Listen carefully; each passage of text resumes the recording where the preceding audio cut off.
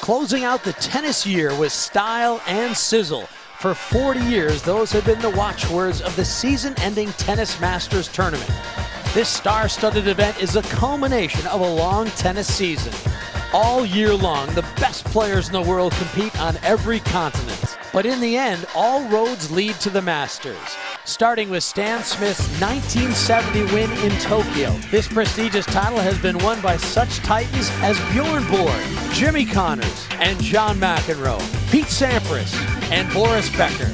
Great tennis continues in the 21st century with players like Roger Federer, Lleyton Hewitt, and Novak Djokovic leaving it all on the court. And so we're proud to show you some of the great Tennis Masters matches of recent times. The world's best athletes gunning for glory.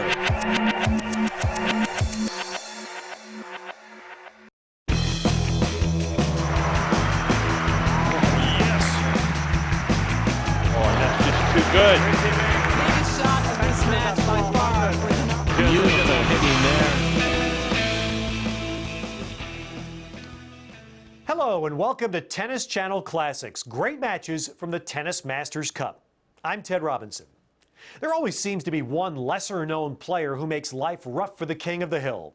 And for tennis's reigning Superman, Roger Federer, kryptonite assumed the form of an Argentine named David Nalbandian. Coming into the 2005 Tennis Masters Cup final, Nalbandian had won 5 of their 9 matches. It was only the second time Nalbandian was playing in this championship, while Federer was the 2-time defending champion. And while Federer by now had earned 6 Grand Slam singles titles, Nalbandian's best effort was a run to the finals of 2002 Wimbledon. Call It Superman takes on his nemesis, Chapter 10. Here it is for your enjoyment, the 2005 Tennis Masters Cup final between Roger Federer and David Nalbandian. So here we are. The very last match of the 2005 year, the final of the Tennis Masters Cup here in Shanghai. Roger Federer, the world #1, defending his title, which he's won for 2 years in a row already, trying to make it 3, against the #8 seed from Argentina, David Nalbandian. And only one man has won 3 in a row. Ivan Lendl, 85-87. Federer is trying to emulate the great Czech player. Let's look in a little more detail at Roger Federer, who's 24 now. 1998 he turned pro, 33 singles titles to his name. 3 of the Grand Slams were won last year in Australia, Wimbledon and the US Open, having already won Wimbledon the year before that. And this year, the Wimbledon and US Opens were retained. But he was a semi-final loser to Safin in Australia and at the French Open at Nadal. 2 of the only losses he suffered this year. The other one was to Richard Gasquet in the quarterfinals in Monte Carlo. Let's look now at his opponent today, David Nalbandian.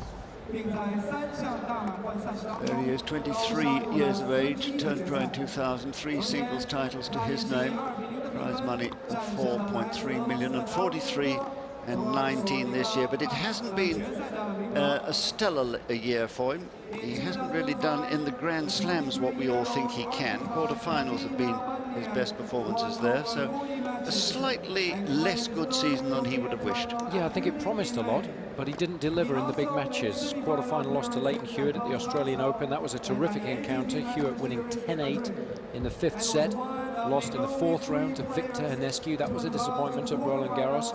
Again, didn't play as well as he would have wanted against Thomas Johansson in the quarterfinals of Wimbledon, and then lost to the eventual champion and today's opponent, Roger Federer, at the US Open. So he has had opportunities, and I think throughout the course of his career there are question marks, because he's only won 3 ATP singles titles and he's yet to win his first Masters Series Shield. He has been a finalist, of course. He was runner-up in Montreal in 2003 and he lost to Andy Roddick, and last year he made 2 finals in Rome and Madrid, lost to Carlos Moya and Marat Safin respectively.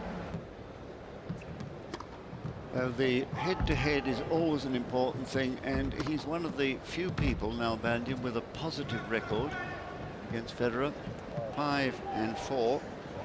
respective numbers of wins. And I think the last of those was, of course, in the round robin here, as you say. Perhaps he should have won that one, Nalbandian, but he didn't. And not since the US Open in 2003 has Nalbandian beaten him, so that perhaps bodes well for Federer. Last one for life. Yeah, that's the interesting one, I think. Nalbandian won their first 5 encounters, and the first time that Federer beat Nalbandian was in the Tennis Masters Cup in 2003. And he was in a very tough group that year. He was also paired with Agassi, who he'd never beaten, and he came through that group unscathed, went on to win the tournament, and I think that's when he started to play his best tennis. By that stage, of course, he was already Wimbledon champion, but it was after that tournament that he started to utterly dominate the game.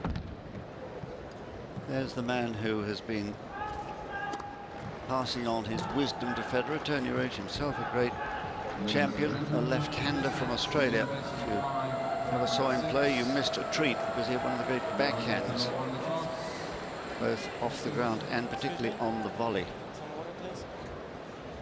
Federer looking very calm, cool and collected.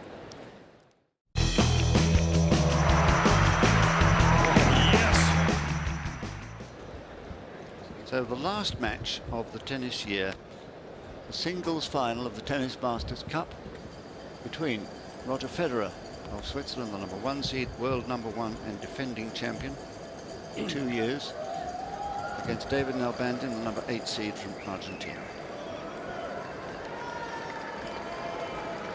And you'll see that right ankle, still wearing that brace, which is really as much for psychological support as for physical support.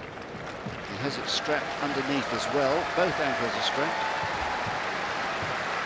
And it's going to be the champion to open the defense of his toes. Roger Federer to serve.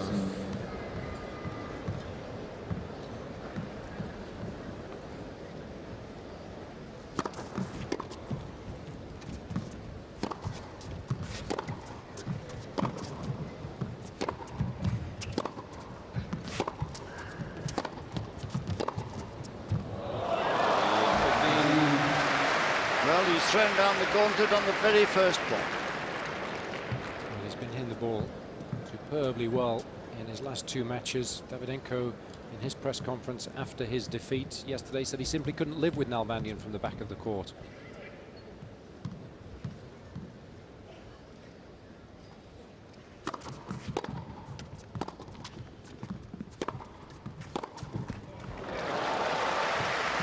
Ljubicic certainly found it difficult in the last of the group matches, was dismissed straight sets, so Federer will know that to play well today if Nalbandian continues rich vein of form.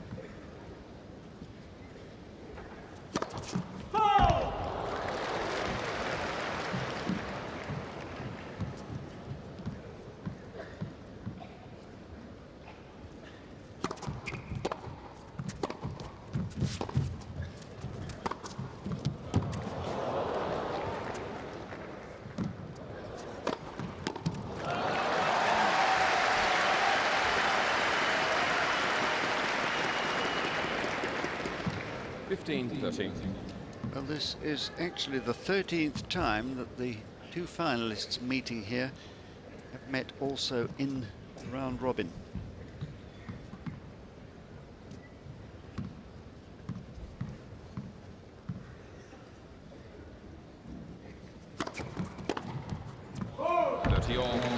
Happened for the last 2 years with Federer himself against Hewitt last year and Agassi the year before.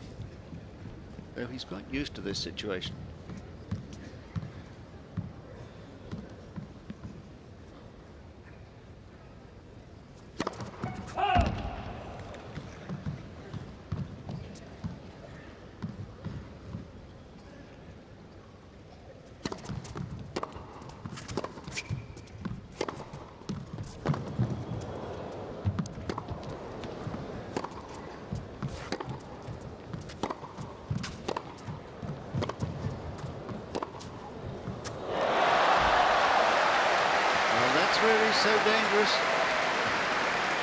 been able all week to turn defence into attack, and he's usually a little weaker off the forehand side, but it's a shot that's been working well for him all week, and that's the side that Federer will struggle in terms of his movement back to his right side because of the ankle.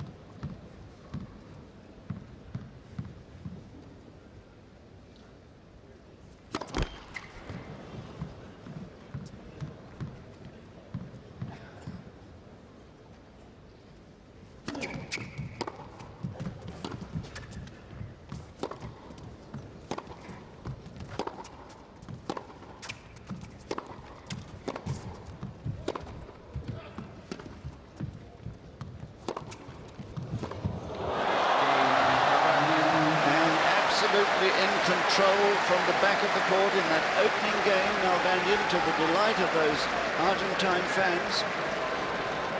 First game. And no question that this will be a severe test, both of Federer's match fitness. He hasn't played a match before this week since the 2nd of October, and his physical condition. Well, I think he was under an awful lot of pressure the first time these two met, first match of the week, and Federer, by his own admission, was lucky to come through that one. But after yesterday's semi-final win, he said he was really pleased with the way he was hitting the ball. Couldn't complain about the way he was moving around the court. On this court surface, felt he was the heavy favourite coming into this match.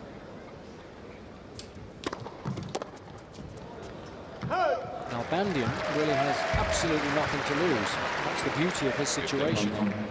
Whenever you come up against Federer, certainly going to be the underdog unless you're Rafael Nadal and you're playing on a clay court. So really have the nerves or the tension or the expectation levels that Federer does. I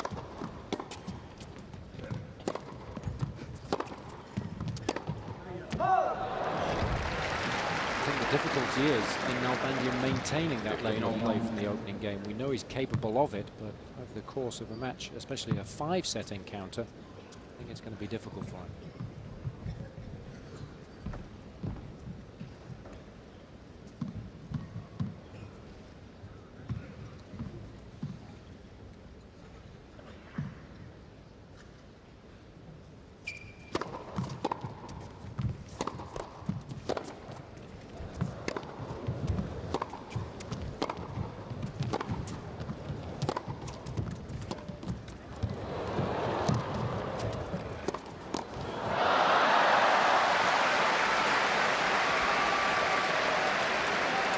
Interestingly enough, Nalbandian played some very good points from the net in his semi-final.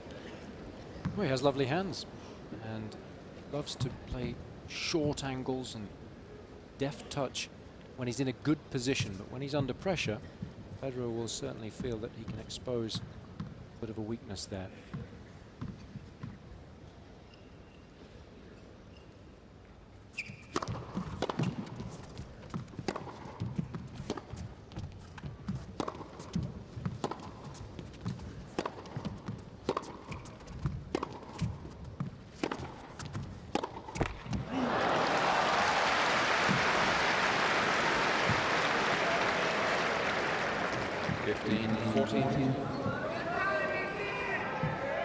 And he's going to try and use his great strength from the back of the court to either force errors from Federer or find nice angles to drive him out of position for his winners. 13-14.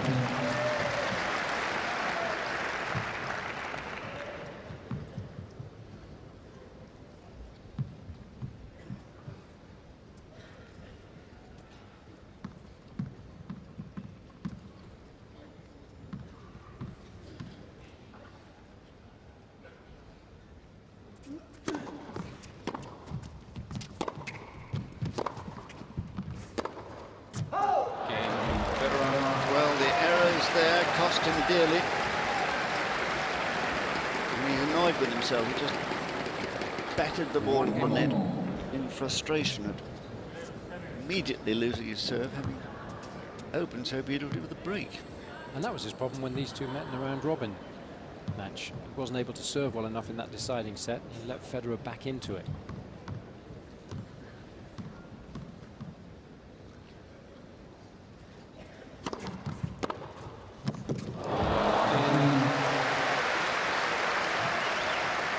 Serve simply not accurate enough. Tough pace, 180 kilometers an hour. Tried to add a little bit of spin though, and for that slice serve to be effective, it's got to be close enough to the single sideline and nice and short.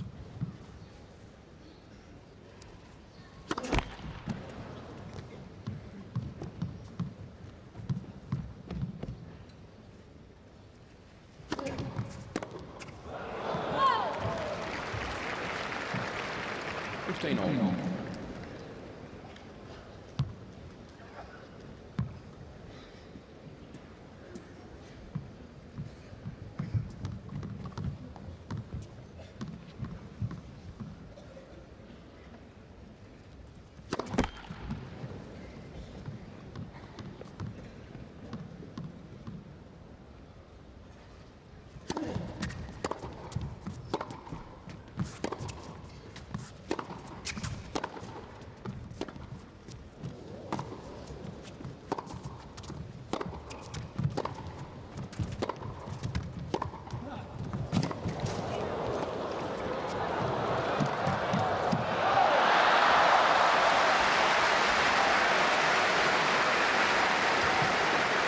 An excellent tactic. Bring Nalbandian up the court. 15. This surface does take slice very well. Ball stays extremely low. Very few options there for the Argentine at the end of that last rally.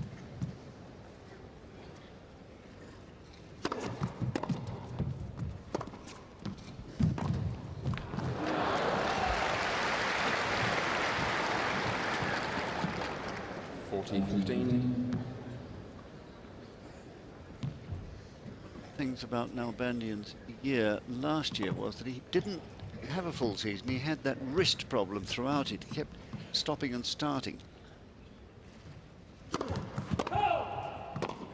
And he only played 14 tournaments plus Davis Cup.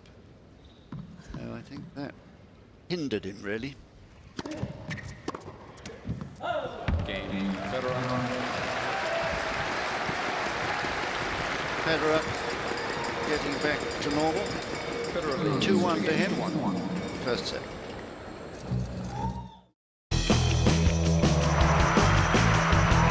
Yes.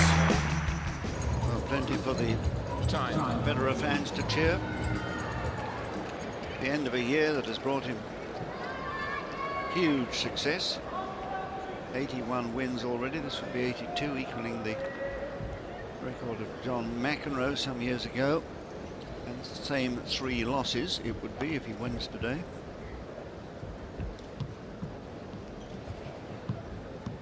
On a 34-match winning streak at the moment. His longest.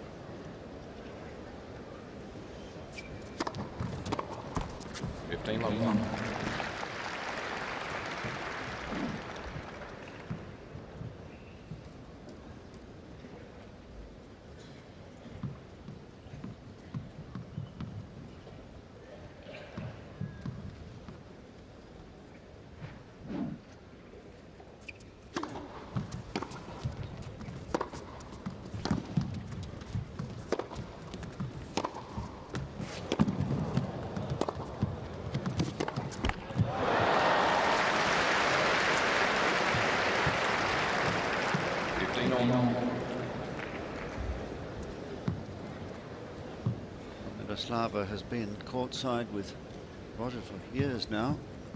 Used to play tennis herself on the women's tour.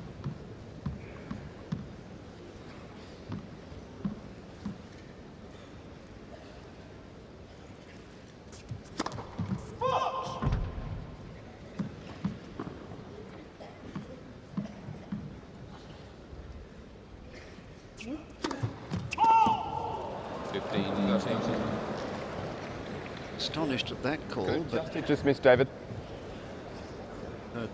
Wayne McEwen's view, and PMI had no doubt.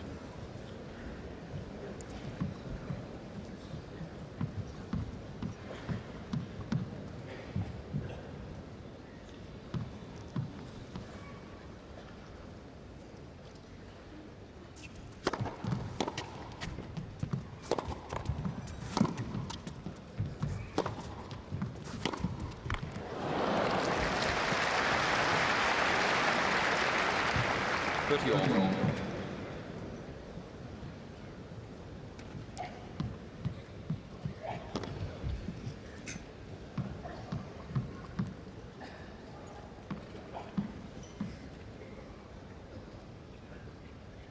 Mother has been here all week. Roger's mum, who's a South African, incidentally, Lynette.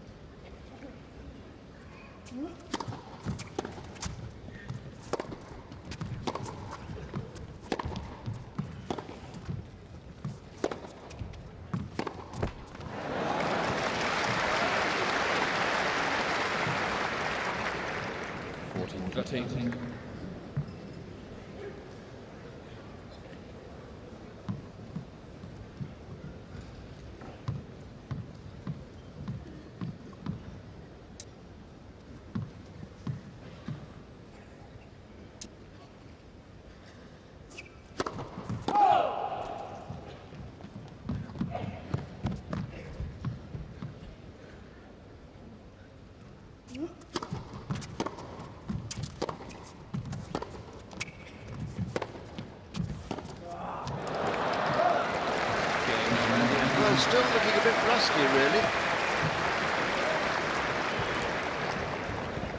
2 games all. A couple of shots he missed in that game, which were a little bit unexpected errors. But he hasn't had a perfect week by any means until yesterday. And he wasn't really tested. No real opposition yesterday. Claudio didn't really believe he could win the match before he stepped out on the court, and he readily admitted that in his press conference afterwards. And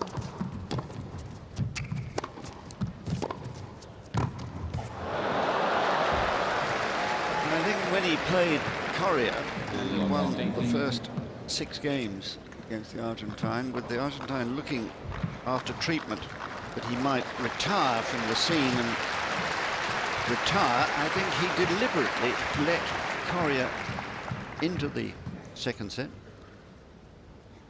On the round robin stage, of course.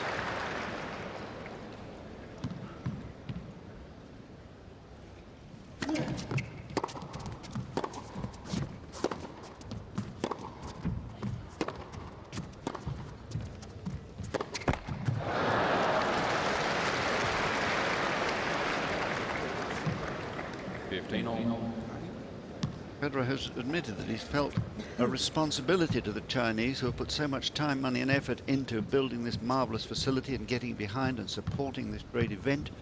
He felt an obligation, I think, to have a little more tennis for the fans. I'm sure he would never admit that he chunked the second set against Coria, but I think he did. And I'm glad he did, because it kept Coria on court.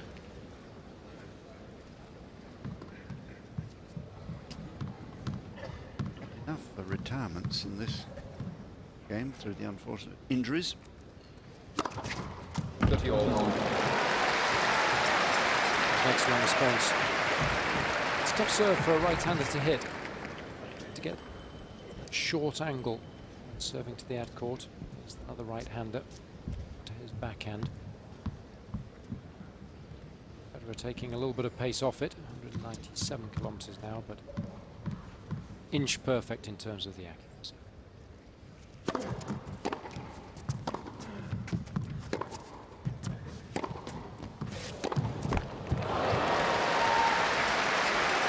Both these players like to go down the line with both the forehand and the backhand.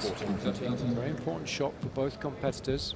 The one that executes it best today will have the best possible chance of winning the match.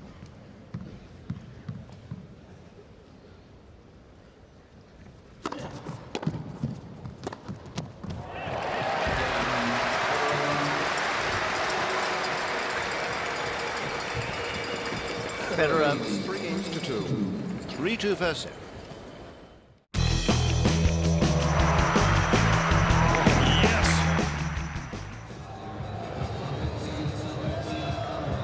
Well, plenty to cheer for Argentina in overall terms here, with 4 representatives.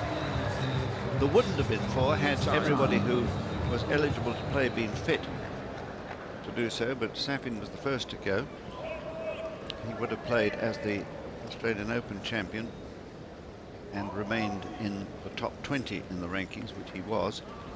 I'm afraid that knee problem is still acute. Nalbandian, Gaudio, Correa. Correa was the first, and Nalbandian, Gaudio. 2-3.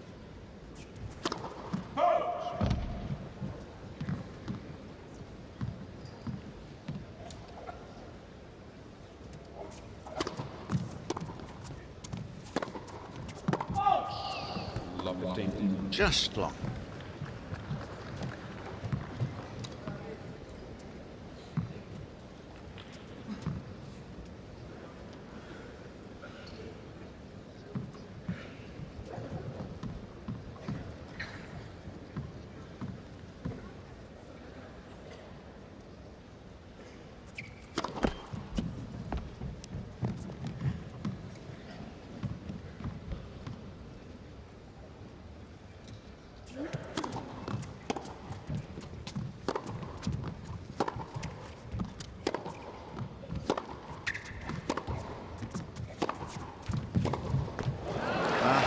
Forced him to over there. A little bit too quick for him.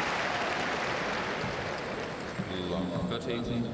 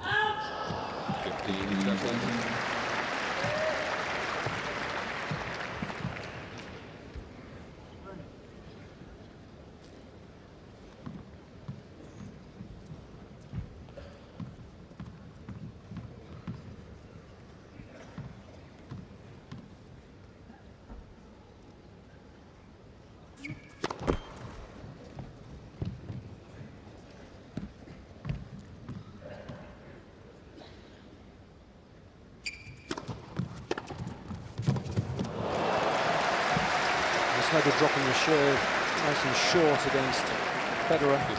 15, will take full advantage. There's Diego Rodriguez, the physiotherapist who looks after David Nalbandian. He's pretty fit, and it'll be a question of stamina worrying Nalbandian over these first 5 sets.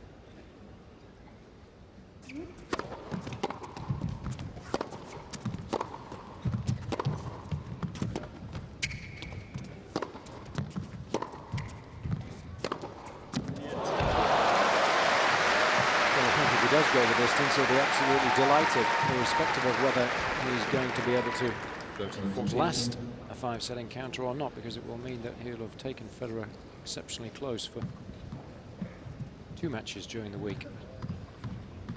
Many expect Federer to win this one straight sets if he plays anywhere near as he can. Yes. Got to keep that first serve percentage up nice and high. It's been up and down throughout the week. So far today, it's not bad. 67%. Only winning 58% of the points when that first serve goes in, so it's not quite as effective as he would want.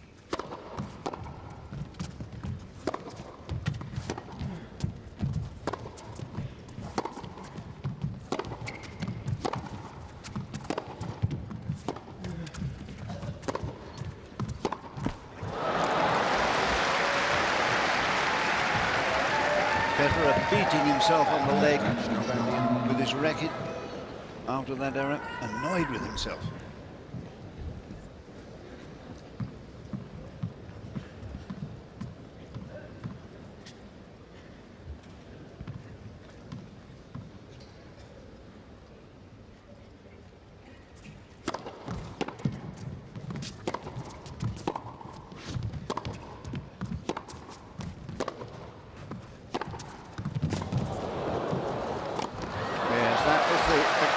combination, a sudden change of pace. He's so good at that. Well, I think that's Federer at his very best, where he's able to rally from the back of the court, be nice and patient, but then sense the right opportunity to open his shoulders and hit the ball a little harder.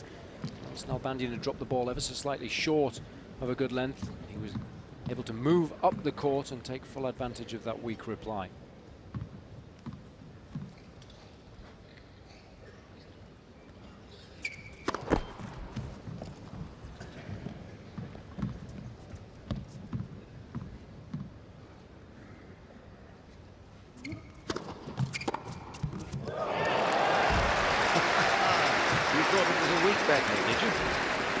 Relatively speaking, here it was the footwork and the timing that made the shot so good. He was inside the baseline, he didn't take a full swing at the ball, just blocking it back, but it was the disguise and the direction that totally surprised Nalbandian.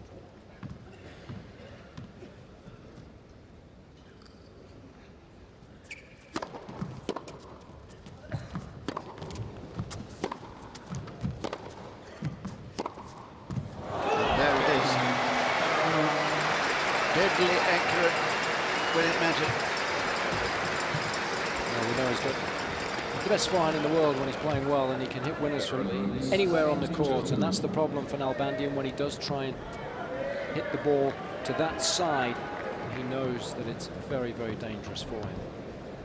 Well, we were expecting something like that. Got his break. 15 love.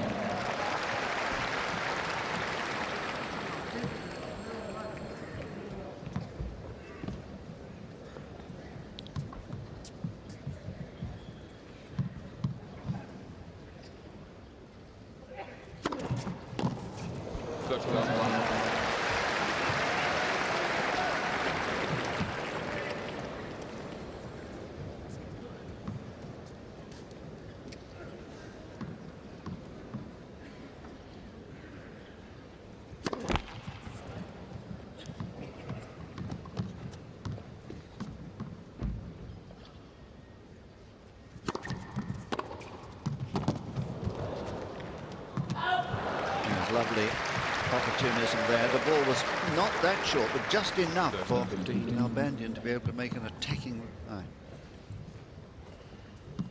Take those little crumbs that are thrown to you.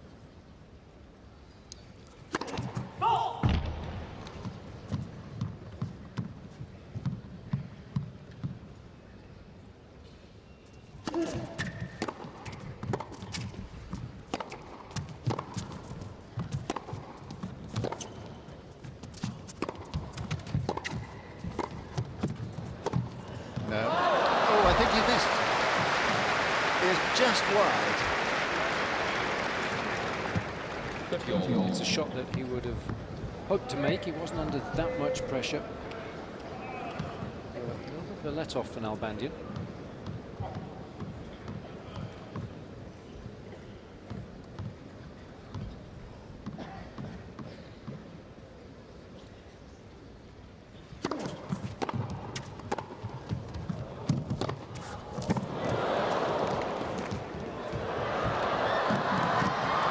Lovely combination from Nalbandian.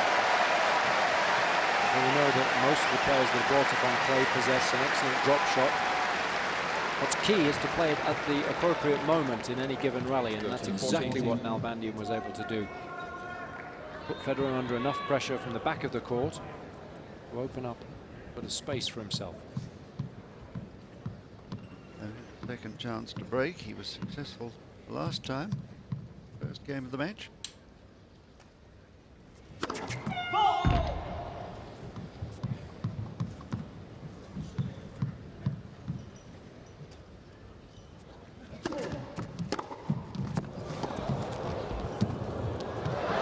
Perfect.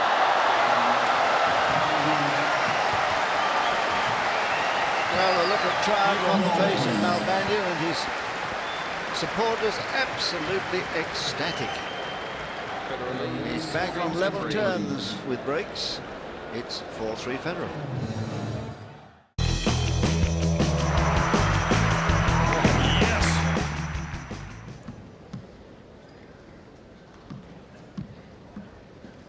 new balls. 3-4.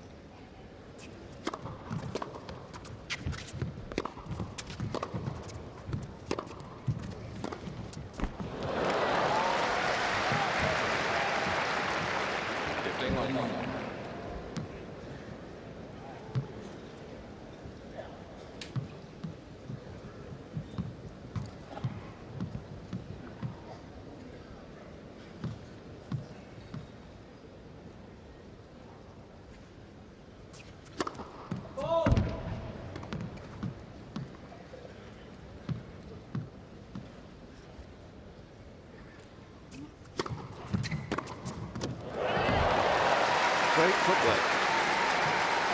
Got to make that decision before the opposition has made contact with the ball. And Federer did so on this occasion. You've got to give yourself just enough room to be able to take a full-blooded swing at it, because of course the shot has to be effective, because you put yourself in a very difficult position.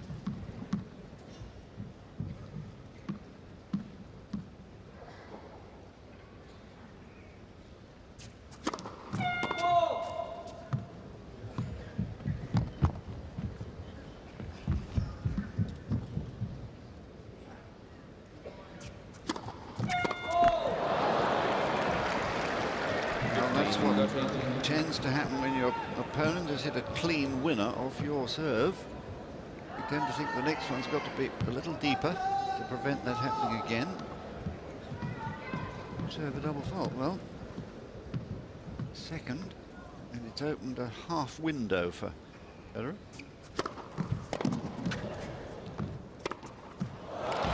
Closing it shut again.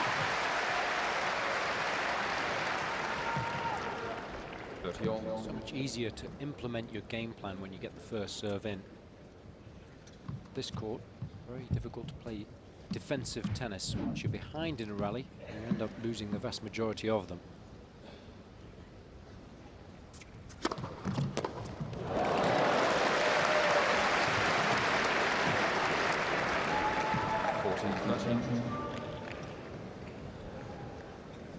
Nalbandian, a group of fine Argentine tennis players in the world rankings. A lot of them are up near the top 10.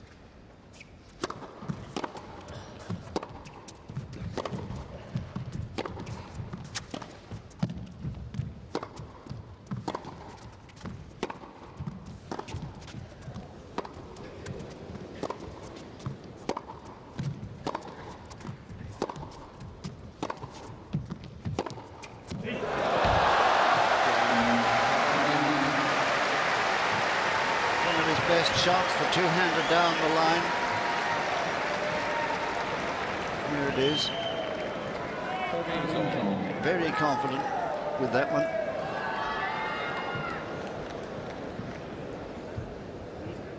Look at the present world rankings. Coria, Gaudio, Puerta, Nalbandian in the top 12 in the world.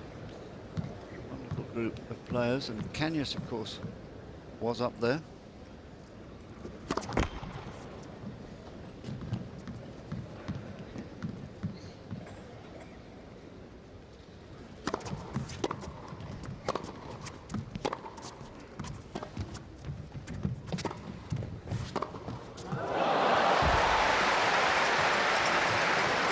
You are taking a risk if you approach cross-court, and especially if you don't fully commit to the shot. This was a very tame slice backhand from Nalbandian. Federer drawing him into the net, and of course, having approached cross-court, there was an awfully big gap for Federer to take advantage of.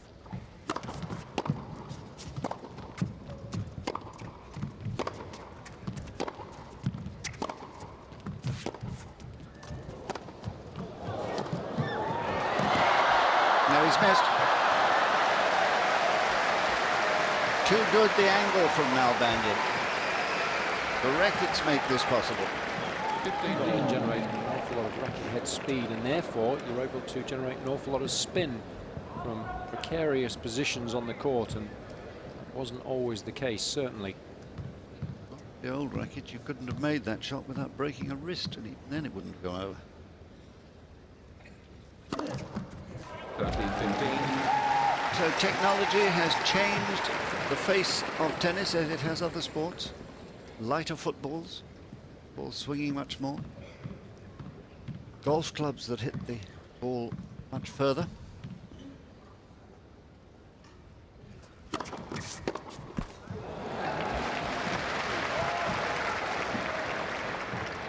$14-15.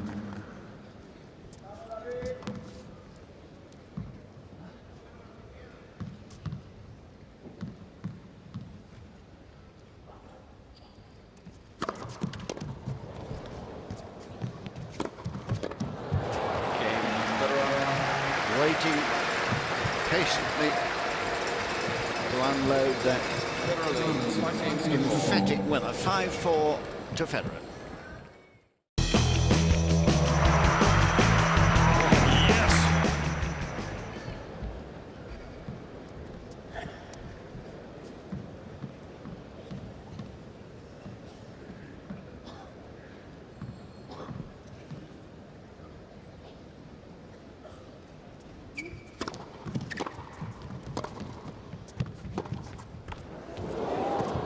Oh dear. Perhaps put off by the ball hitting the net. But because he has pulled off a couple of really good drop shots already. Big difference doing it when you're serving to stay in a set against the best player in the world. It's a risky shot.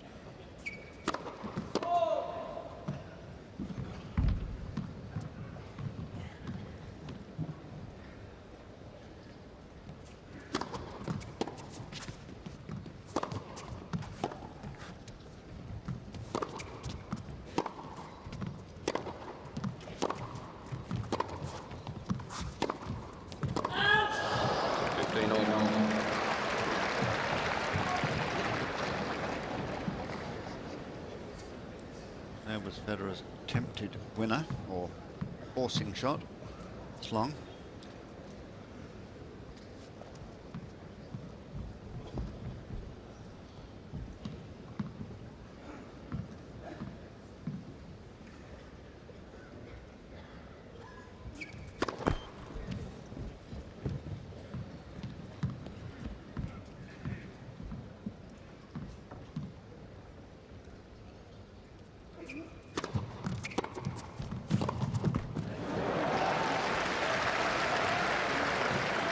Keeping the pressure on your opponent is all part of the business of intimidation,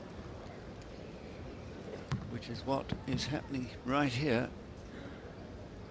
All the pressure on opponent.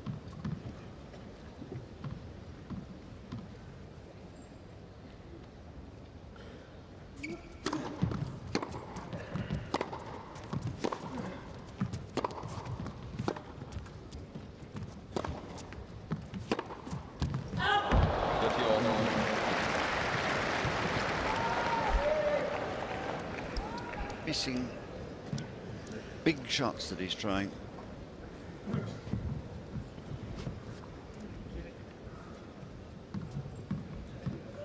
Tony Roach will be fairly happy with the way things have gone this week altogether. He must have been a worried man at the start. The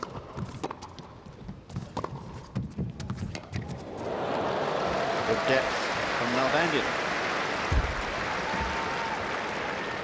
14-15.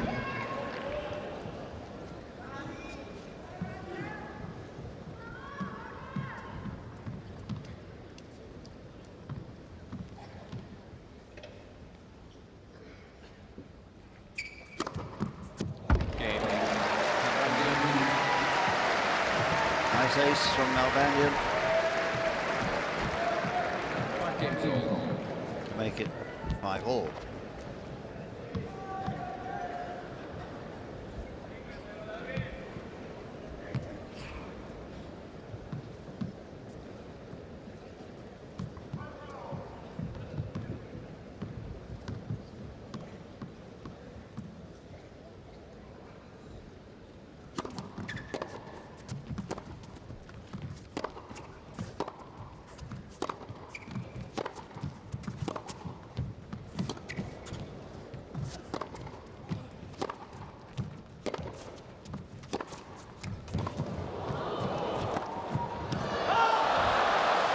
Just called wide, and a query from Federer to umpire McEwen. No overrule, nor should there have been.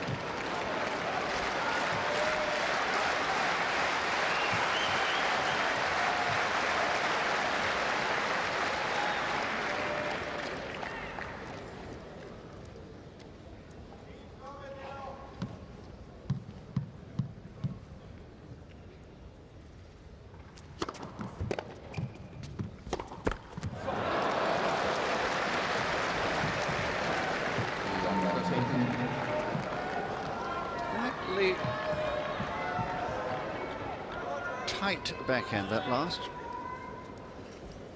If he's beginning to feel the tension, the unforced error is fairly similar. Winners 2. 15, 13. I remember his match with Ljubicic in the third set, tie-break.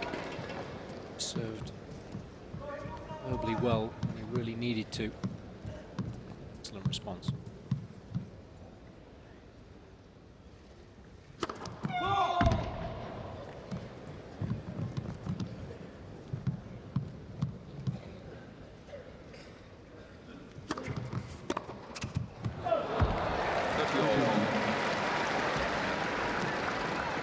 I think he felt that this was the moment to strike when Federer had missed a first serve. Rushing himself a bit there.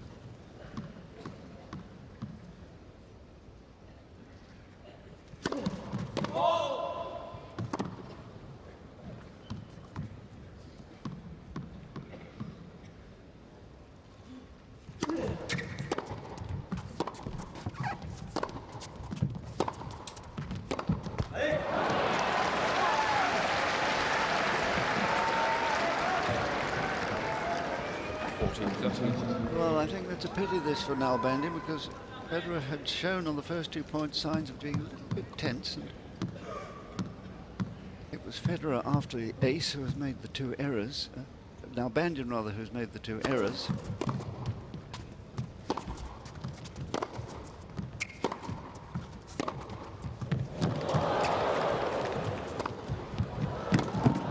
Yes, rather better rally altogether. That's the one he wanted. And he had Federer at 15-30. But it's a lot easier to play rallies of that sort when you're behind, because you've got nothing to lose. When you have an opportunity, like you did at 15-30, then that's when players get a little tight. It becomes an awful lot more difficult to impose yourself on the opposition.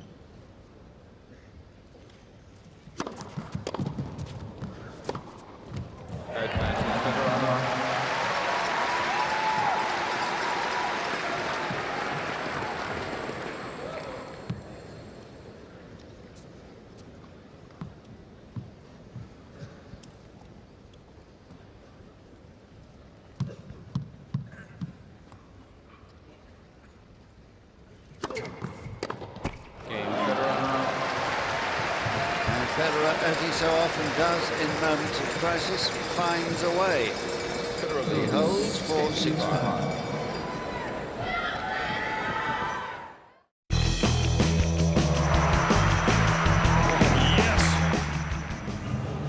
Well, he can be very proud of what's happened, I think, to his career, Nalbandian, who is one of 6 Argentines who have ended the year in the top 10 since the rankings began. Guillermo Vilas was the great Argentine, of course, in the mid-70s. 9 times he was a member of the top 10 at the end of the year rankings. And his great partner at the time, Jose Luis Clerc, managed it 4 times.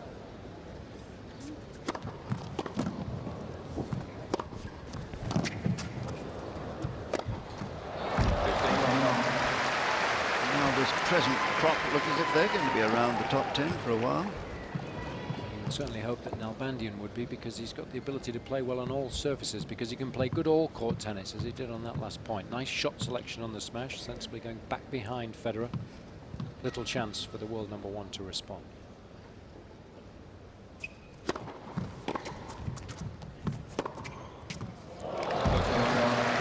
Wonderful how you you get a flowering of talent among several players all at once, challenging one another. Of course, it happened in Sweden in the Borg years and post-Borg years. Edberg and Sundström, all those other fine players from Sweden.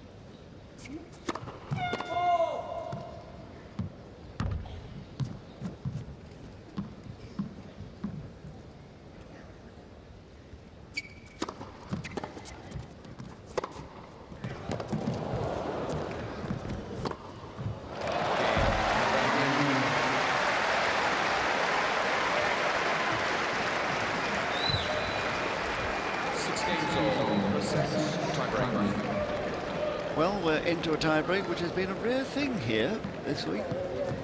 Only the second, in fact. Federer's winning set against Ljubicic was a tiebreak. He won 6 points to 4.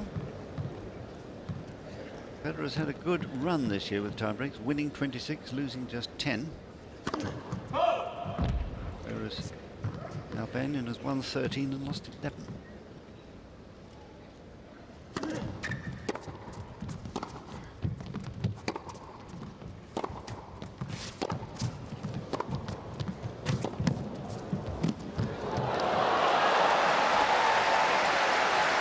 As expected, Federer having a lovely first point.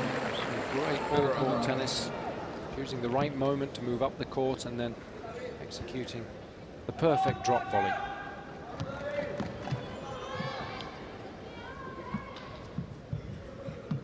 Not before that very point had anyone, either of them, won a volleying rally.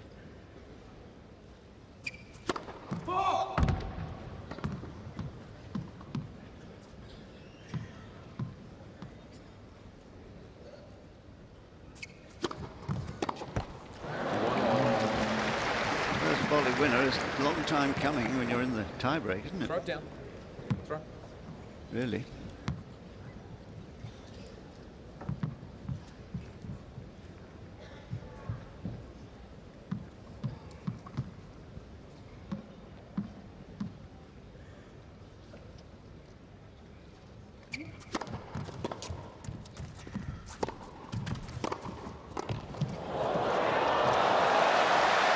Answers one and the next point. Can you believe it?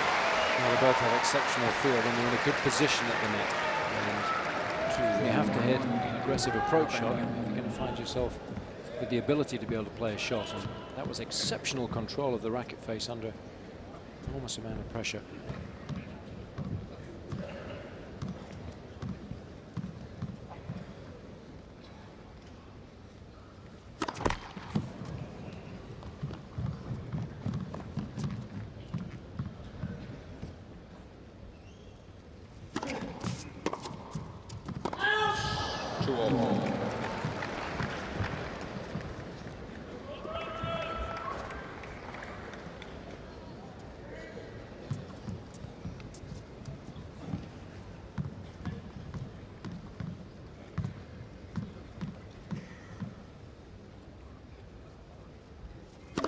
Let myself.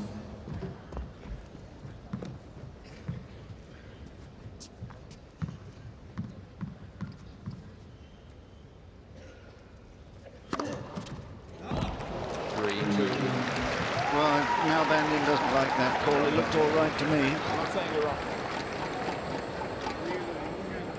Certainly no overall, and I don't think there should have been. Let's have a look.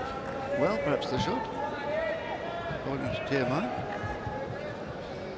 I thought it looked good from where I am, but then said it before, I need some new glasses. 2-3.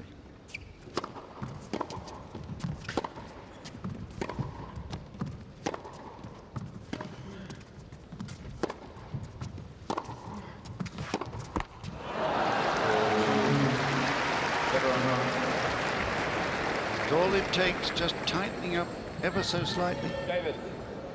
It's a shame, because you simply cannot afford to give away cheap points. The vital stages in any set when you're playing against Federer, because he will pounce when given the opportunity. Well, you remember when he had Federer 15, love 30 rather, and then 15-30 after the ace, when Federer was serving the game behind, he missed 2 for him. A little bit tight.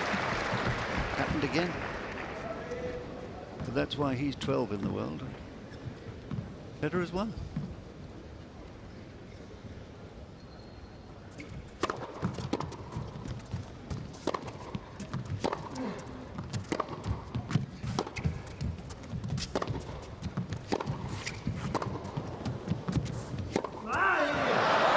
Now he knew he'd miss-hit that when he, as soon as he played it.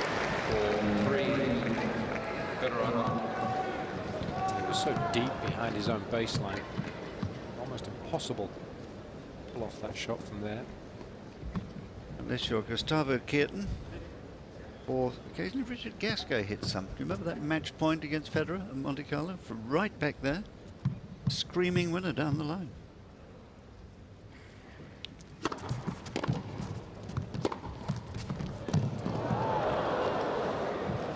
Yes, forcing play at the right time, but playing within himself, no risk at all. 5-3. Federer.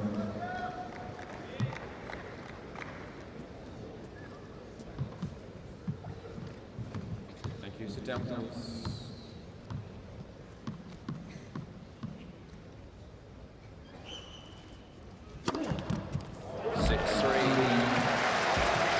Well, he does find the right shots at the right time, doesn't he? That ace, just his 5th today, has produced 3 set points because he's forcing Nalbandian into error so often. 18 times now the Argentine has had to miss because of the pace or accuracy or both, and only 13 times has Federer been forced to make a mistake.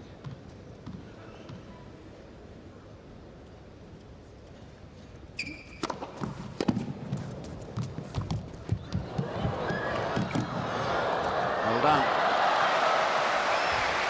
A relatively simple volley to win the point, because Federer made the crucial mistake of going cross-court 6-4. off the drop volley. Federer.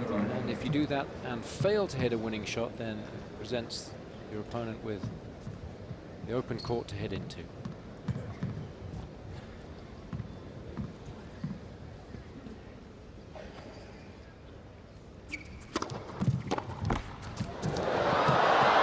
Well, that is so unlucky. There was absolutely nothing Nalbandian could do.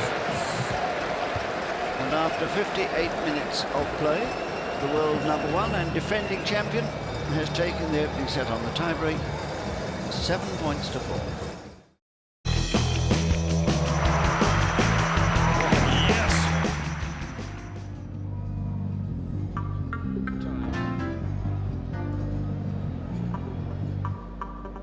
Well, I would say a rather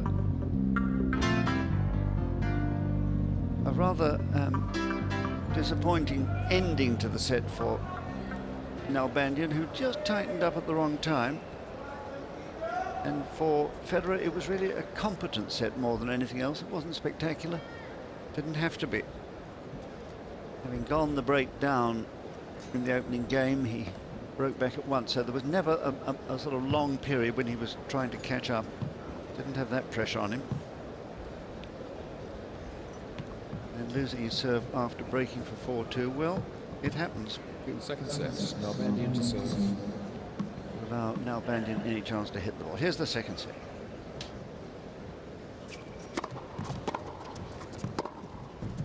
Score 15.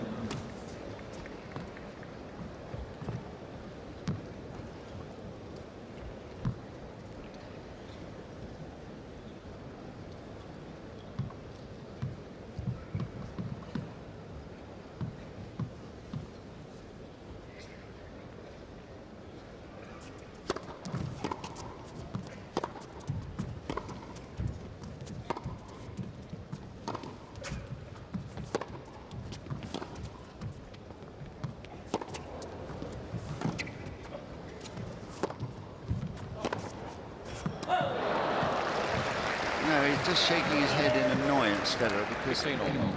I thought he'd just got that right. He fell, what, foot long, something like that? He's still not quite grooved, even with the 3 round robin matches and the semi-final. 13-15. Well, all year I think we've seen him play relatively well. Good enough to get the job done on any given day. Yes, I think the only time he's really played well from start to finish in a match was in that Wimbledon final against Roddick. I mean, he was sensational.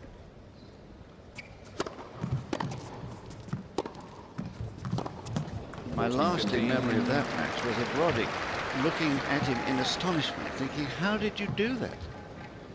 Time and again. Yeah, I think Federer obviously responds well to the occasion when he really wants to put himself on the line and knows that he needs to do that. That's when he plays his best tennis.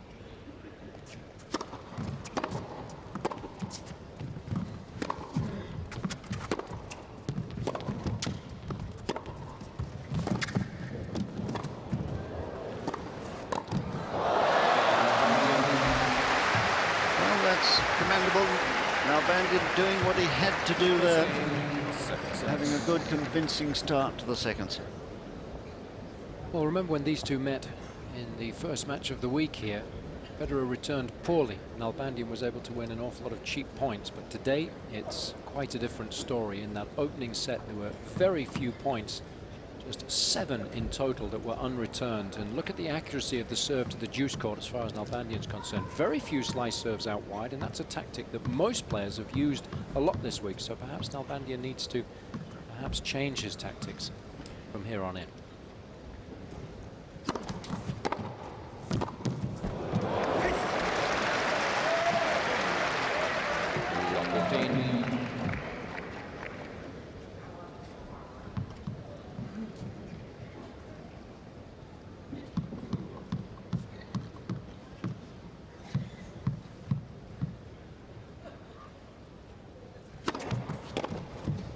All.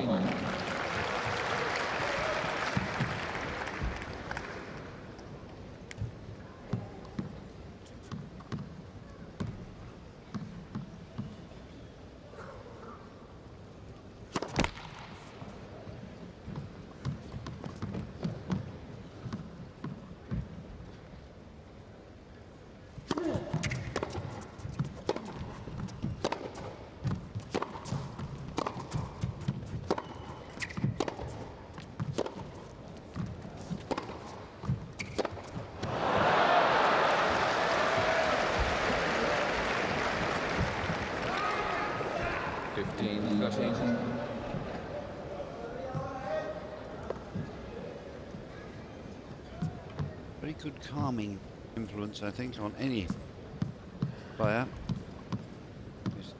Not that Federer needs calming. Well,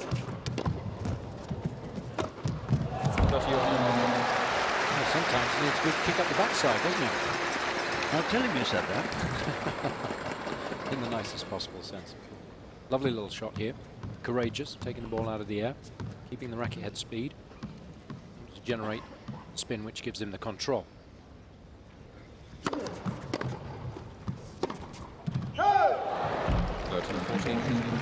Now, I think what Federer draws from Roach really is reassurance. Roach won't be telling him how to play the game. He wouldn't be presumptuous enough to do that because Federer hits the ball better than Roach ever did, or certainly as well on the backhand. But it's the reassurance of knowing that he's been there, done that, and understands the game and all its ramifications, so knows how to prepare for events and all the things you do to get ready.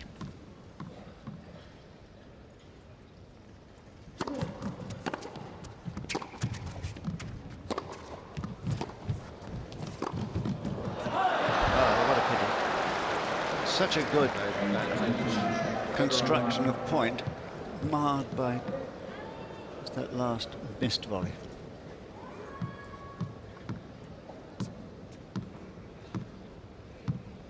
Doing well at the net, really, Nalbandian.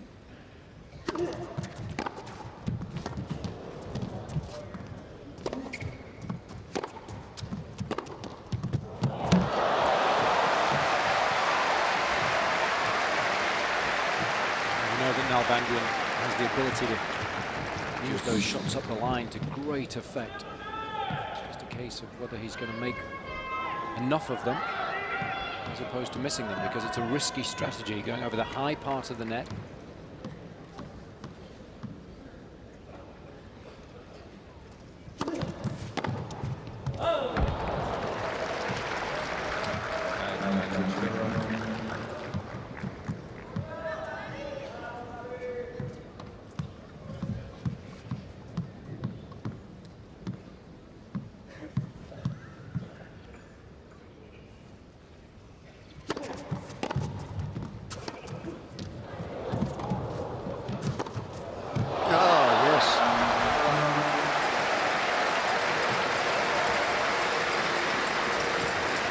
Absolutely brilliant here, because Nalbandian will be pleased with this little bunt up the line. It was within inches of the baseline, but look at the amount of racket head speed Federer was able to generate there, brushing right up the back of the ball to get the necessary spin, and that's why he was able to create such a brilliant angle.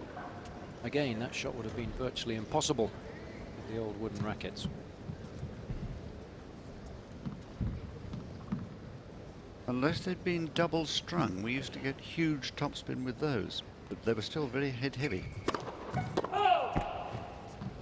Two sets of strings, one each side of the frame on the outside.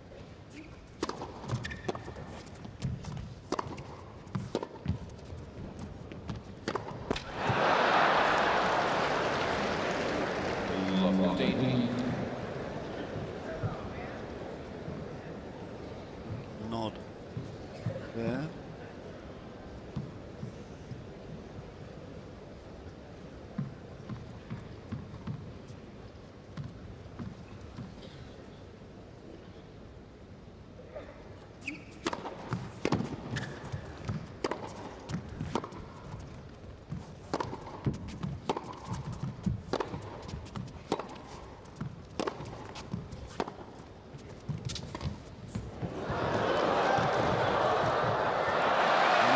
Cross again. Perhaps it was too low to go down the line, that one.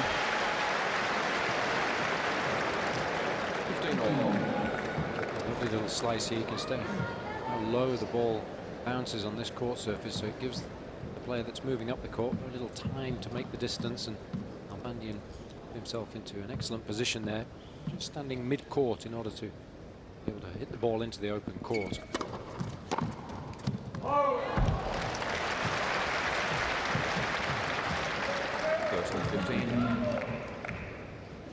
Here, without a coach as such, is Nalbandian. He's been helped by Eduardo Infantino, as well as by his brother, Javier.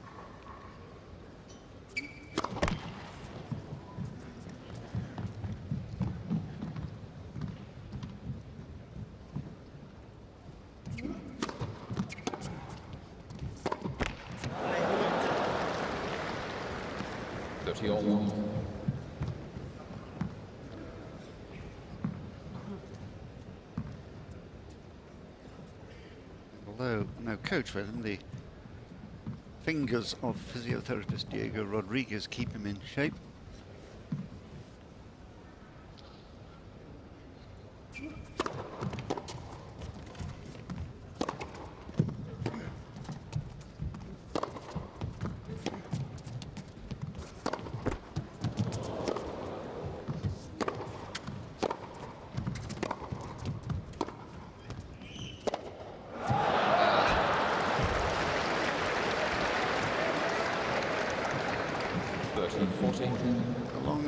rally went on, the longer you felt he was restraining himself from having a real go. And finally, when he tried to unleash one, he mistimed it.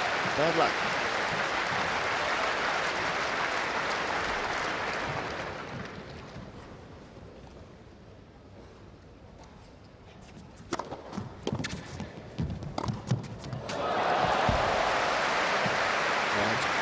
Good thinking from Nalbandian to come in behind the serve. It wasn't the biggest in the world, but it was accurate enough, and it was the surprise element, really. Federer not expecting Nalbandian to come in, so therefore just tried to block the ball back to a good length. Nalbandian has had a lot of success in the forecourt because he's come in at the appropriate moment.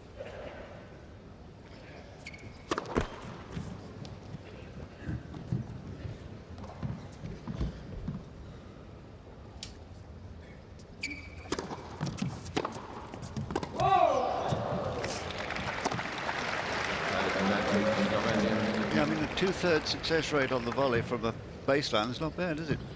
Especially when you're playing the best player in the world. You've got to pick and choose your moment. Make sure the quality of the approach shot is good enough. Job done.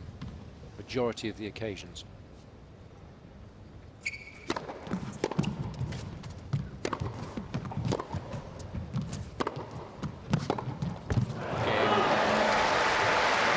Well, a big struggle again for Nalbandian, but he made it, saved the break point. Nalbandian leads. He's got his nose in front. It's 2-1.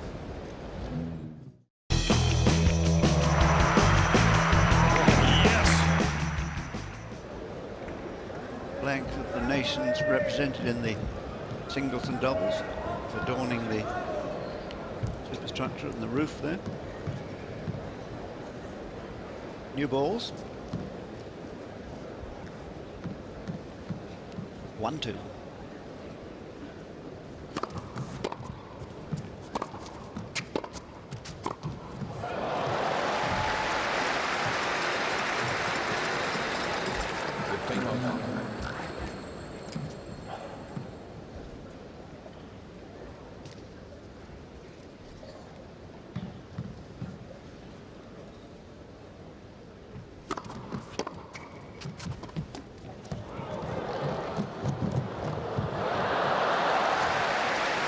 Both players are chasing down the drop shots in vain much of the time because the opponent is taking up such a sensible position at the other side of the court that they can just mop up thereafter.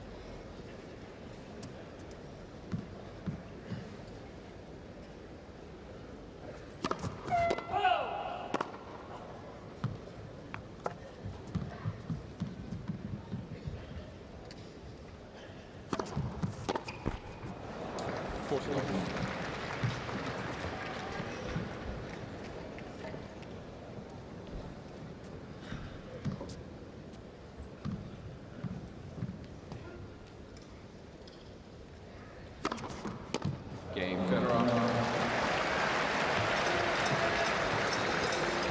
Well, no trouble really holding serve that time. Quite straightforward. So 2-all.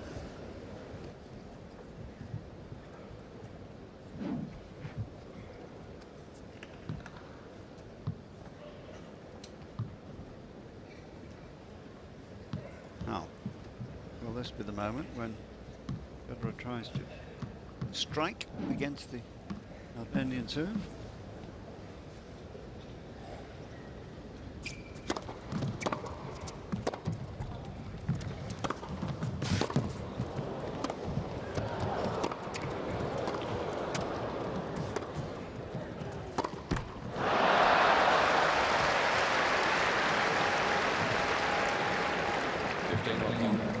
That's the difficulty with this court. When the cross-court ball is sliced, it stays low, and to whip it up from fairly short over the high part of the net's not that easy.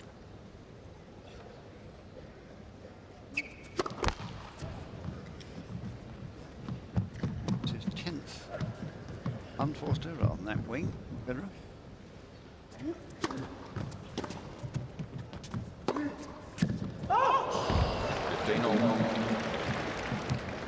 Very ambitious shot.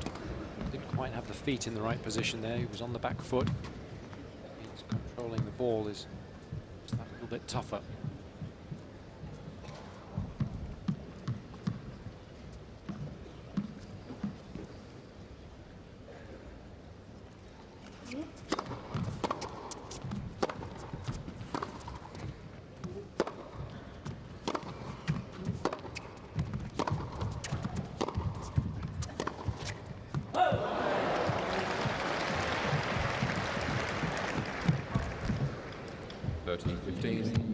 Irritated, doesn't he? Seeing those sort of shots, which in his mind I think are just routine rallying backhands, and they're just flying a bit long. But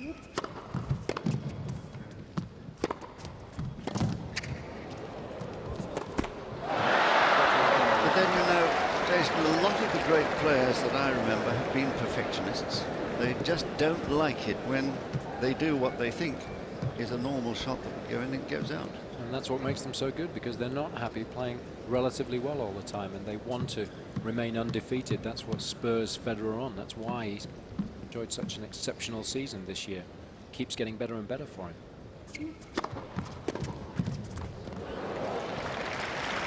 I've told you the story about Ken Rosewall playing Alex Almeida the year Almeida won Wimbledon in his first professional outing at Wembley, the old London Indoor Professional Championships. He beat him 3-3 in love afterwards. Or rather, 6-love, 6-love, 6-3 it was. He won the first 15 games.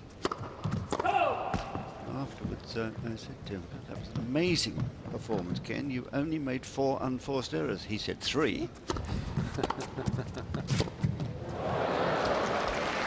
And he knew exactly which ones they were. Juice. But he was a perfectionist, all right. In Rose, there have been plenty of others.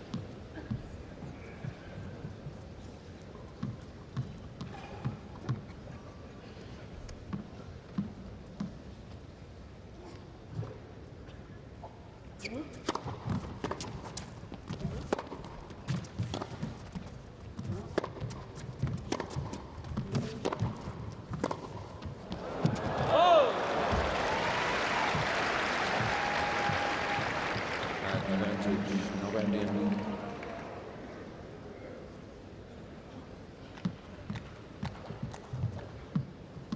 He may be biting his fingernails, but I don't think it's because he's anxious.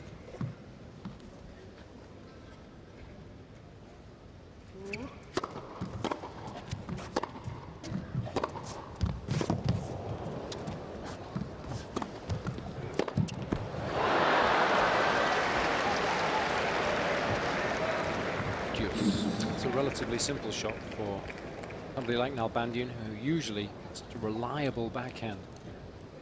Very, very difficult to read because he's got 2 hands on that side, and just draw the ball across the opposition. Using a strong top hand, and it's very, very difficult to pick up until the ball's already in flight, and then of course, almost always it's too late to pick it up.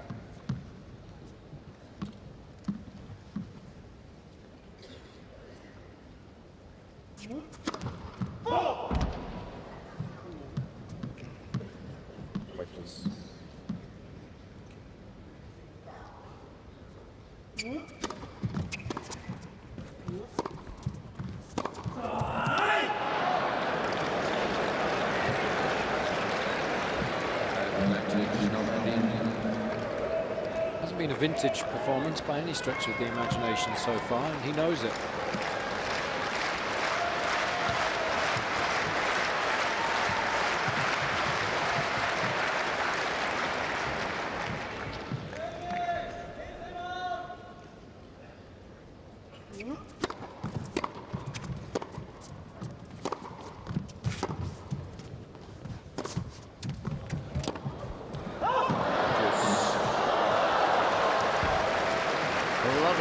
Didn't realise that Nalbandian shot down the line was out. Thought that Federer had hit a winner. Well, it was a winner, or would have been, had the ball been in, but in fact he missed Nalbandian.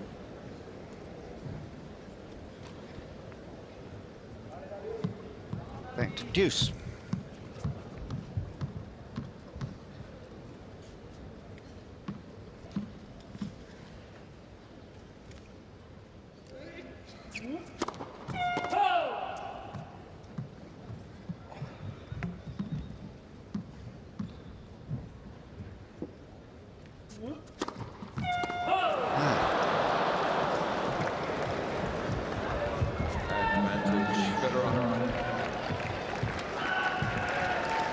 pressure is mounting all the time.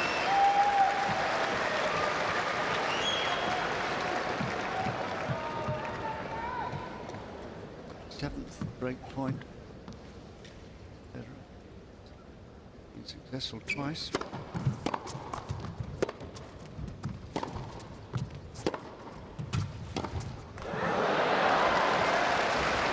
Now that will irritate him more than something.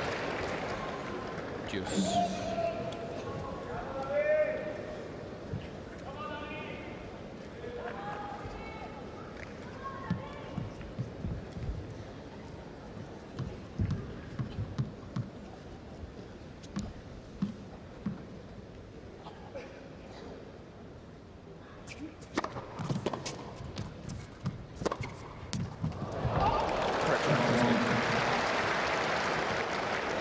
Advantage Nalbandian.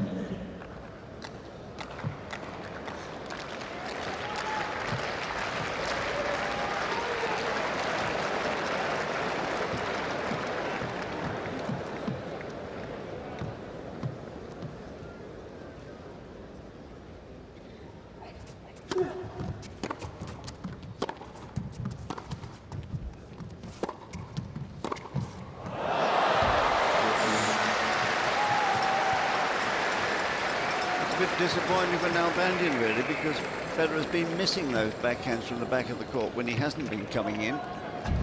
The moment he decides to come in, Federer decides to hit one in. Nowhere near enough on the approach shot there. Federer had plenty of time to get set up.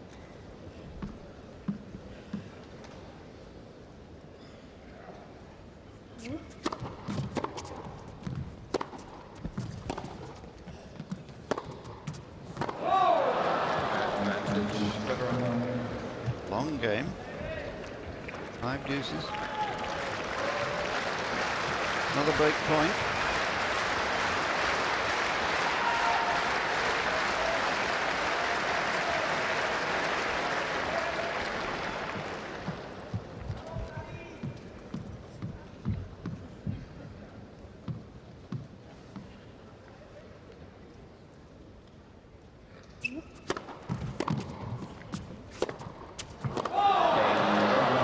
This time Nalbandian obliges, muttering away to himself with annoyance. Really losing his serve, giving it to Federer, who's now 3-2.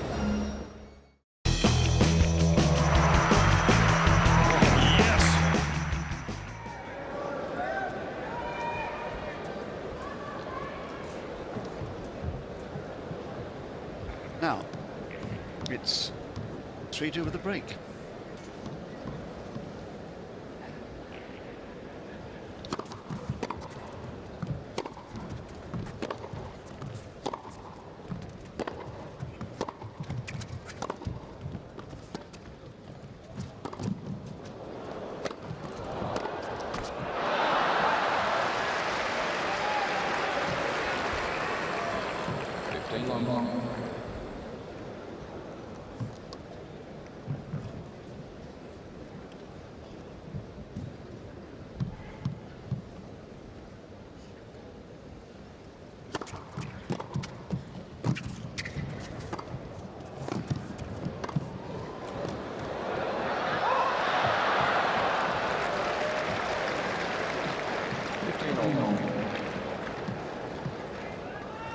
Going to stretch a bit there, perhaps a couple of little steps rather than one lunge would have helped him.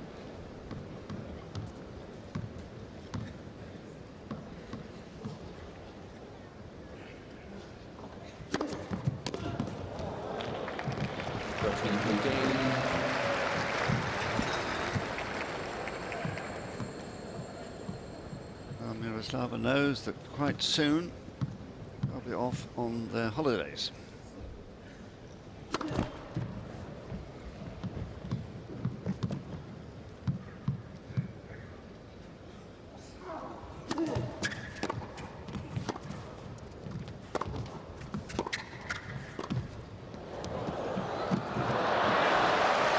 Nicely struck. Very real chance for the player at the baseline to make the distance on this court when Nobody plays the drop volley as successfully as Nalbandian was able to do there. Look at the side spin on that as well. The ball travelling just that little bit of extra distance away from Federer as he was attempting to get up the court in time.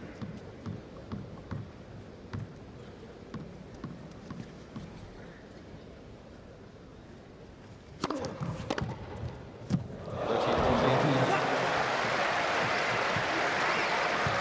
that is the sort of thing Nalbandian is capable of at any time. Great control. The chance to break straight back.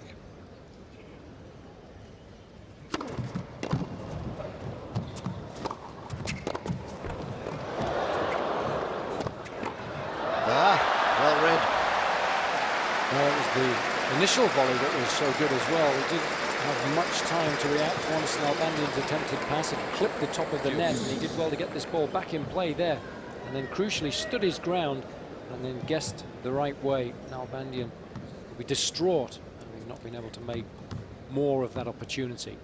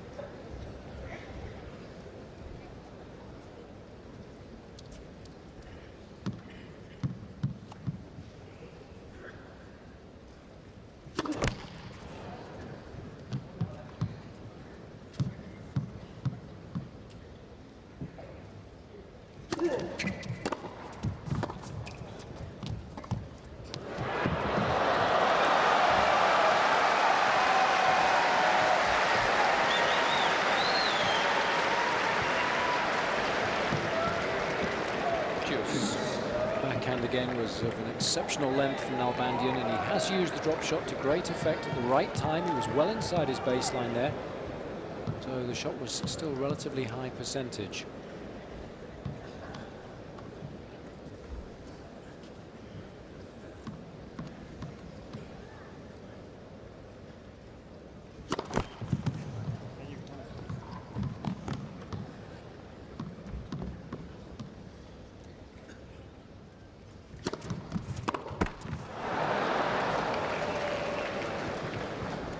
Advantage, Federer.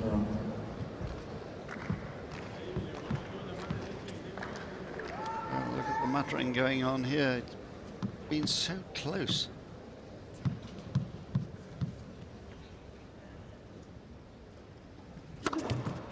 Game. Federer. And Federer slamming the ball into the net with relief, I think. Federer leads 4 games to 2. Finally consolidating after a break.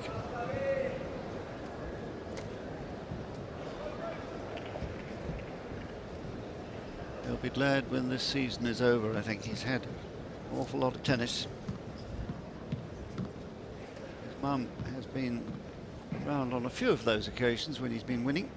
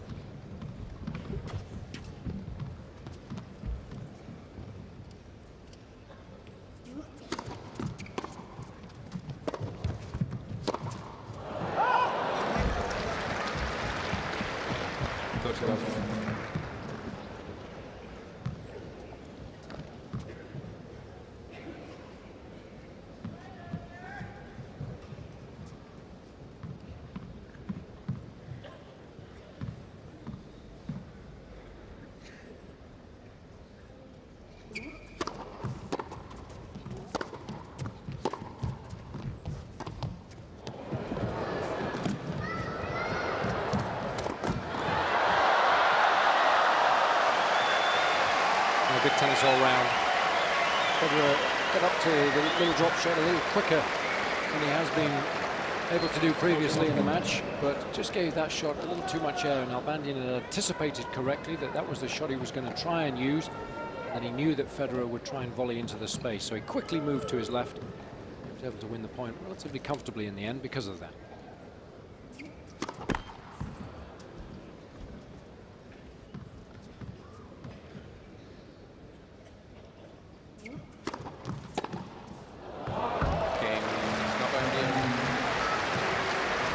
Still fighting hard. He could get back into this match if he breaks Federer serve, which he nearly did in the last service game. It was a good struggle. Federer 4-3.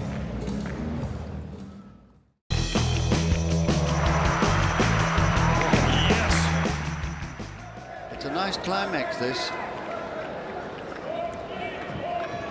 for a week where we haven't seen great tennis, really, but very good performances on individual nights. Love 15.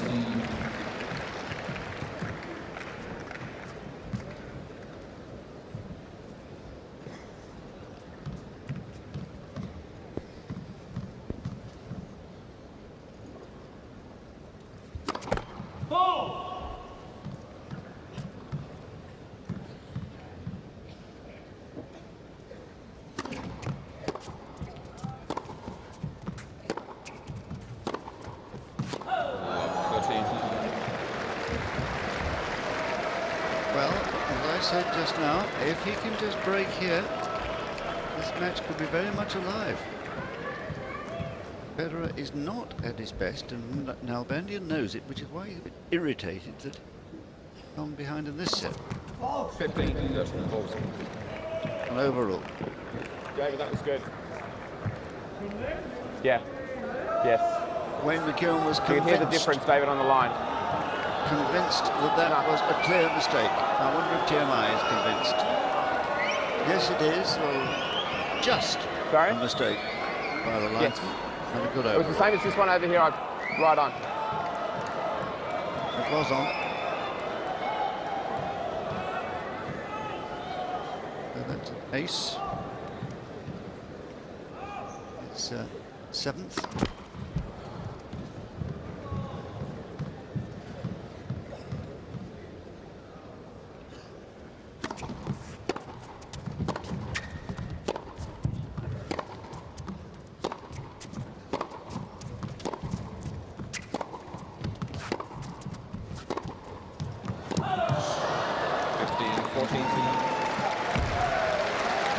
Federer annoyed with himself there, missing that backhand. It's given his opponent 2 break points.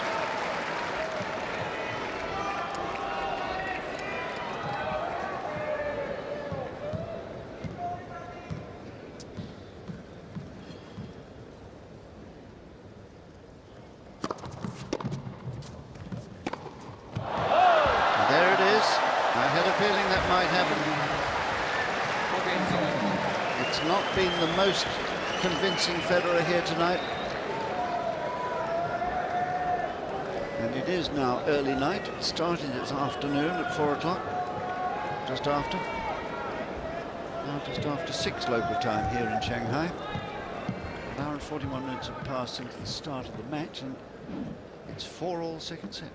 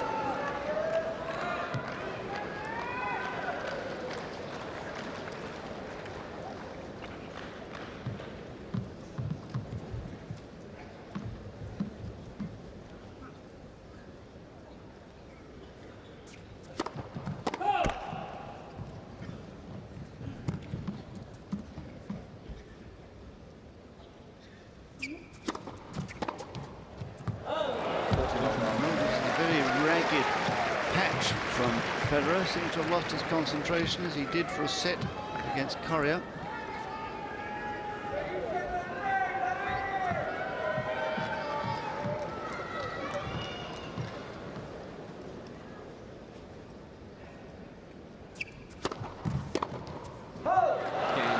And another simple error, and it's Nalbandian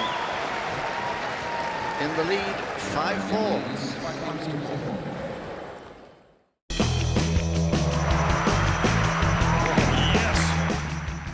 Well, Federer really in a bad patch at the moment. He's won 24 consecutive finals, and we all know that that run's got to end somewhere, sometime. It won't go on indefinitely unless he is a unique individual, and I don't think he's any more so than the other great champions of the past has been. He'll lose somewhere, sometime, but it would be a shock if it was today, tonight. 4-5.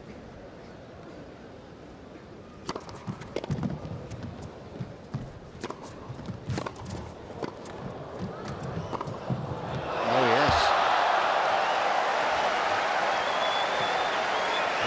Good quality passing shot, but perhaps Federer guilty here of coming in the middle of the court, but probably because he knows that Nalbandian has the ability to be able to get that one cross court as well, with an awful lot of topspin with just a subtle flick of the wrist.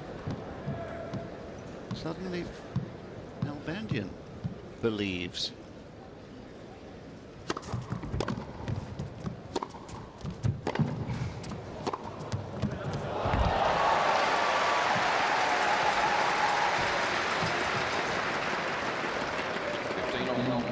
If you were here at the start of our broadcast, you heard me say that this is the 13th time the two finalists in this event already met in the round-robin stage.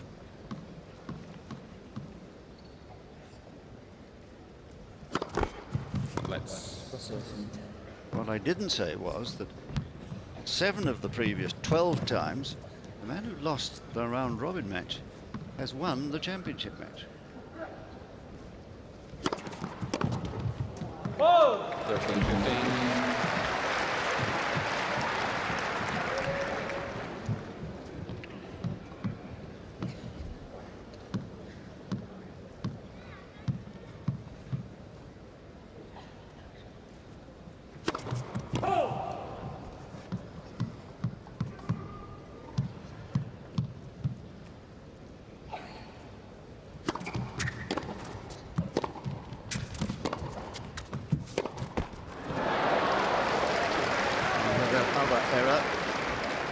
Perhaps I should add that Federer is not one of those 7. He's won the last 2 times. Beaten Hewitt on the way last year to the final. He beat him in the final. The same with Agassi the year before. Serve points won, rather a dismal second set.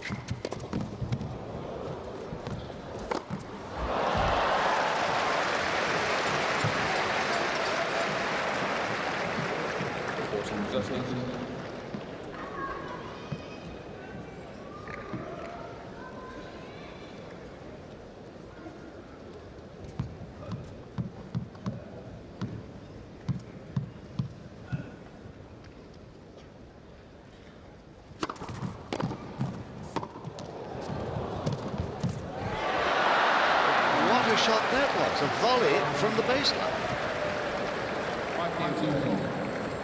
Nalbandian's been returning serve an awful lot better in this set than he did in the opening one, especially when he gets a look at Federer's second serve. Almost made Topsy pay there.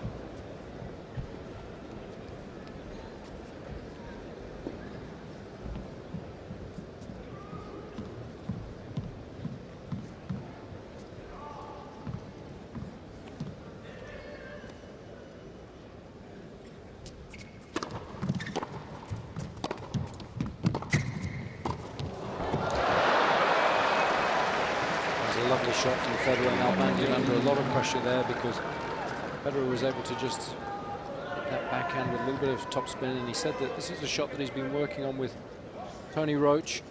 He's fast gear to be able to hit that shot when under extreme pressure.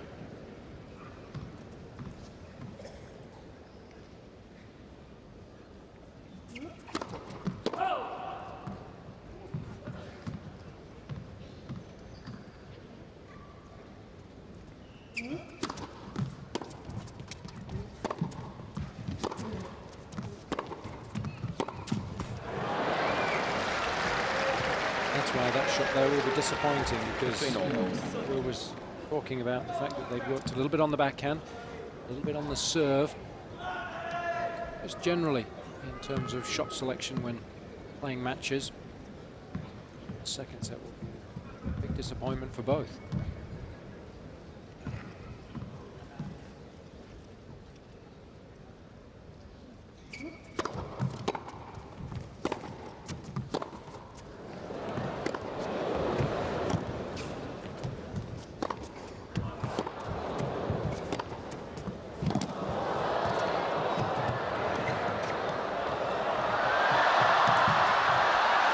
Well, you won't see a more brilliant rally from Federer than that.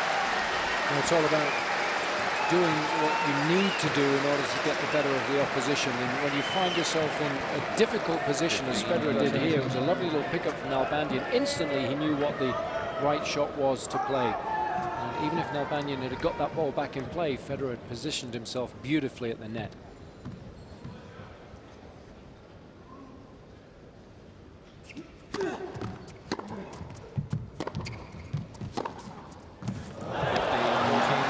Extraordinary how he has this happy facility to find the right shot at the right time. He invents shots when he needs to. In the last rally you saw that lob volley. There was the volley from the baseline in the previous game. That last forehand winner wasn't an invention, but it was a darn good winner for 2 break points.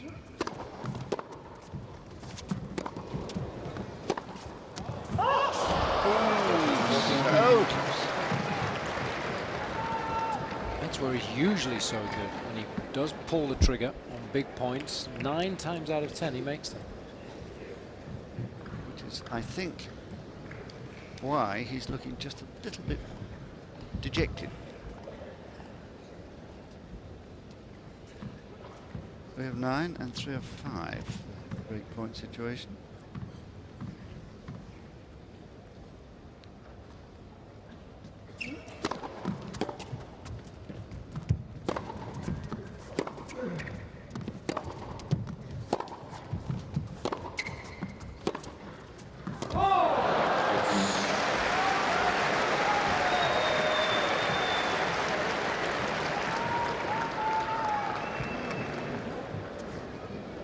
Where you want to, the coach, you want to see your man absolutely pounce on the opposition when they've got that. And he's worked so hard to get the break points. 2 errors from Federer.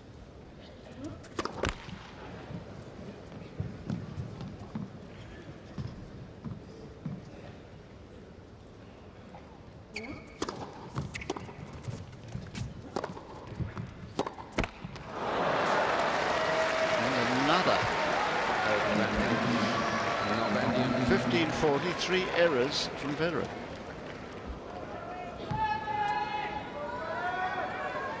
That would irritate Tony Roach as well as Federer himself.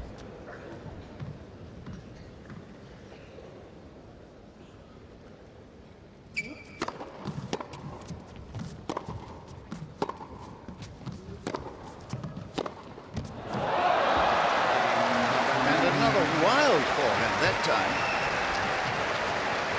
allowing Nalbandian once again to move ahead, 6 games to 5. despite being 15-40 down. 6-5 Nalbandian.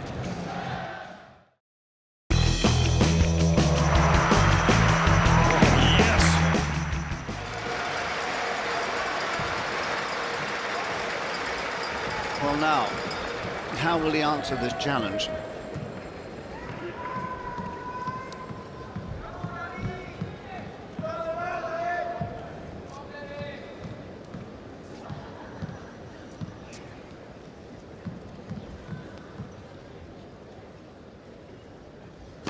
flat for serve.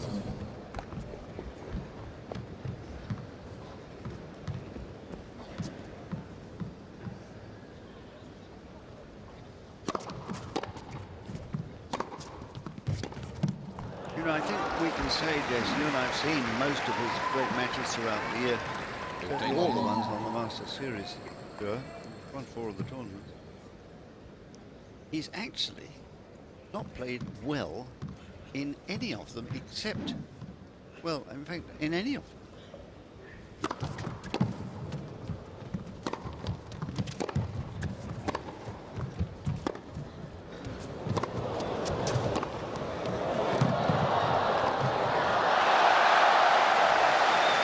If you go back to the early part of the year, look what happened in Miami. Yeah, he certainly has struggled, but what he's been able to do in the last 2 years is find a way to win on any given day, irrespective of how well the opponents have played. And lost 3 matches this year. That is an outstanding record. But he certainly hasn't played as well as he possibly could on more than half a dozen occasions.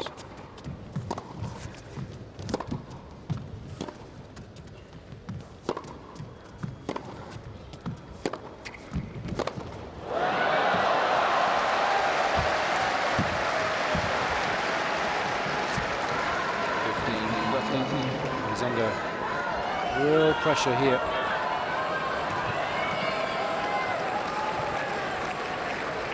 What you call a nasty moment. When you've been ahead, remember, he was 4-2 in this set with the break.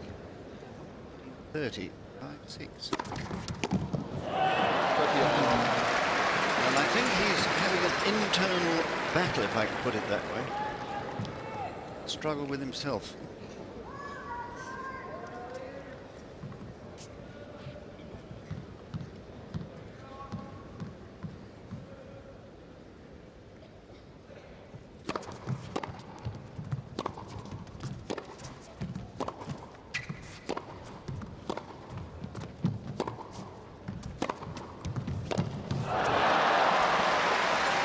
There we are, you see, when it really matters, he can find it.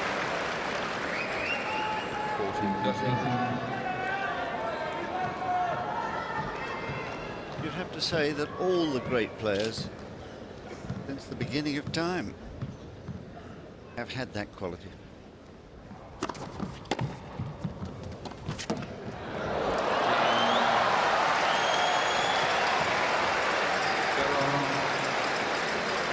Just finding the right shot at the right time. Well, it looked very shaky, didn't it, at 15-30, and him snarling at himself. And for once, he was able to string 2 or 3 points together, do just enough. Get better at Nalbandian. And it's here where you expect Federer to be able to find a clutch, start playing a little bit better as he did in the opening set tiebreak. That would be very, very disheartening for Nalbandian, who's worked hard in this set. Everything but win it.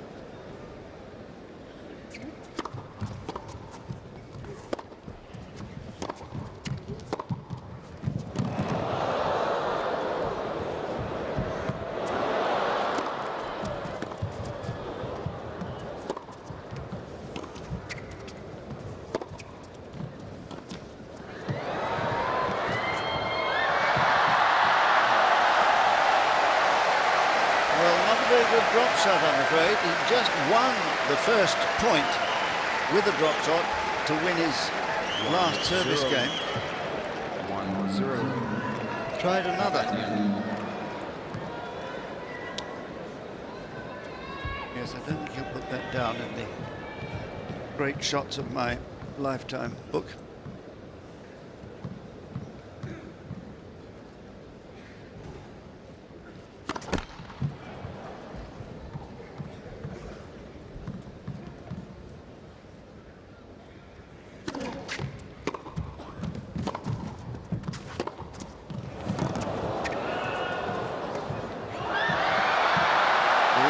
Combination.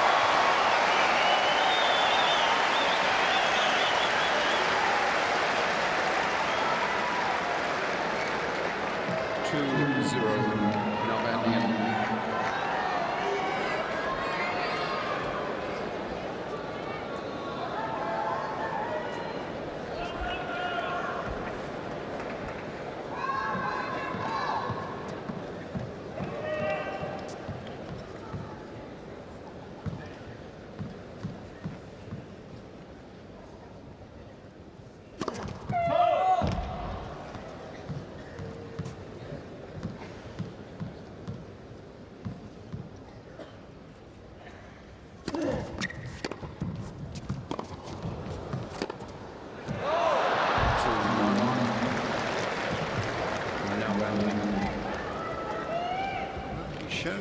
very acute sense of tactics when hitting those little drop shots. He's hit 4 drop shot winners today.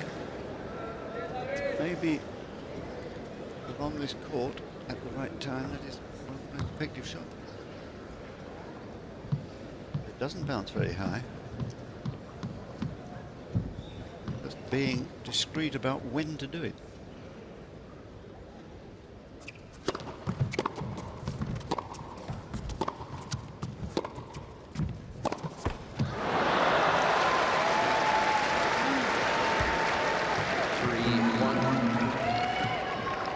Nalbandian.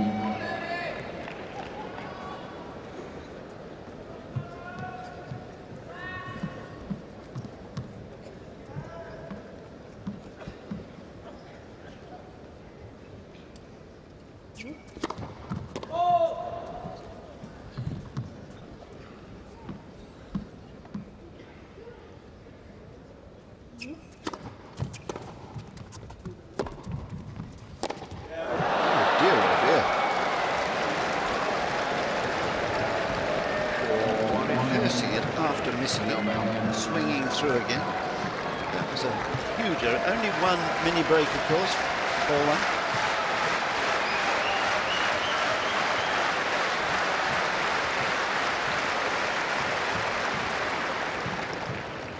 Well, this is the big test now.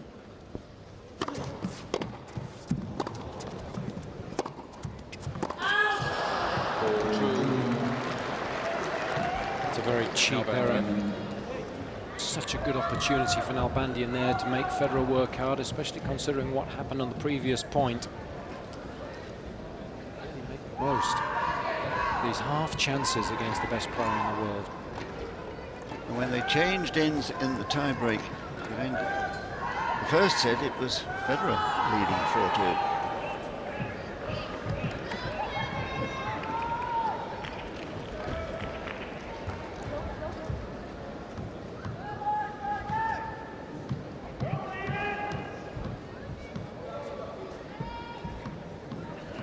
Two-4.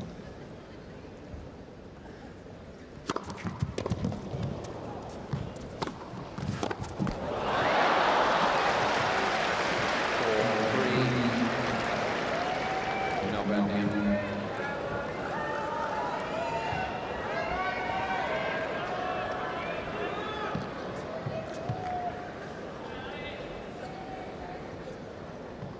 Now, here's the acid test for Nalbandian. He's in the position here to win this tiebreak if he can keep his nerve and his winners.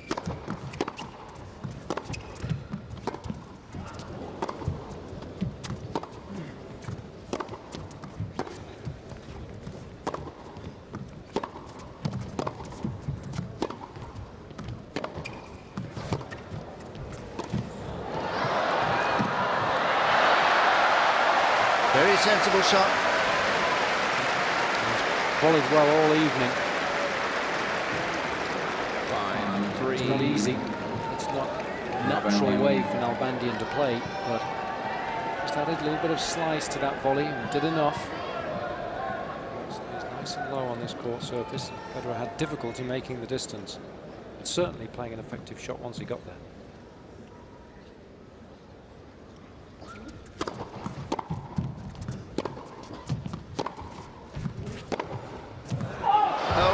Goodness, there it is. He's thrown it away, as you feared he might. Nalbandian. Not by much, but it doesn't take much to throw it away.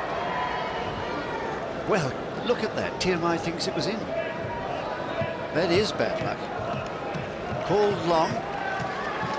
Well, I don't think he knows it was in, or might have hit the line, which is fortunate. If it had been under his nose, he would have known. At least he can't worry about it. But he is ahead still, Nalbandian. It's 4-5.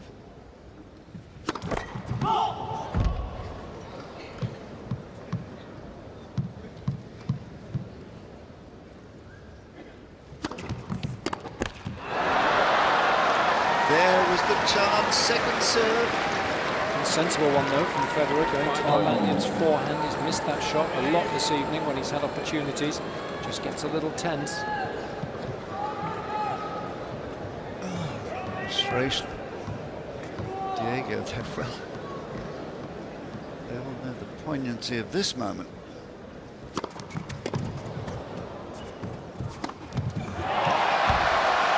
He's done it again. He's got himself out of trouble somehow, but a contribution this time from Nalbandian. Well done, says Coach Roach.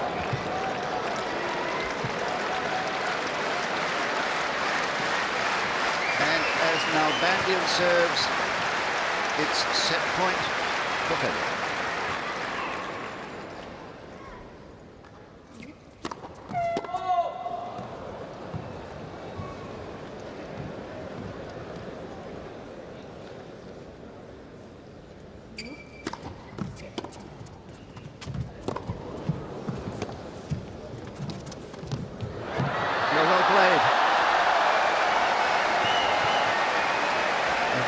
Winning drop shot.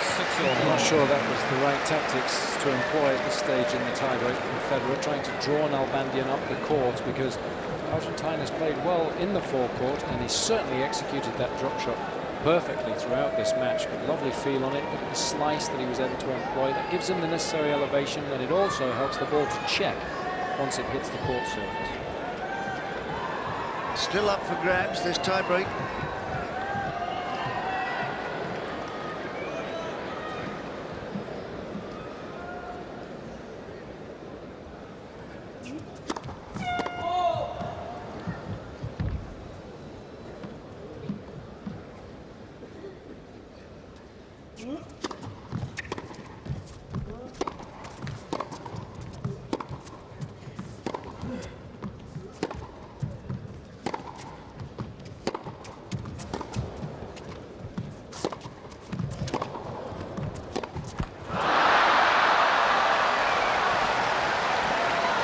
Doubted himself that one split second, and it was enough. 7-6. 7-6. That's all it takes, one slip.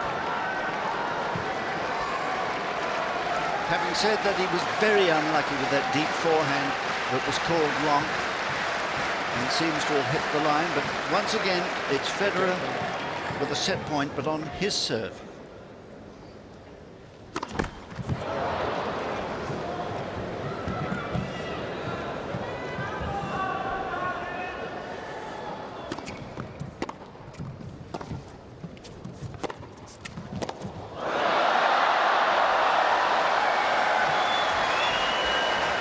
Sometimes it's not a bad tactic to go straight at the opponent's strength on big points, takes them by surprise.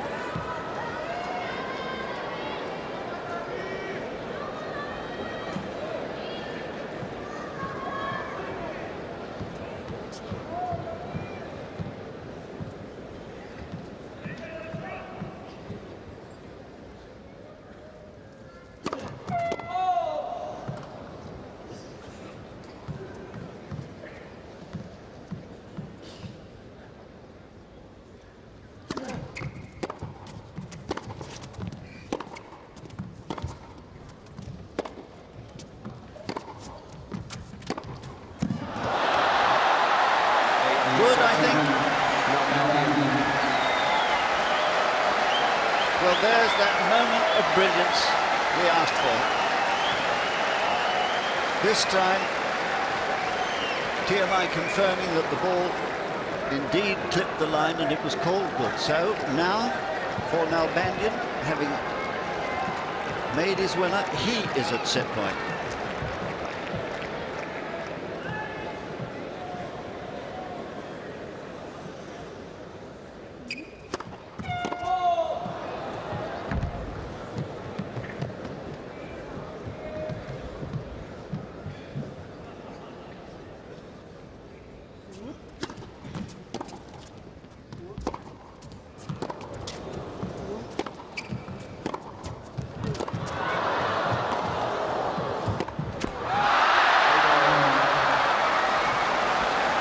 Face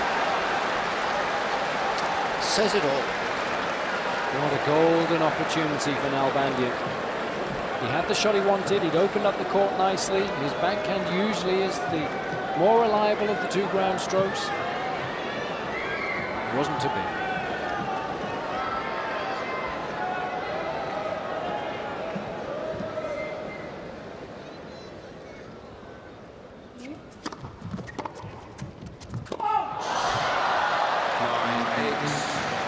Nalbandian. Federer just reaching a bit wide for that one. Pushes it long. So a second set point for Nalbandian.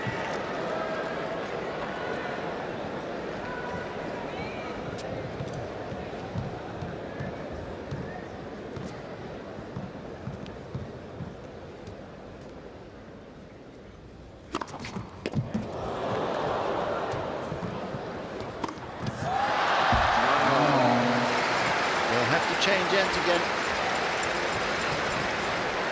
Brilliant first serve.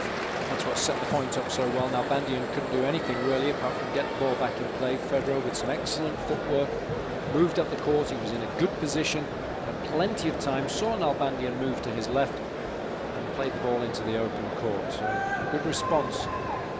Federer. Both have had their chances now, and there's still very little to choose between the two.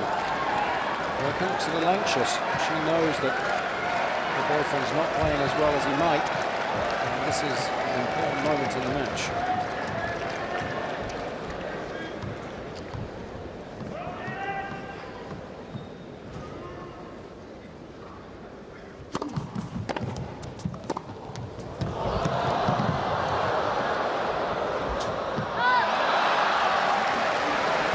Federer trusting himself, unleashing that forehand that forced the error. Federer.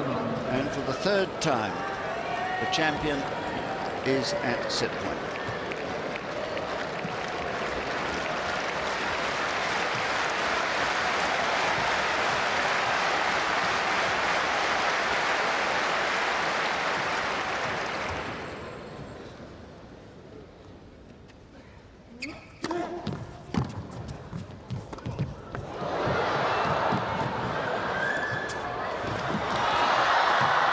Oh, brilliant. I was so surprised Federer went cross-court off the drop shot. Nalbandian has a better backhand than a forehand. It allowed him to use the angles. The execution of the drop shot initially wasn't as good as Nalbandian would have wanted, but that flick was superb. Just enough topspin on the ball to get it lower than the height of the net. Then he moved up the court to take the ball out of the air. Terrific stuff.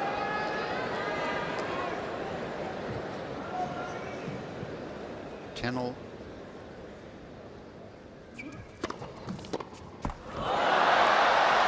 Body line serve, that was a smart idea. 11-10. Don't give the champion a chance to unleash one of those big forehands or backhands. So he can dig it out of his tummy. For the third time, Nalbandian at set point.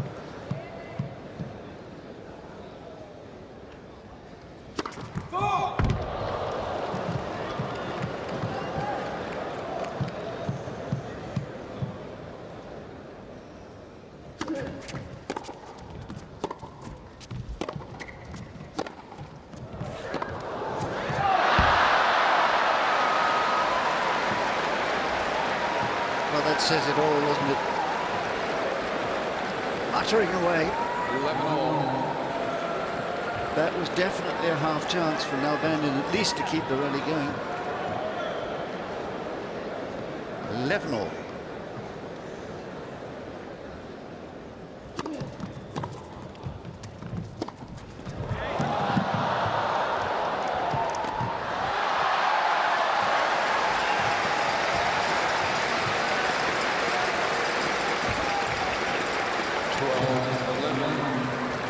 Federer remarkably well focused in these crucial stages of the so important tiebreak. 2 sets to love lead to take all the pressure off it.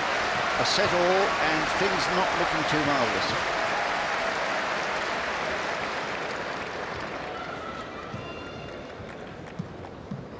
Facing set point is fourth time.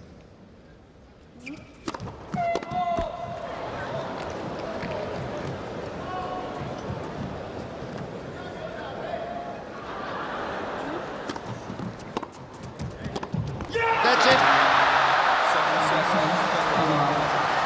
7 games to 6. An inspired backhand return of serve, forcing Nalbandian to rush, Federer leads 2 sets and to love. Tony Roach able to look at last a little relaxed. It's 2 sets to love to the champion, both tiebreak sets.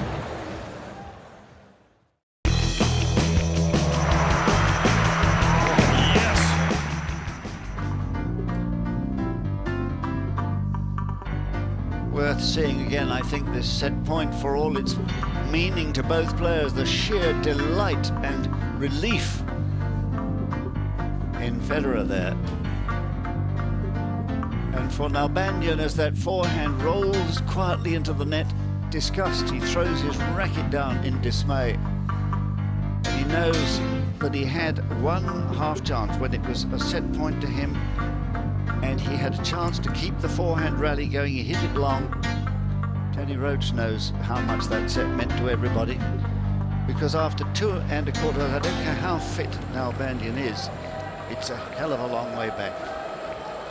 No doubt about that.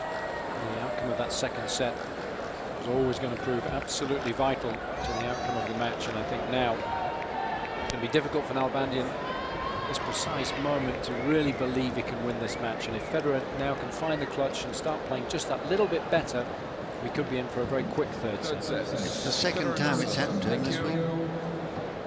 Nalbandian has had a chance in the round robin with that lead, and he had a chance in that tiebreak with the set points.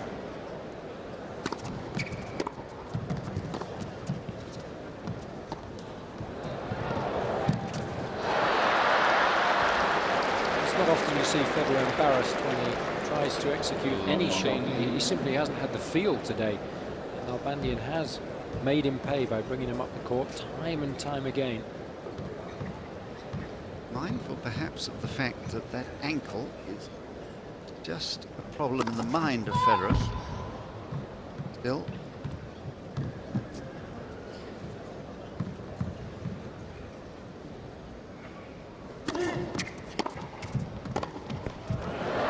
physically, Federer says he's quite all right, but he wears that brace just to give himself the reassurance that nothing nasty is going to happen.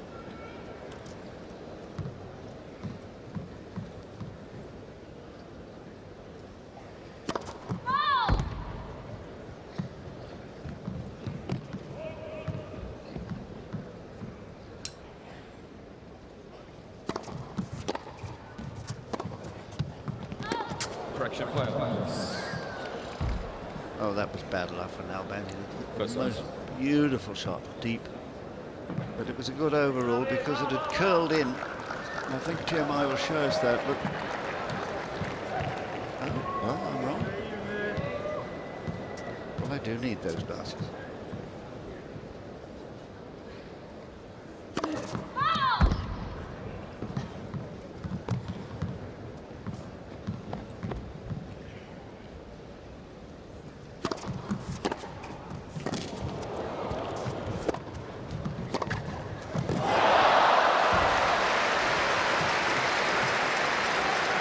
Everybody in this day and age is adept at playing aggressively under extreme pressure.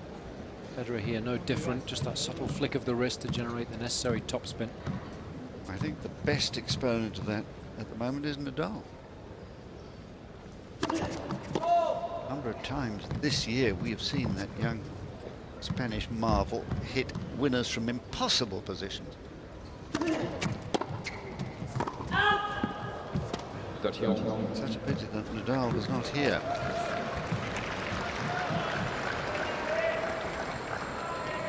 Apparently he's had a stress fracture of his foot, which is not good news. And, you know, the news for him in playing Australia is not good. I'm told that they're rather worried. He's gone home to have more scans and expert advice on the top of his foot.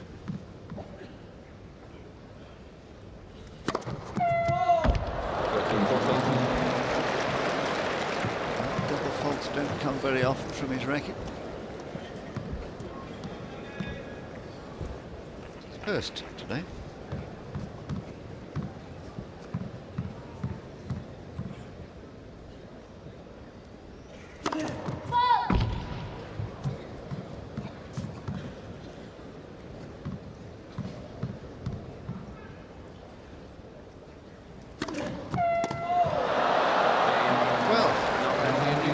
No double faults at all until, at that moment, 2 in a row to give Nalbandian a hopeful start to the third set. It's amazing, isn't it? Just when you think that Federer surely would be confident in his own ability to be able to go on to bigger and better things now that he's built a 2-set-to-love lead. His first 2 double faults in the match, and all that does is throw Nalbandian a lifeline. And of course, it's at this stage in the match that he really needs one. He needs to see that Federer is human. He needs to see that he's not going to take advantage of the situation here. And that's certainly gone a long way to doing that. I think he's got to remember what happened when Federer played Correa. It was an unbelievable set he played. Love 5 he was in the second. So my theory on that, you know, I think he did that deliberately. Keep Correa on the court. New balls? 1-off.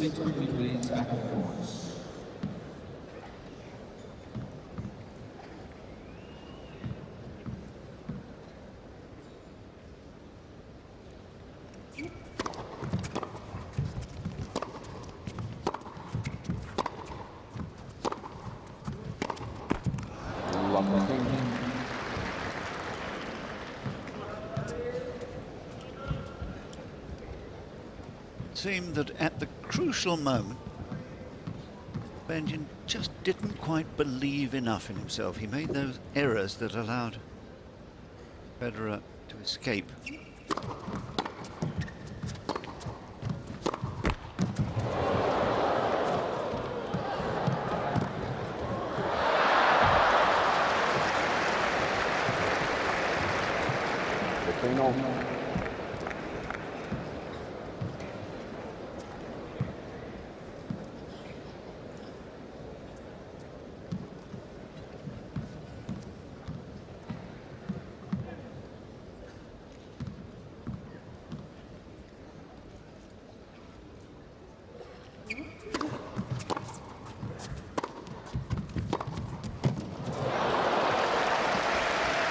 Well, how that backhand has improved over the last 2 or 3 years.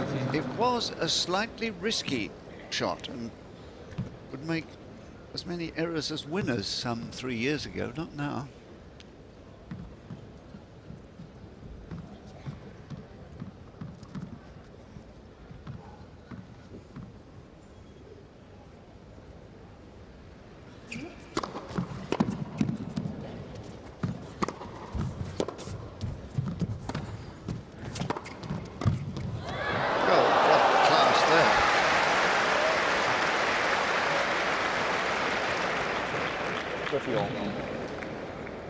Federer thought he was going to play a drop shot earlier in the piece there, but instead he played it deep, so Federer had to half volley it and was now hitting it back too high. Making good use of the high ball.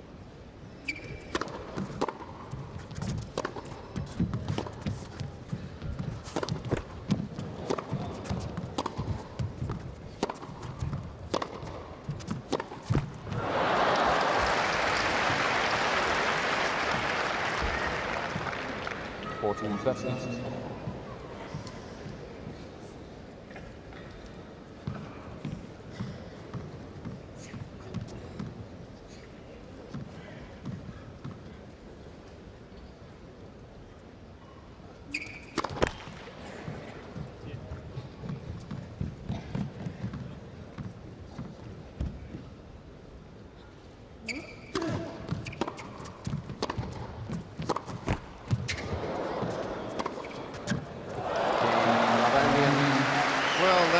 Marvellous for Nalbandian, really. He deserves a bit of success. Played a fine match, but just when the moments have appeared when he might embarrass the champion, he's just not believed enough. Hang on, Roger. Someone's just collapsed. They're just taking her out. Well, we've just Someone's had collapsed up the news back. that someone They're in the just taking her out. stands has just collapsed. And they're going to help the individual out quietly.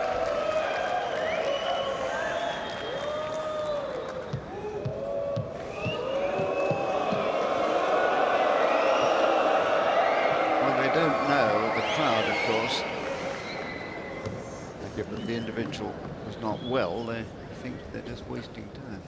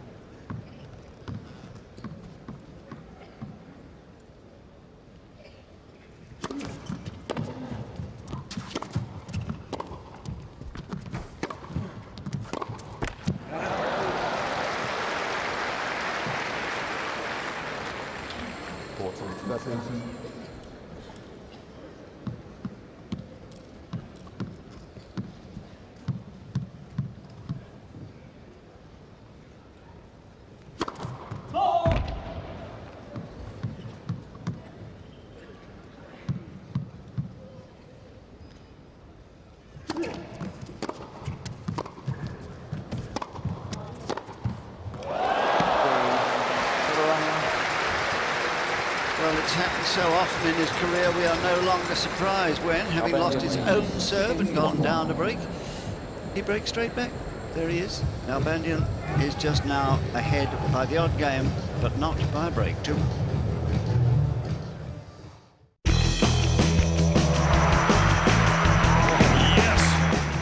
Well, you're looking at the world #1, the reigning champion here, the man who's won this title for the last 2 years, going for a third, like Lendl, who won 3 in 1985, 6 and 7. He's got a lot of fans here, partly because he came here to open this lovely new stadium, the Qizhong Stadium, which will be host to the Masters for the next 2 years after this. And this centre will become a hive of tennis activity for China.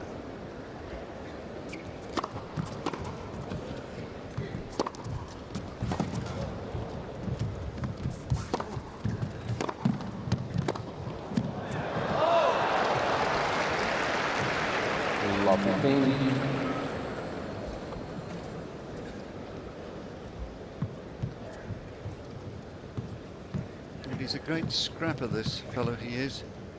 Known for that. Tries so hard, but may just be outplayed today.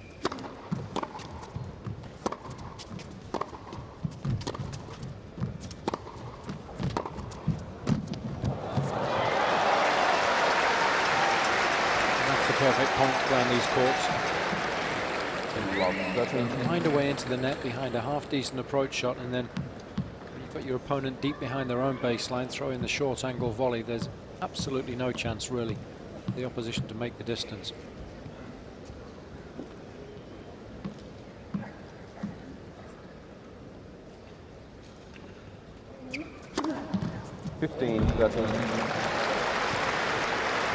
Another one. Just a pity for Nalbandian that he couldn't quite believe enough when the half chances came in that tiebreak.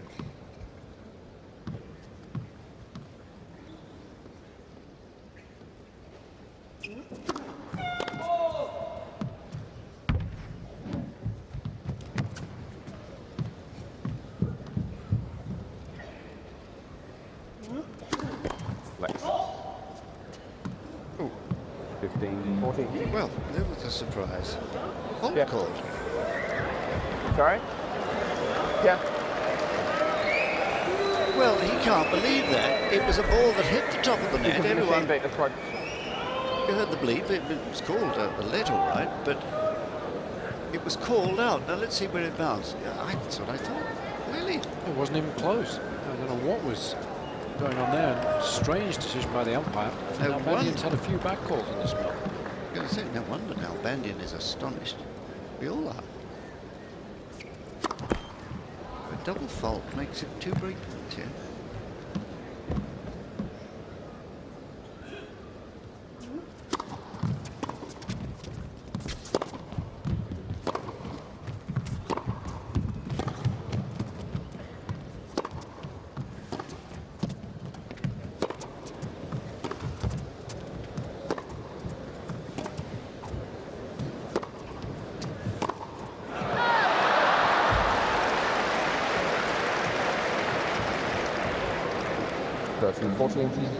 Matter of fact, I'm a little surprised that Federer didn't indicate that it was in and that he was surprised.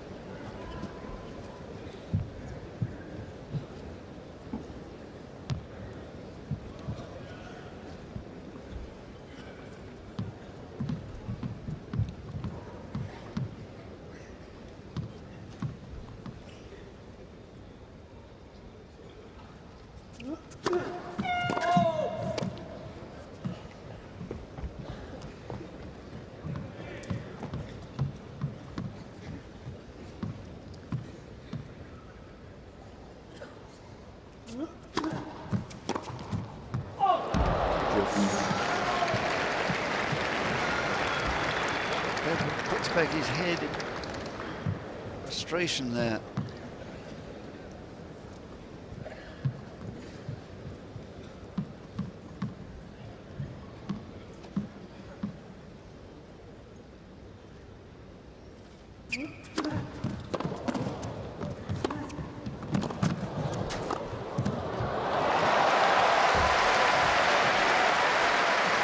Well, he's done quite well at the net.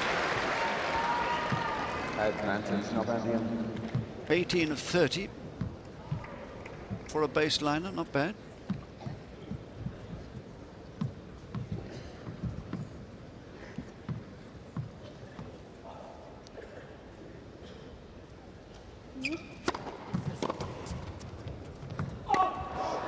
Game. Nalbandian. Well, he's escaped, and I'm rather happy for him that he did escape, because that double fault was the most curious point I've seen this week. Generally, the level of line calling's been good. Very strange for that to happen, and very little argument really from Nalbandian. A little chat with the umpire, but it's very strange. But he is in the lead, is Nalbandian. It's 1-3.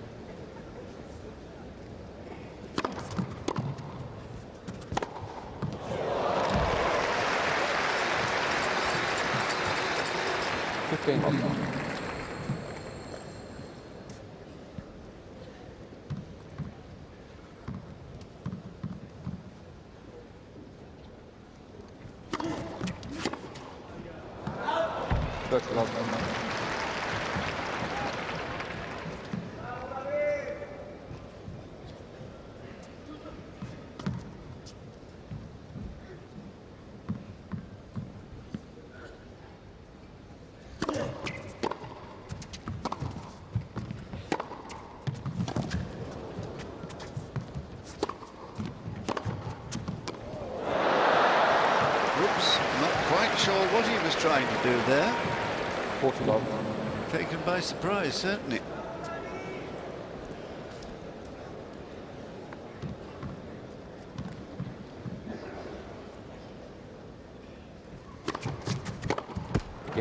Oh, a love service game, which is a bit leads more refreshing for Federer fans. But it's Nalbandian with the break. 3-2.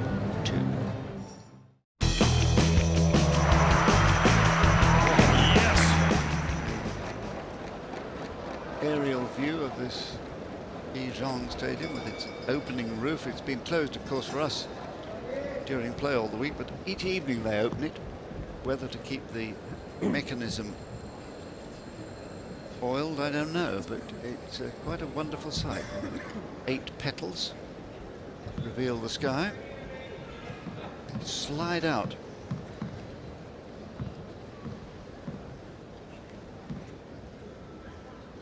Treat it.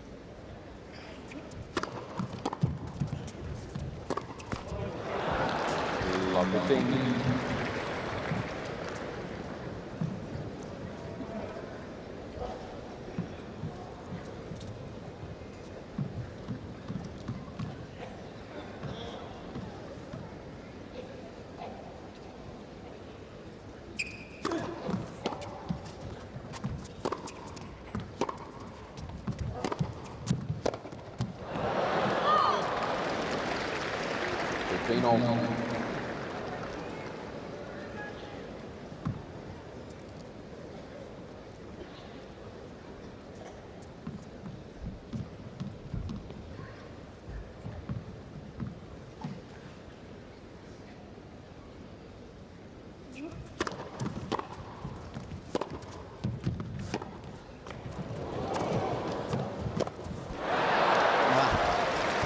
Made the mistake of expecting that to be long. It wasn't. No play he had on it at all then. He hadn't moved his feet.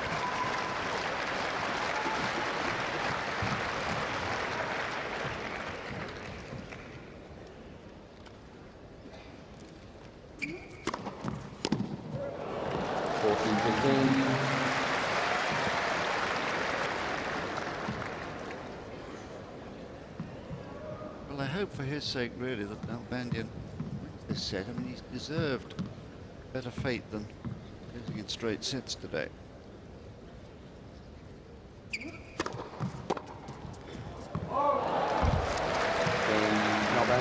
who knows if he can convert 4-2 into 6-3 or something like that, or 6-4, then who knows, he might enter another set, might even win the match. Well, you're always in with a chance. Been some strange matches here this week. Federer's not fully fit. He hasn't been tested above and beyond a 3-set encounter since coming back from the twisted ankle, so he'll be on uncharted territory. 15 love.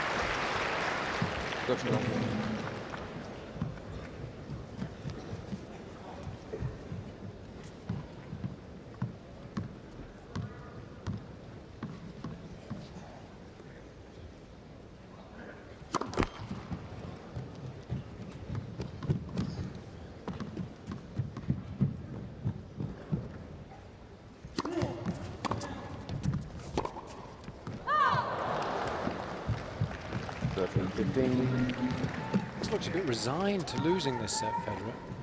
The body language isn't quite positive enough. Nalbandian's tidied up his game nicely in this 3rd set, whilst Federer's continued to make the unforced error, so bode well for him.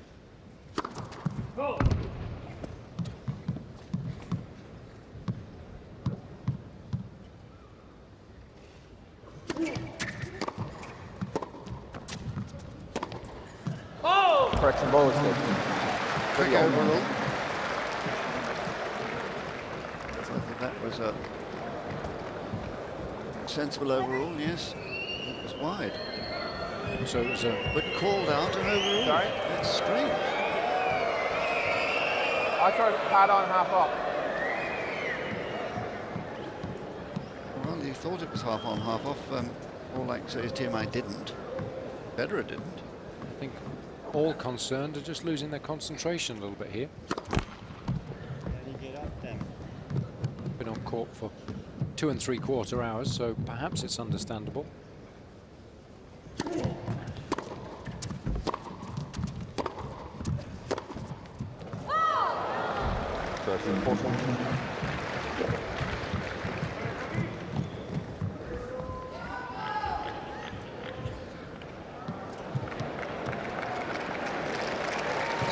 30-40.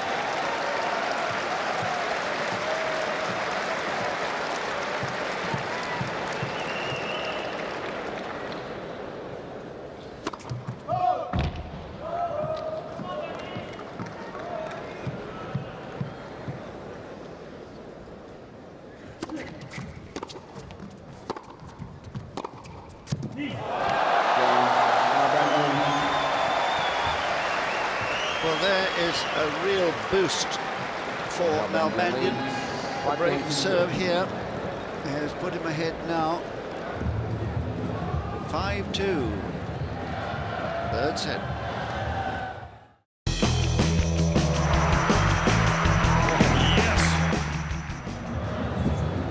Well, I'm just thinking, Jason, that the last time that Roger Federer played a 5-set match was that Miami final against, I mean, it went to 5 sets, is what I meant to say. Not a 5-set match because he's played the Grand Slams, but have gone to 5 sets, and he won the first 2 sets there. No, lost the first 2 sets there, and won the last 3. Now, it would be ironic if winning the first 2 sets here, he were to lose the last 3. I still think that that's a bit of a long shot. You certainly have to bet with Federer when he has a 2-set-to-love lead, but I think a lot depends on how both competitors start the 4th, if we get that far. I think we're likely to get that far now. 5-2, 15-love.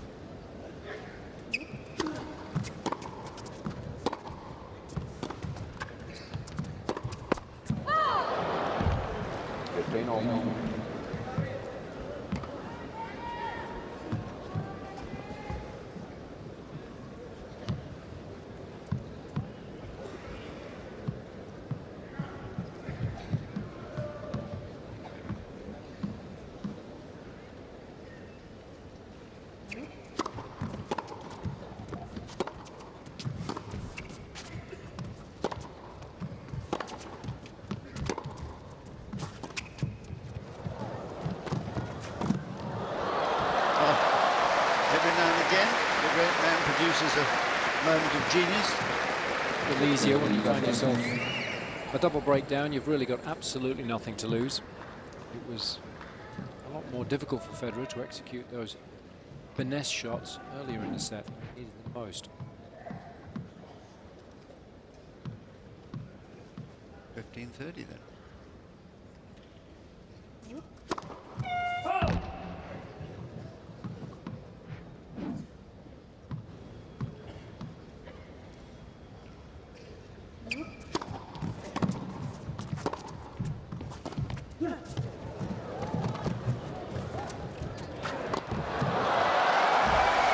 Backhand volley was a good one, but it was the little bunt up the line that was absolutely perfect from Nalbandian there. He didn't hit it too deep so that Federer was able to play a volley. He didn't drop it too short so that Federer was able to play a ground stroke. He forced the world #1 to play a half volley. And of course, it's a lot more difficult to control those, so the lob wasn't quite as good as he would have wanted. 2 points away from this set now.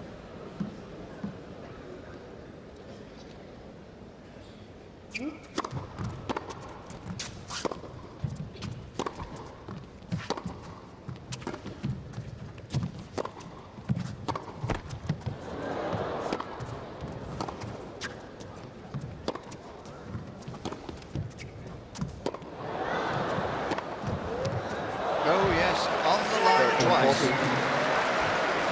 Nalbandian staring hard at the point on the far baseline where he thought the ball was out, and he's just asking his corner, I think, whether it was in or not. not called. Here it is. No.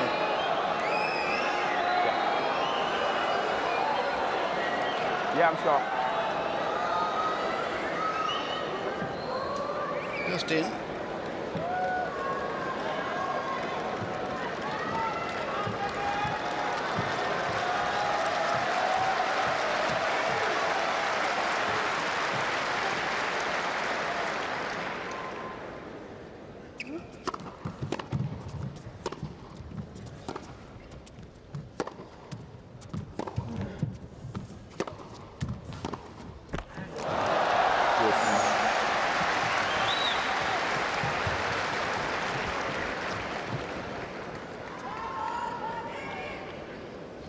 Still, Federer unable to take advantage of these little moments when that last call on the last shot of the rally was shown to be good.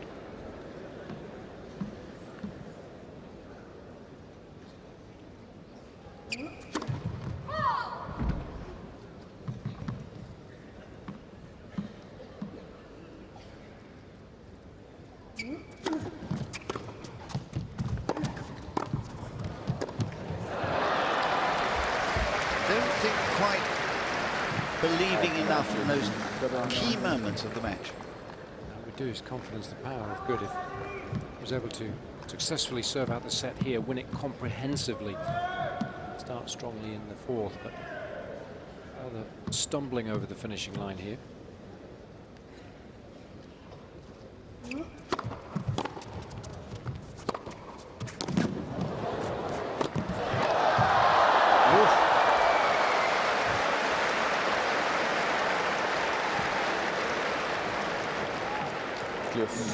Good quality approach shot, forcing Federer to play defensively, and on this court it is difficult to bounce the ball over your opponent's head on the smash. Many have tried and many have failed, but doing just enough there, Nalbandian, still to win the point.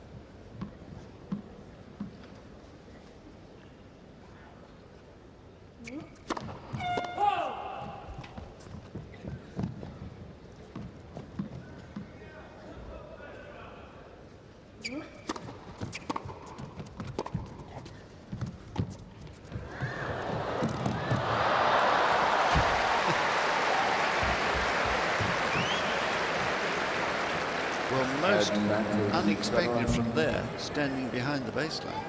That's why it was caught Nalbandian by surprise. You wouldn't normally see anybody dare risk it. Had to be a very good one. Again, Federer with his chance to break back. Still be a breakdown.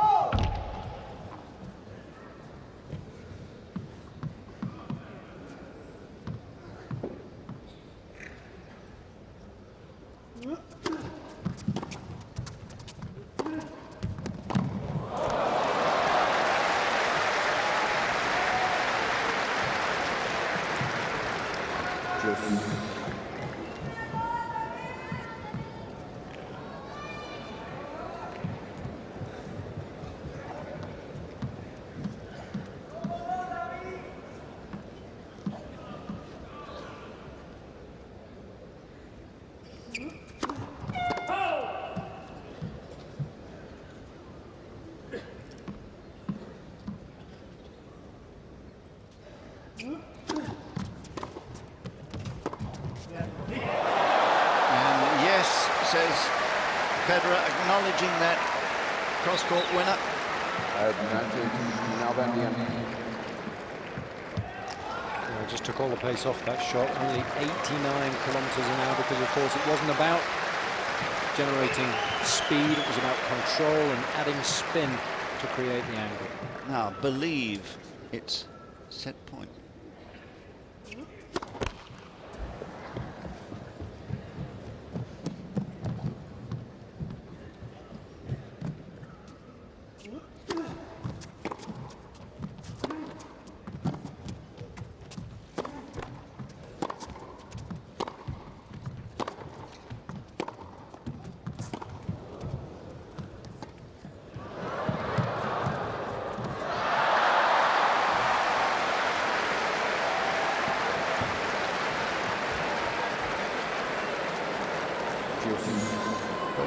worry about somebody who tries a drop shot at an important moment in the match, whether it's set point down or set point for you.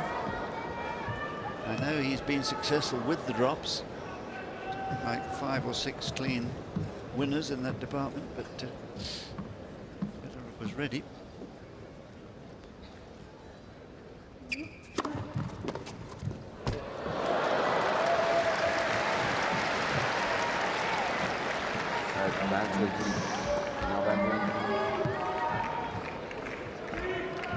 Now, what about a good first serve at this second time of asking?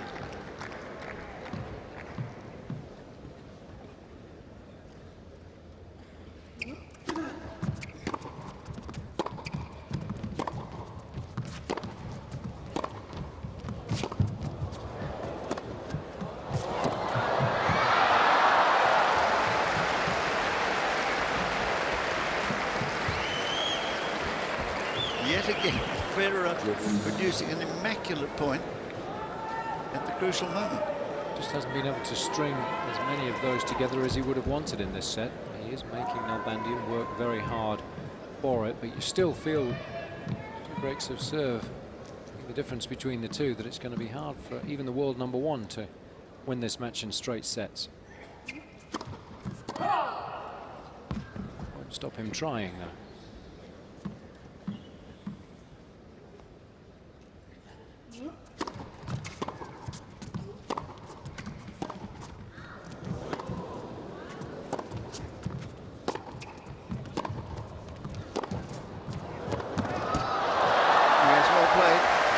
That one forced the error.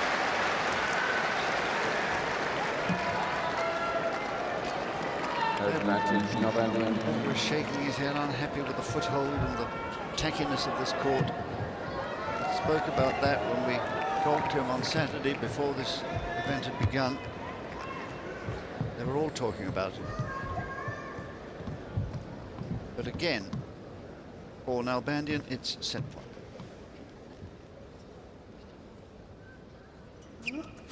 Black Cosmos.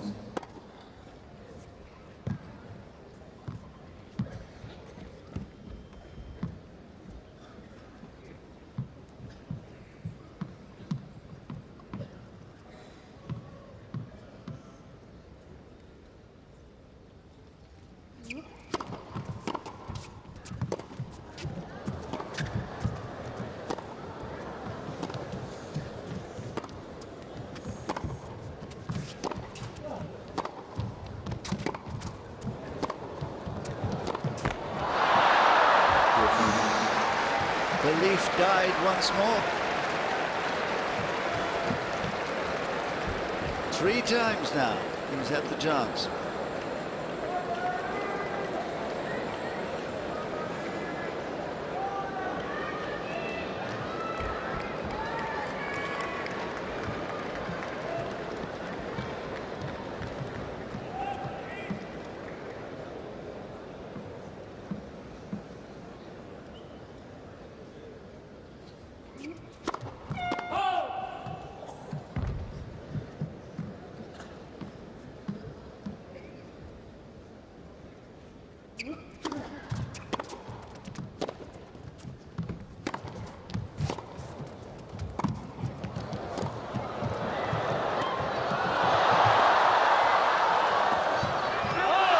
Pity after such a wonderful backhand smash.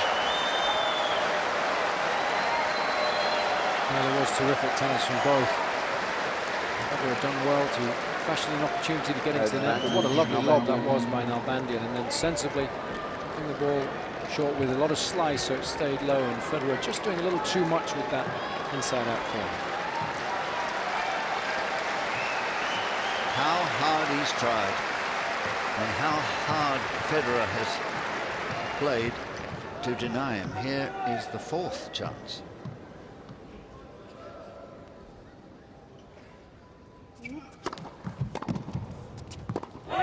And this time the return is long.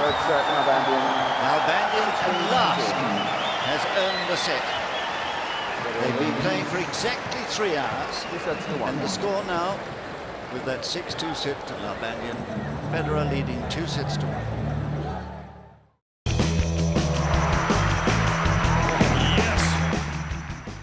Nalbandian was a skilled counterpuncher, graced with penetrating ground strokes on both sides. And most of all, he simply wasn't intimidated by Federer. And Federer knew this. He had faced the pain of Nalbandian's body blows many times, most notably in the 4th round of the 2003 U.S. Open. Federer that year had already won Wimbledon and appeared on his way to reaching the top.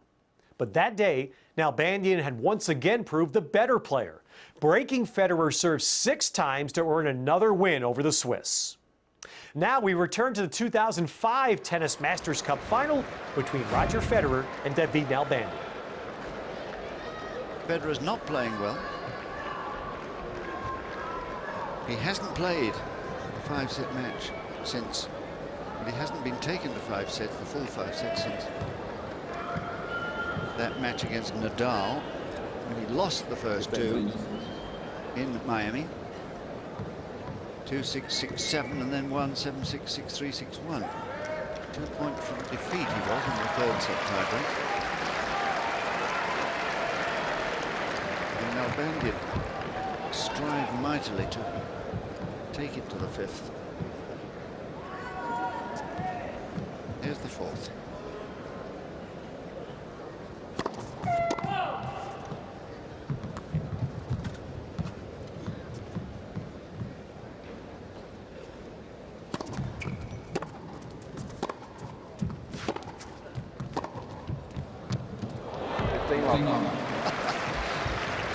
Dipped onto the line with topspin.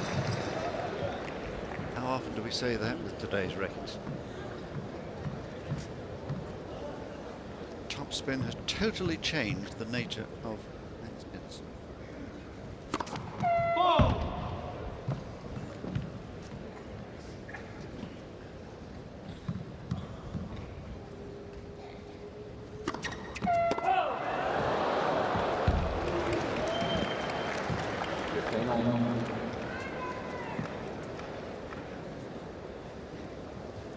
Third double fault.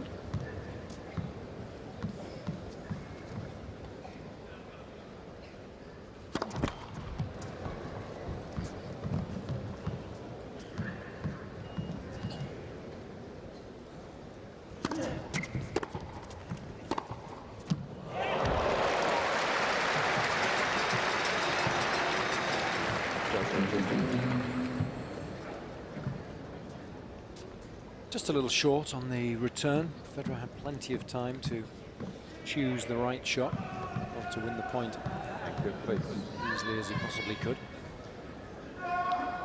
Please. Not for the players. Thank you.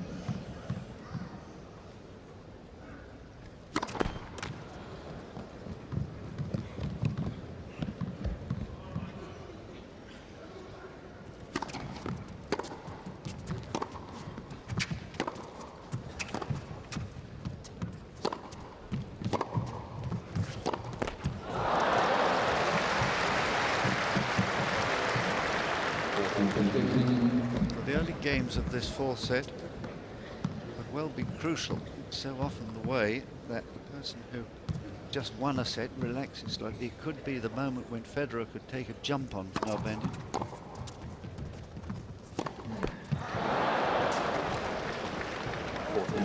Federer can hold his first couple of service games. He certainly has the opportunity to put Nalbandian under pressure. You would expect him to do, given his record this year.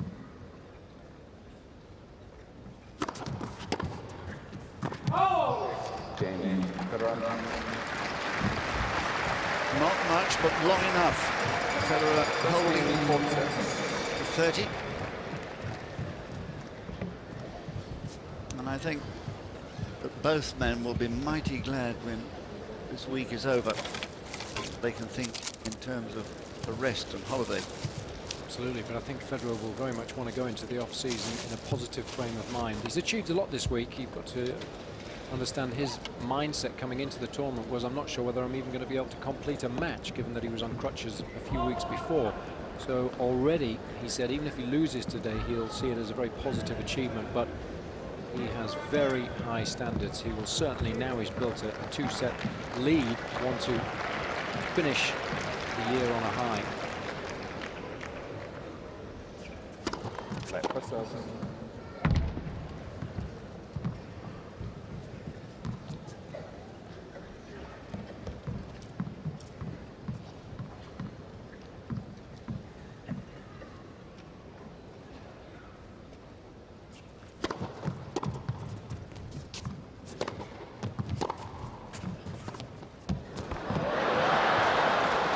This is the difficulty for Nalbandian now. He worked so hard in those first two sets, especially the second, and in winning the third, that there's bound to be a little bit of a letdown. And if he has a poor service game, Federer takes advantage of that, then it's going to be very, very difficult for him to remain in the match.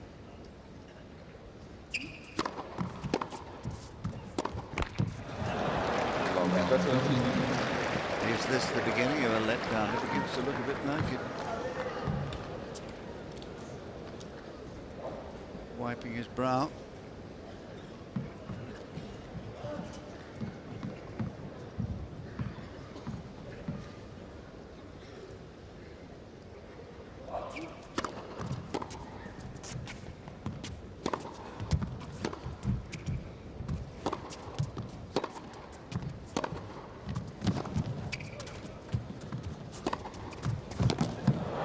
That's more like it. Penetrating ground strokes. Good footwork. It's so important in this court to take advantage of anything short, not let the ball come to you, because of course it bounces very low and it's difficult to play aggressive ground strokes from that position. So it's so important to recognize the ball's going to drop short and move up the court. Take the ball on the rise if you can. Give the opposition less time to recover between shots.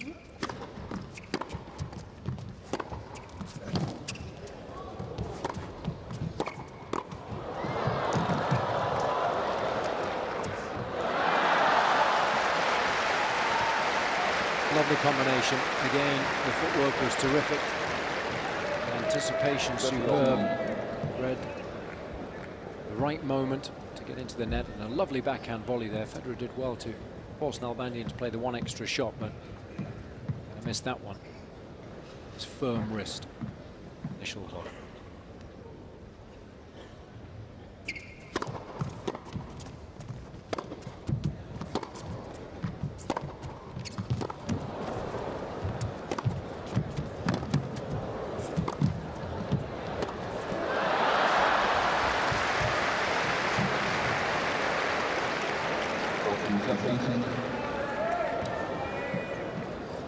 Doing an awful lot of running in that rally. At least we know the angle's all right.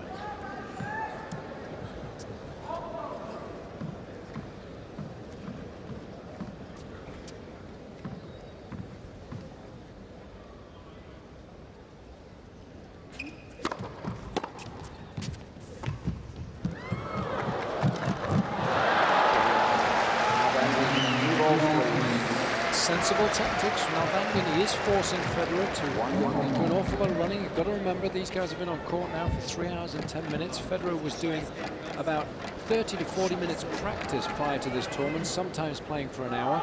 Wasn't really sure how he was going to feel physically until he started playing matches this week. And even though he hasn't played a lot of tennis, given the fact that they've had rest days in between the round-robin matches, it will start to get a little uncomfortable for him. Say, in all the circumstances of the build-up and so on, Federer would probably be a favourite to win in 4, perhaps Nalbandian in 5.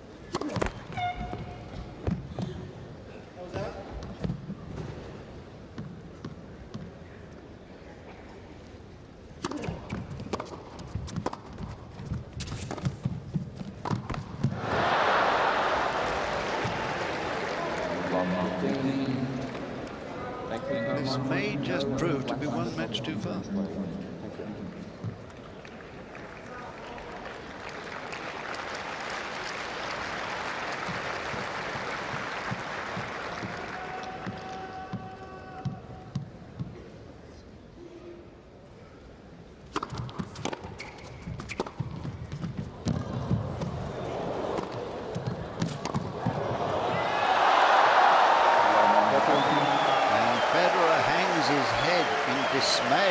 Interesting body language from the world #1. Lovely little backhand from Nalbandian. Just put enough spin on the ball in order to make life very, very difficult for Federer.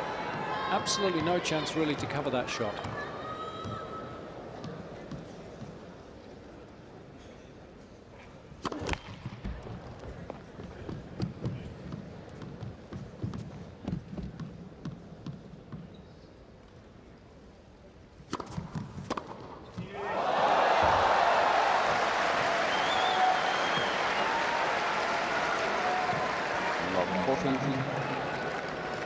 I think if Nalbandian could get a break here and snatch this set, he would stand a very good chance of winning.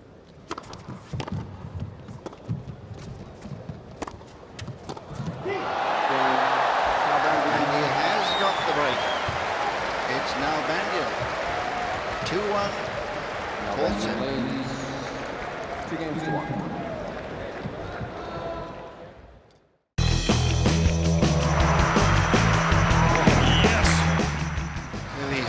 Lost a match when he's been 2 sets up fairly recently. 2003 Davis Cup World Group semi-final.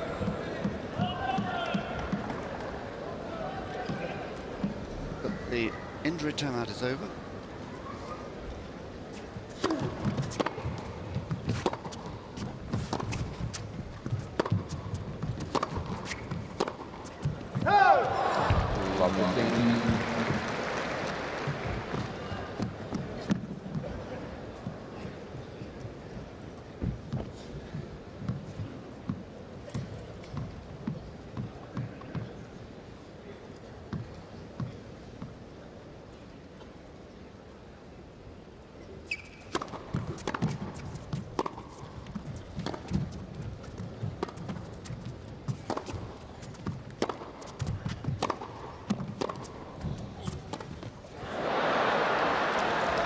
From the nature of that treatment, Jason, I don't think there's an injury here. I think it is simply tiredness of the legs.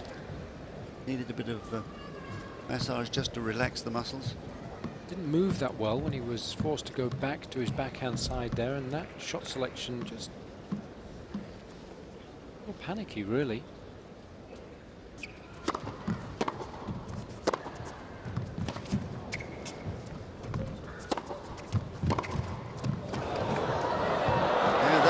Shots that are doing the damage. And Federer not even bothering to try and chase that one down. He realised that Nalbandian executed the shot perfectly, and there was absolutely no chance. Had it been match point, he might have tried to chase it down, but he's certainly not going to expend any further energy on causes which he feels are lost.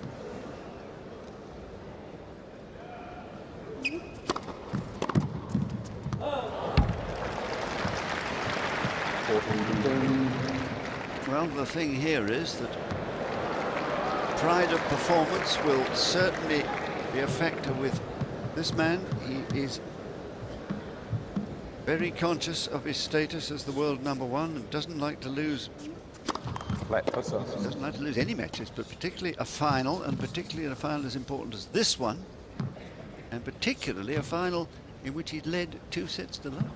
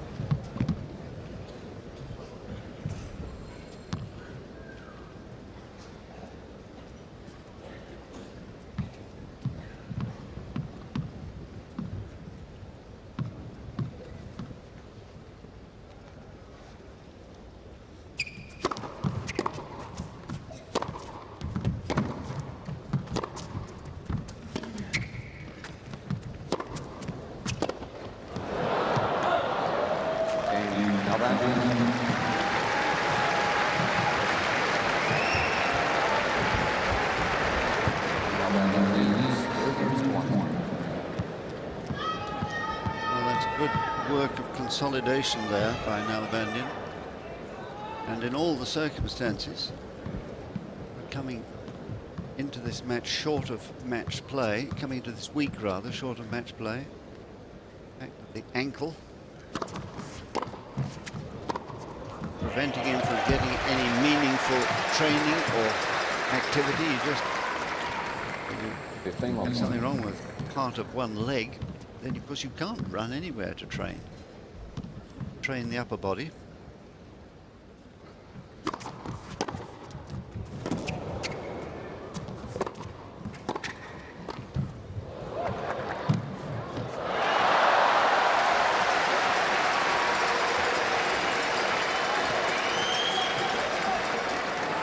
Eventually winning a point when he's drawn up the court.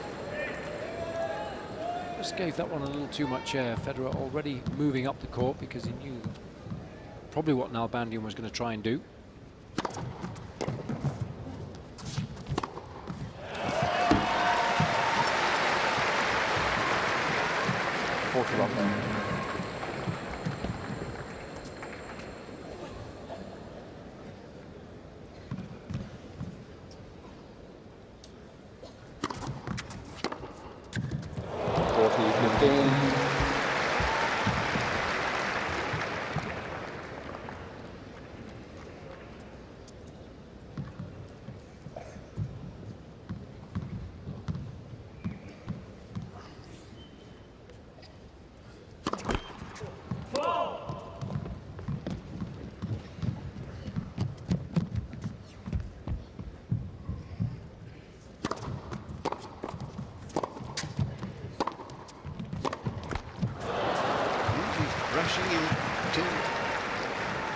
Rushing him too often for comfort there.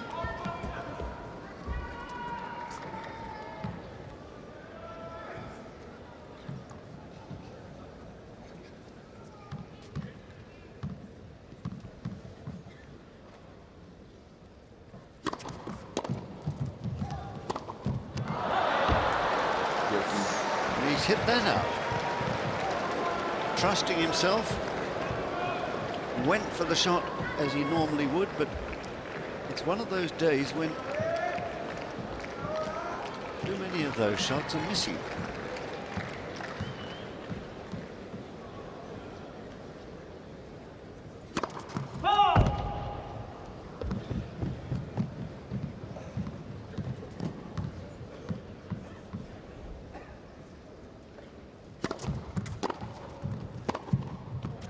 Correction ball is Overruled by the umpire to David Nalbandian's half on. half on, he said. Well, not quite half on, just touching perhaps, according to TMI. Just touching. Which all it has to do, of course. Surprised to see that overrule, which was a clear error. Nalbandian's best return. He takes it early, hits the ball out in front, so he's able to create the angle. And using a very strong top hand, draw the ball across the opposition. And of course, Federer has to move slightly to his right in case Nalbandian goes down the line. That's why it's so effective.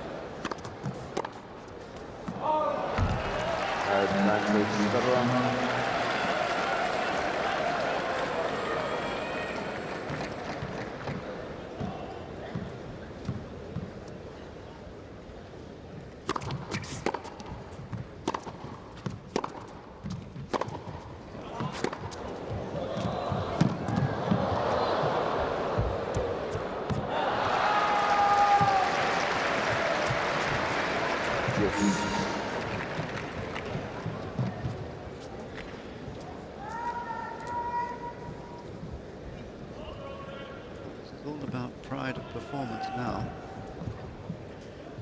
That's all he's got left to call on, I think, here.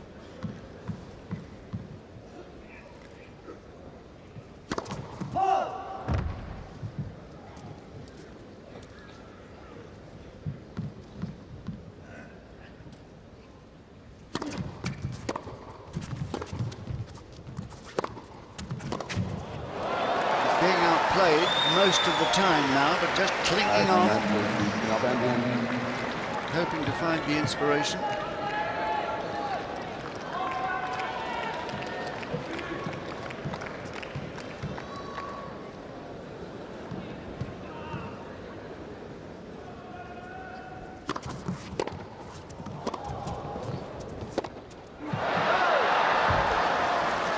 Swung too soon, too eager to get the job done. He knows that that was a golden opportunity, but just got a little tight on it, wanted the point too much.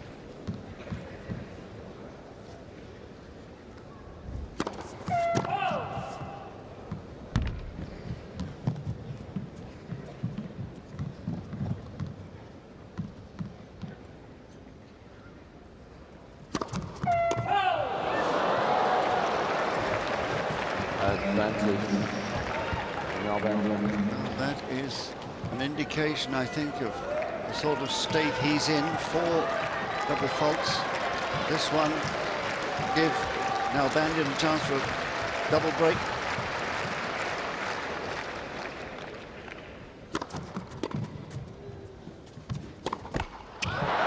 And there is the double break. Nalbandian. Heading inexorably, one feels now, towards a 5th set. Nalbandian leads 4 games to 1. And the stronger physically, Nalbandian ahead. 4-1.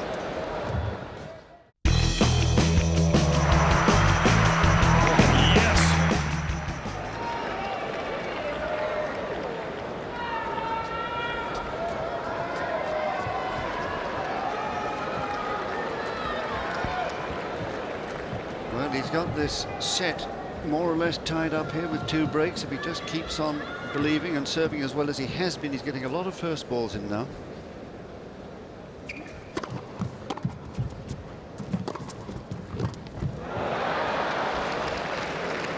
Federer now hobbling around the court, wanting obviously to end the point quickly, rushing into the net, but not the right time to do so. Nalbandian has a lovely backhand and sensibly just putting Federer under enough pressure to draw the error.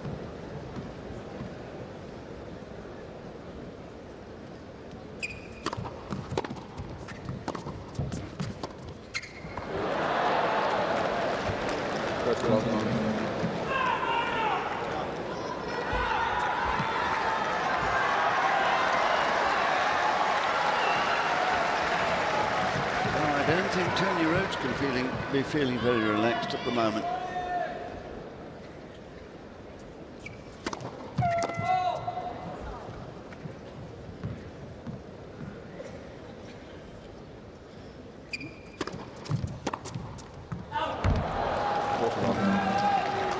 Well, it's going to be very interesting, this, because almost certainly now this is going to be a 5th set coming up, because 4-1-40 love, and Federer missing most of the shots he's hitting now.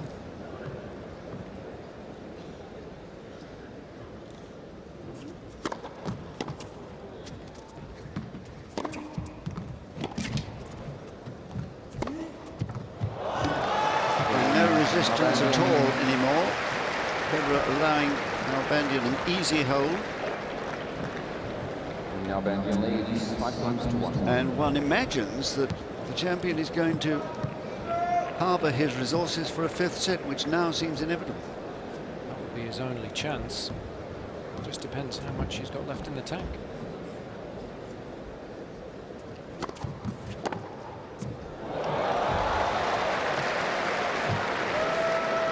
Love 15.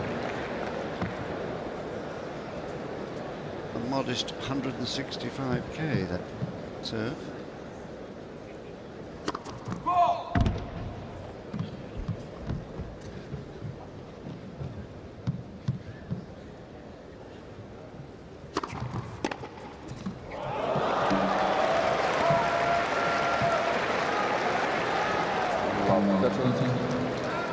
Well, there's no resistance at all at the moment from Federer, who must think that this set has gone and is prepared to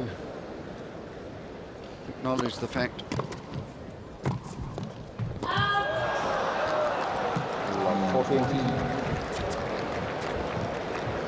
Three set points for Nalbandian.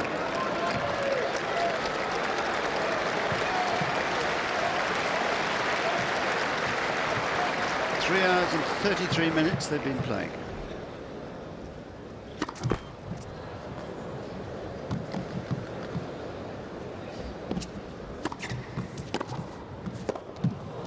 There it is. 2 sets apiece.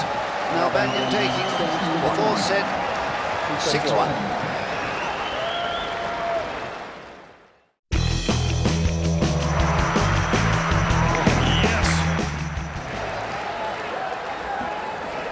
But now we're going to see what this great champion is made of. Final set. It's Nalbandian to open the final set.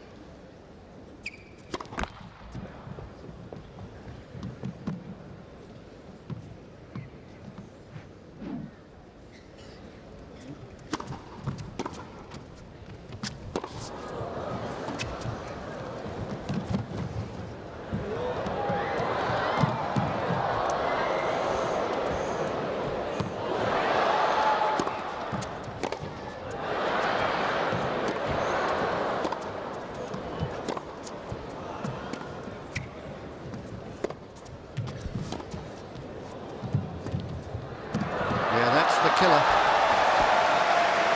And it's the combination of the two. It's the cross-court backhand to take Federer out of court. And when Federer applies cross-court, which is the percentage play, Nalbandian's able to take one hand off the racket and execute that drop shot quite superbly.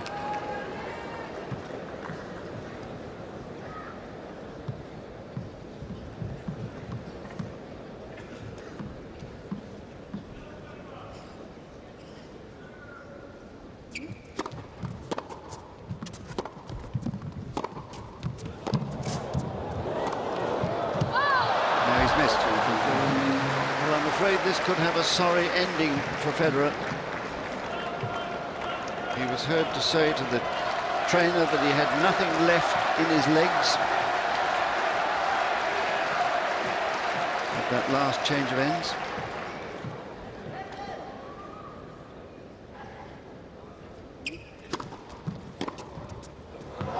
And it looks like he's not enjoying this one little bit.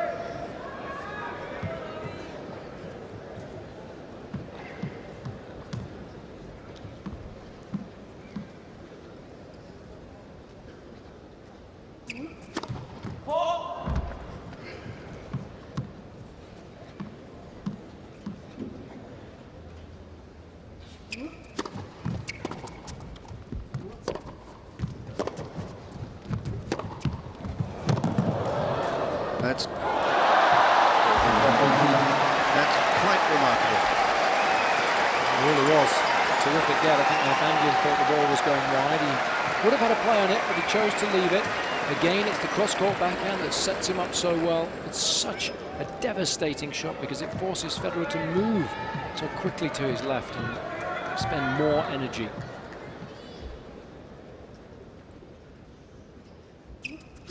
Black missiles.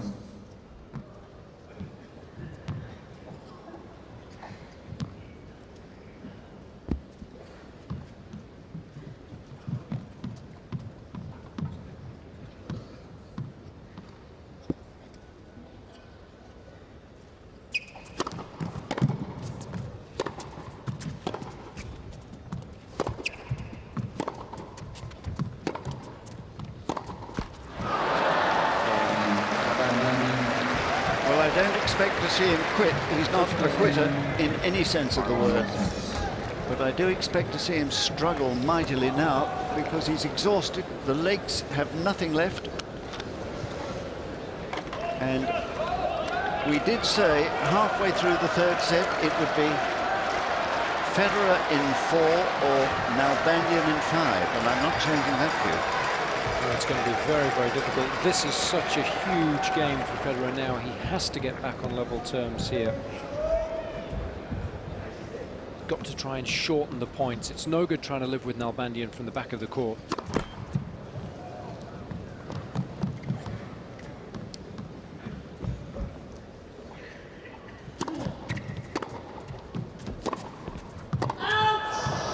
Well, there's another unforced error, and they've been flowing from his racket with rather depressing frequency. 61. If he'd had 62 winners, you could perhaps excuse it. There have only been 49 of those.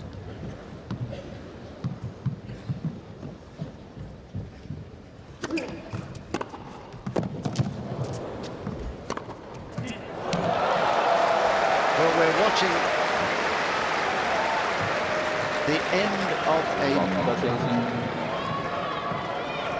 a sort of boxing match situation here. There's a man on his feet but punch drunk.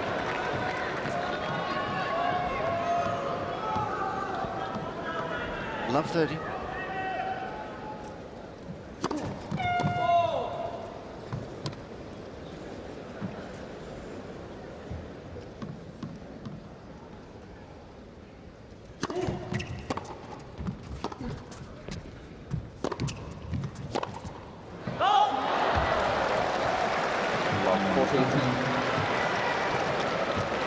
You remember that fact about the number of times that players have played one another both in the round robin and in the final. And there is a sorry sight.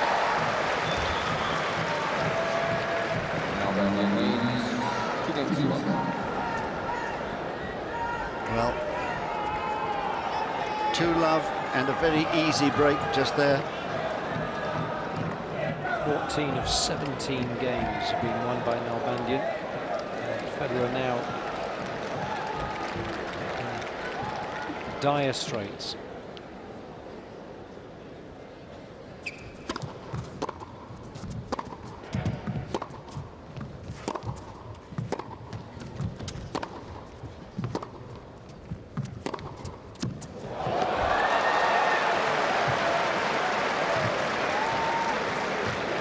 Of the last 21 points, Nalbandian has won.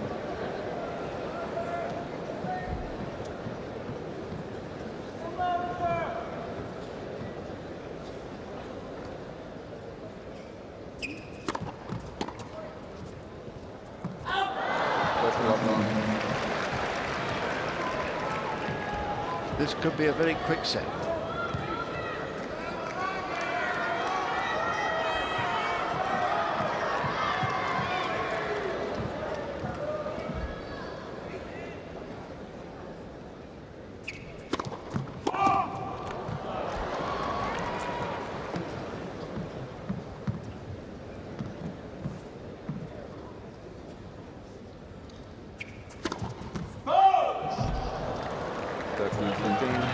At this stage, you just hope that Nalbandian will stay focused on the job in hand and believe that the match is his.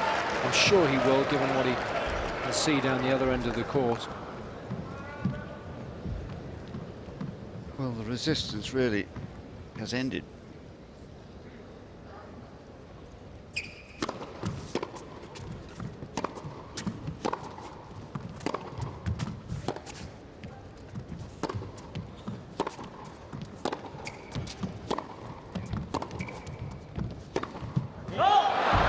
Well, he's got to go for those quick winners now. He can't afford long rallies.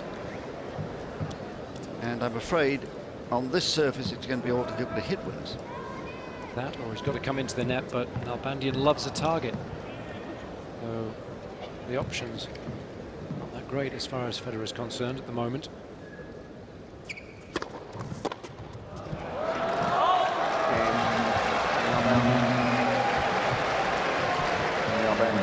Nalbandian merely has to go through the motions now to complete his win. There is no resistance left in Federer. It's very sad to see. 3-love, Nalbandian, 5th set.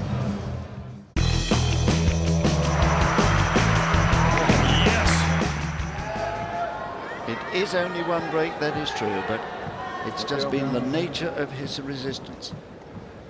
Love 3.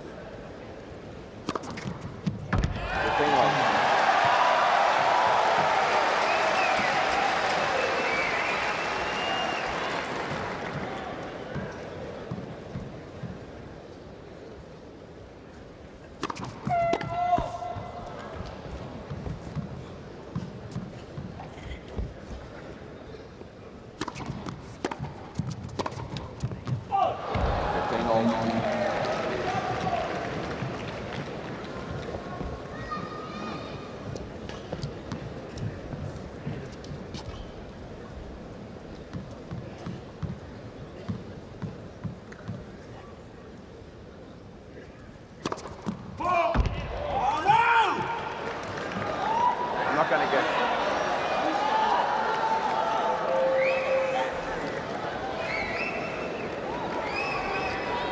Hit the line.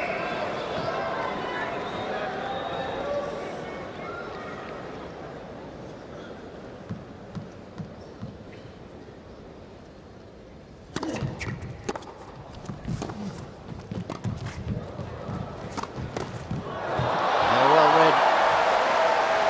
He's getting better and better. He was in total control of the situation.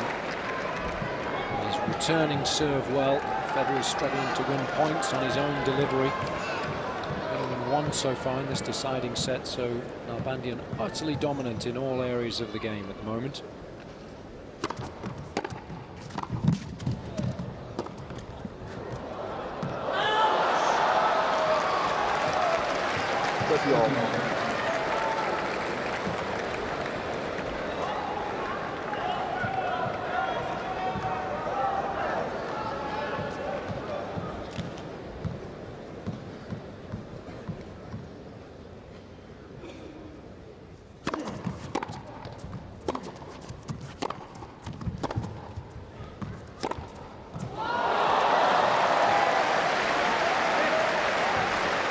Not even an attempt to chase that one. The match is as good as over. 30-40 or 4-love.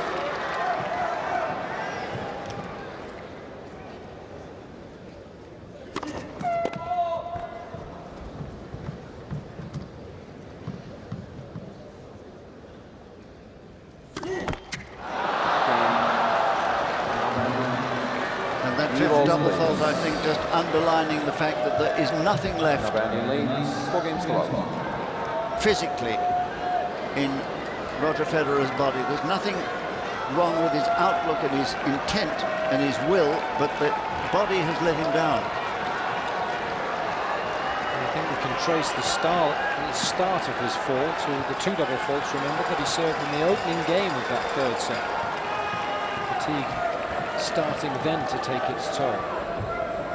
It was just too much to ask. 4-love.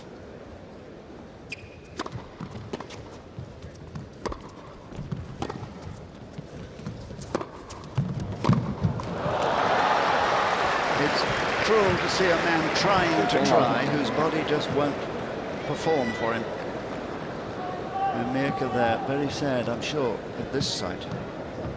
So often her man has risen to the occasion quite magnificently, in fact.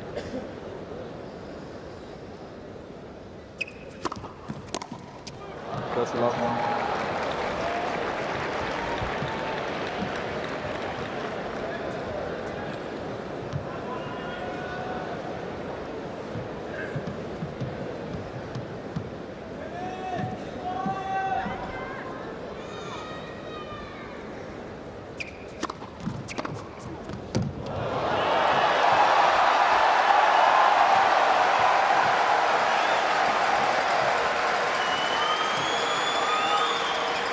13-15. Well, Only 6 points as he won in this set, that last winner, or forcing the error from Nalbandian. It's a meagre tally.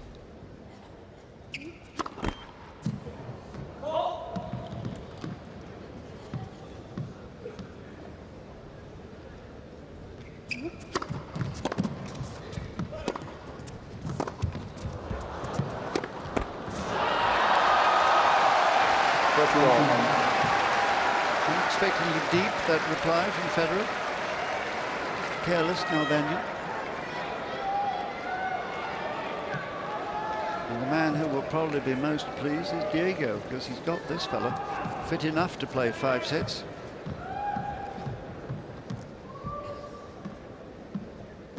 There he is, Diego Rodriguez.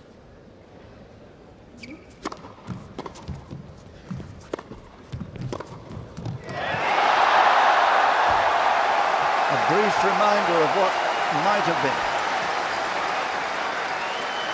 Just not enough on the approach shot, walked a little short. Federer therefore had just a little bit of extra time, whereas normally, because he's so tired and he's not moving as well, he's rushed into error.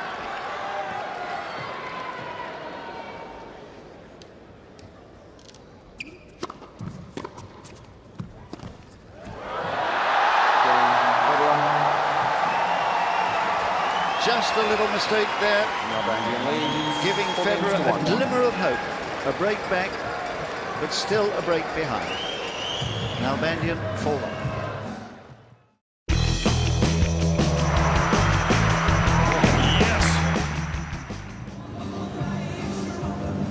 I think the fans sitting behind that Swiss flag will be very sad, because Roger Federer is in every sense a great champion. And it's awful to see the suffering in somebody for no fault of his own. He had his twisted ankle while preparing in Basel at home.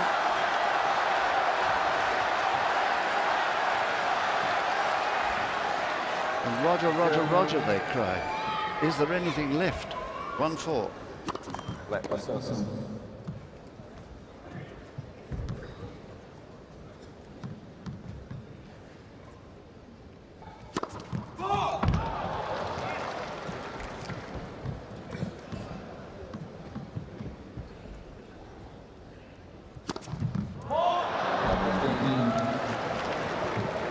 Such a sad sight, such a great champion, and much too proud to say, I can't go on.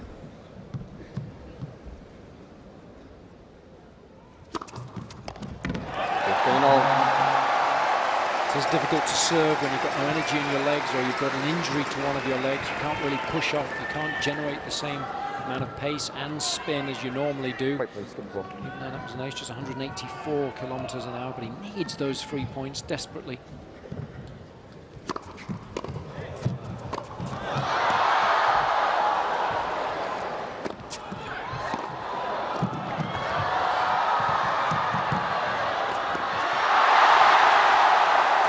And a direct hit on Nalbandian with a little smile on Federer's face there. Perhaps that's his best chance of winning the match. Should have hit it a little harder. Yes, a knockout might just about do it. And that's the point of continuing to try when you are feeling terrible. Anything can happen out there whilst the match is live.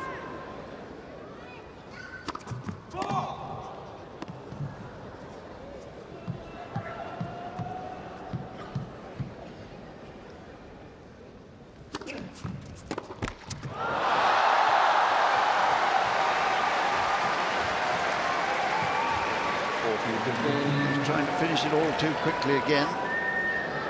He was guilty of that a little earlier, but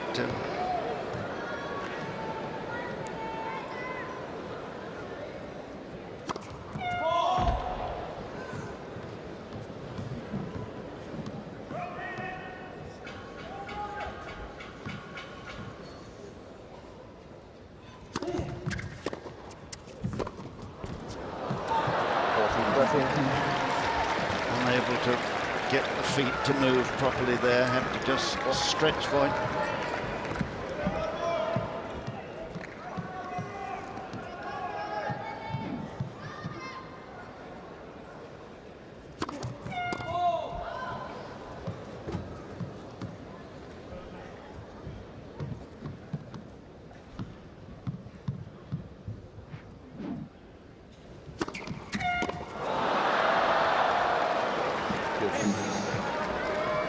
a shame. Would have made it interesting if he could have held serve comfortably here.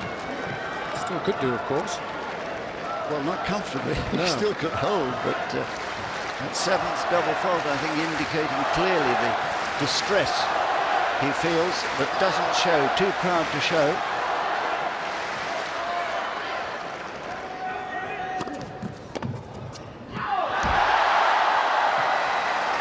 And this huge crowd, most of them Federer fans, apart from the small band of Argentine supporters with their flags, willing Federer on.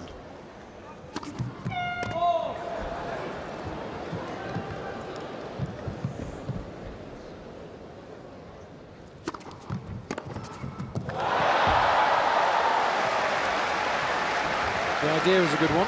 Try and get the point over with as quickly as possible, but the serve failed him. Just 166 kilometers an hour, dropped way too short. Nalbandian was ready for it.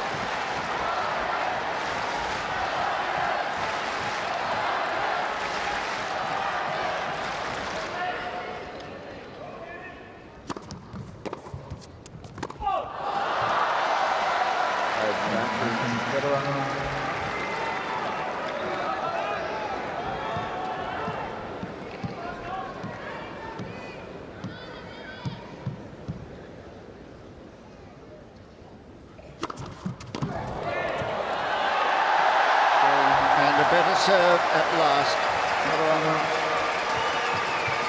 Nearly 200k that serve. He summoned his last reserves of energy to hold there.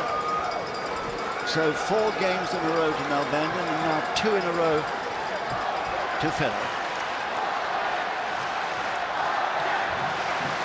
Well, this is where the final effort must be made.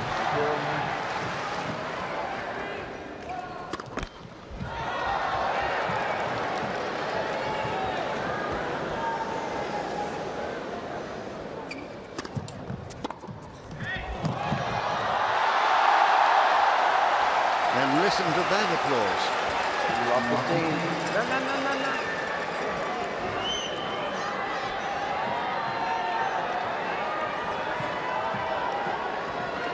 And we've been playing for exactly 4 hours.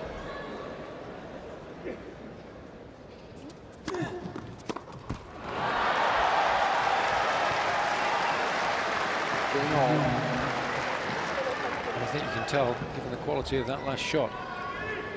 But the idea was right. Got to try and take the initiative in the rally.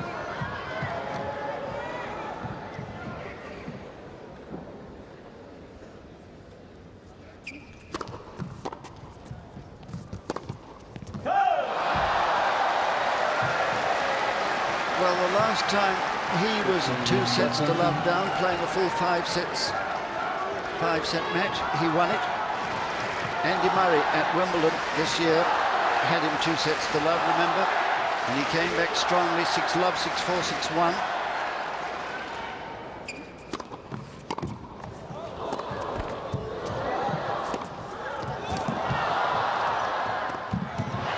But,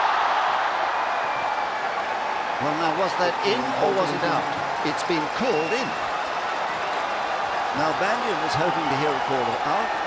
It was a great point. Federer had just enough time to run around and use the forehand once Nalbandian shot had clipped the top of the net, and that was a little close for comfort. But on the line, I think.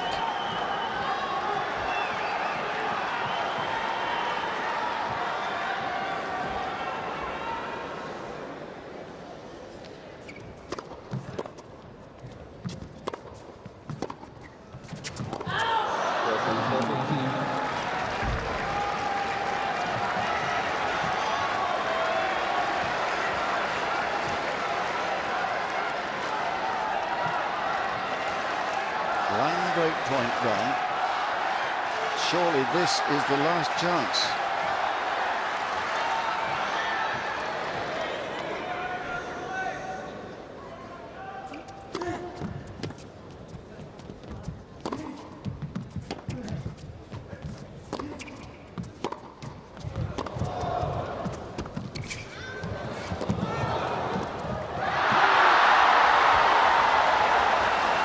Well, a brilliant shot from Nalbandian. A wry smile on the face of Tony Roach because he knows that was a golden opportunity. Federer just couldn't get down quickly enough. It was a lovely little forehand, awful lot of spin put on that shot, forcing Federer to try something delicate in order to win the points. And at this stage in the match, he was simply unable to do that.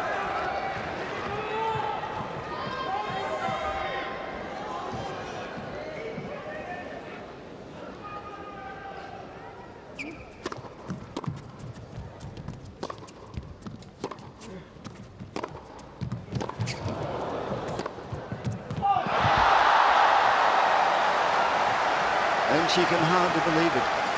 Nalbandian, with his man groggy at the back of the court, makes an unforced error to give him fresh hope. A third break point. And the only person who can win this match now for Federer is Nalbandian.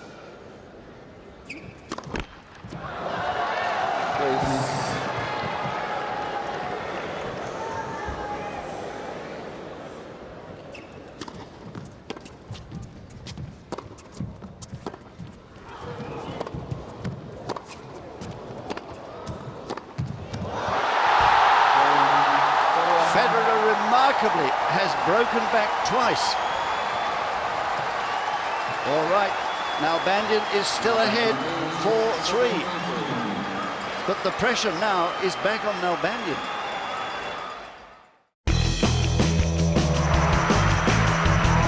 Yes! If Nalbandian believes, he will win. If he doesn't, Federer might. 3-4.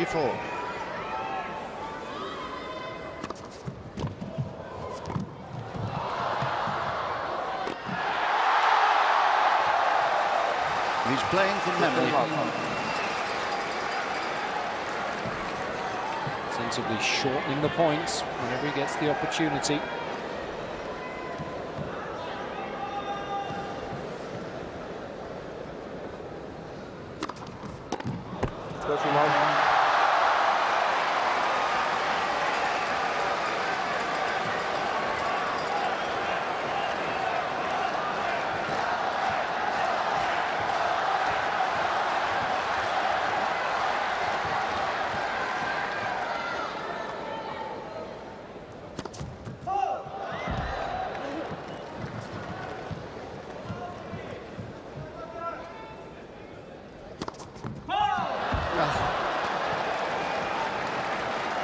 The legs still a bit wobbly as he goes to serve there.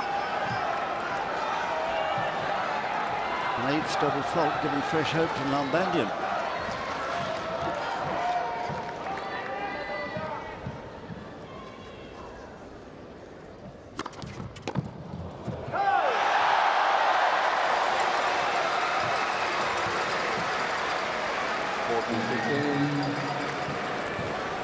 Surviving on willpower and reputation here.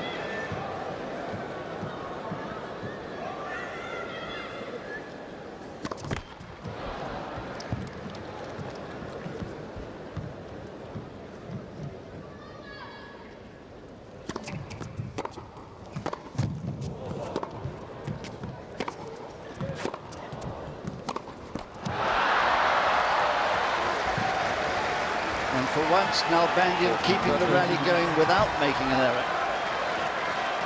I'm afraid since 4-love, he has made too many.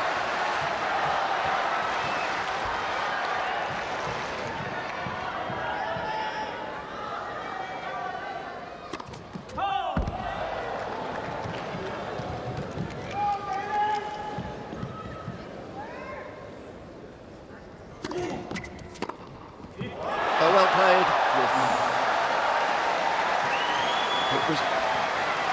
It was a chance worth taking. Well, Federer simply has to get the first serve in play. He's won 10 of 12 points in this set when he has. He's lost 13 of 14 when he's missed the first serve.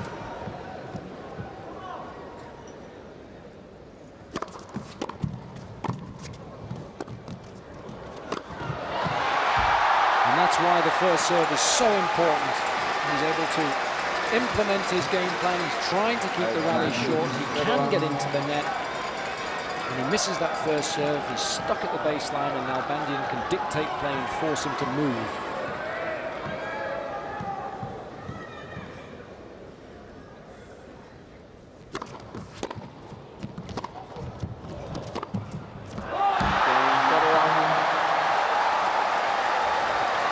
Miraculously, and to the surprise of all, including Tony Roach,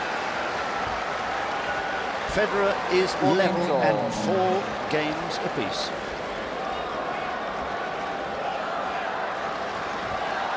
This, the longest final of this event since Pete Sampras beat Boris Becker in 5 long sets in Hanover in 1996.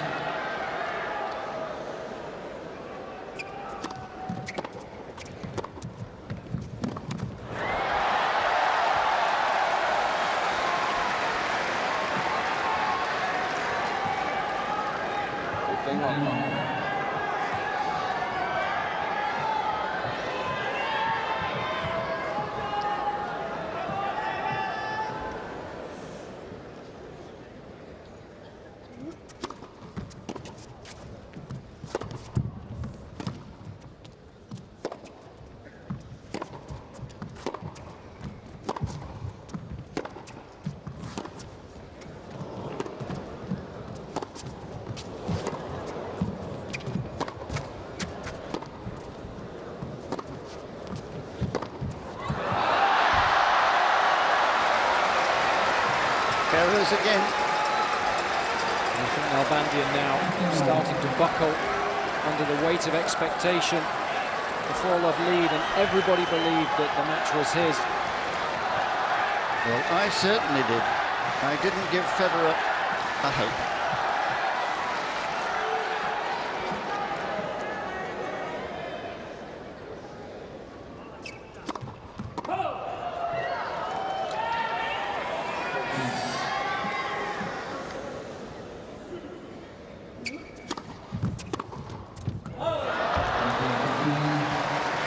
That is the problem. He's got to go for quick wins. He doesn't want rallies. It's a question really of whether he can make telling shots or not, and whether Nalbandian starts to believe again.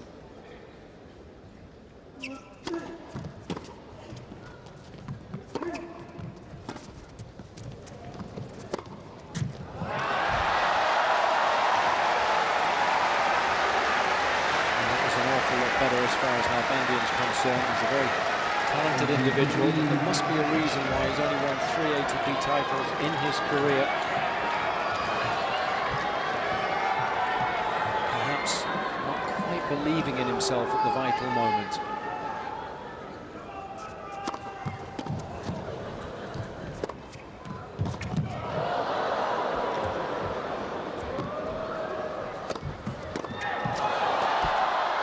Oh, made hard work of it, but in the end, good enough.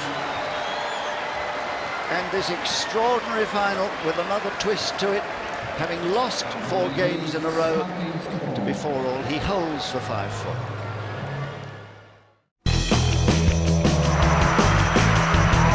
Yes!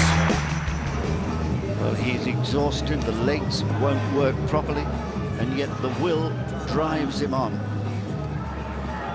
If you can force your heart and nerve and sinew to serve your turn long after they are gone, and so hold on, and there's nothing in you except the will which says to them, hold on. The words of Kipling's, if. And there are other words in that famous poem, if you can meet with triumph and disaster and treat those 2 impostors just the same. Federer, it would be something of a disaster to lose after holding a 2-6-love lead.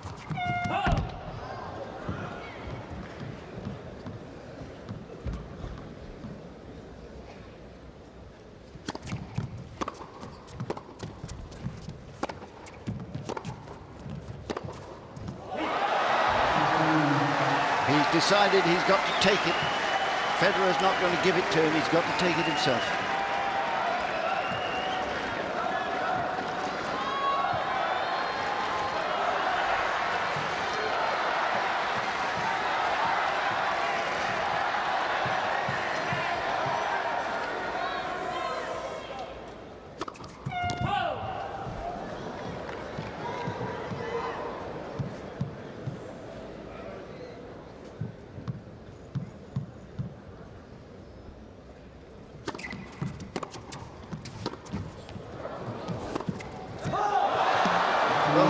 so close. His heart must have stopped when he saw that arm shoot out. But it was out, no question, 15-all.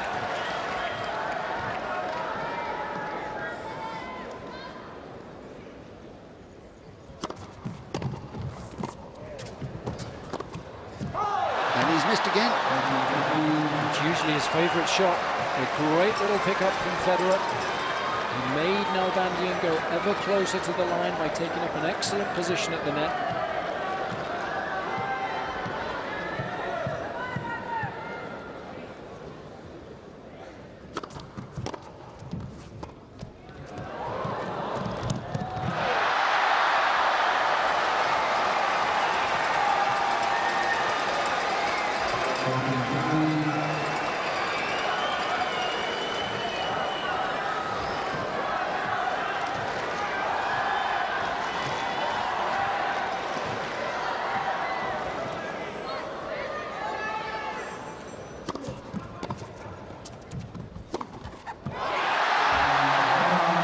Well, playing from memory, Federer's forehand is still good enough.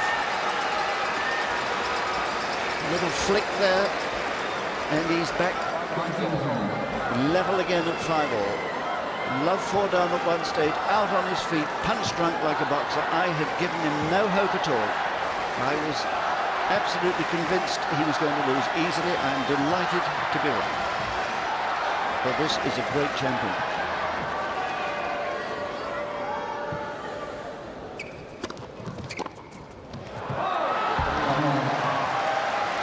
It would be so sad now if the great man, having come back from the dead, as it were, were to fold. This story needs a happy ending for Federer.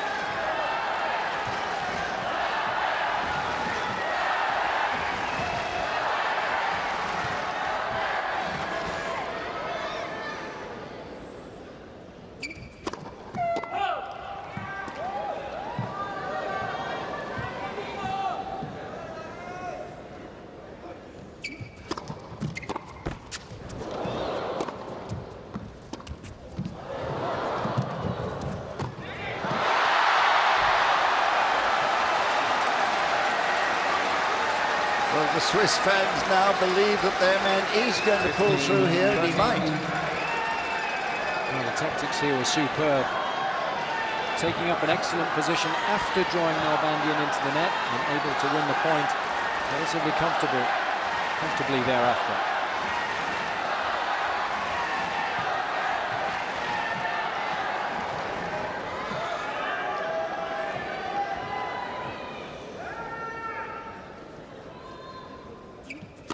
Black for serve.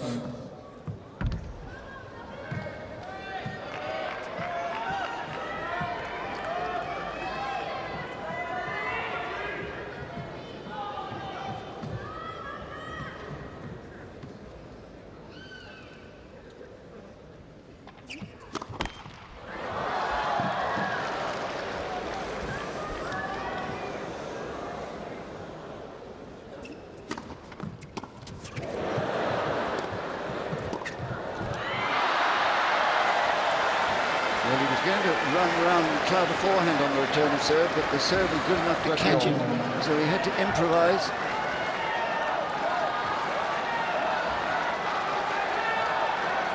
Such an important point, this next one. 5-all, 30-all, fifth set, 4 hours, 20 minutes.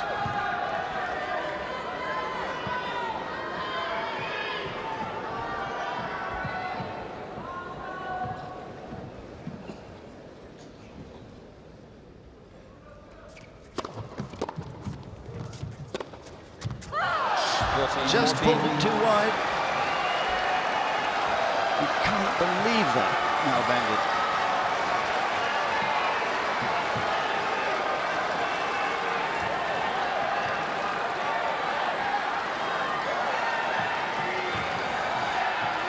Break point.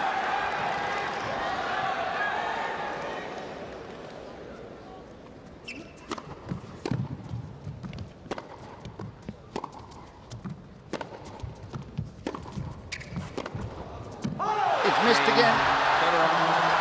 By 2 small margins, one a backhand, one a forehand. Nalbandian's mistakes have given Federer a lifeline.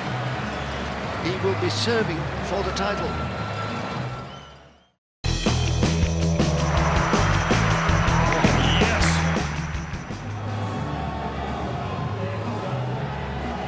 Well, the excitement here is quite outstanding. The noise overwhelming, and one has to feel a little bit of sympathy for Nalbandian because most of the applause is for Federer.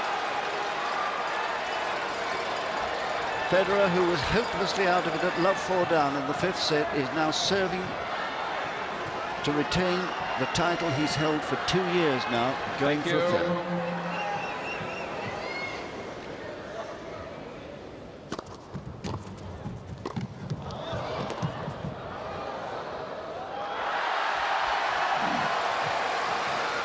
Three to go. 15 long.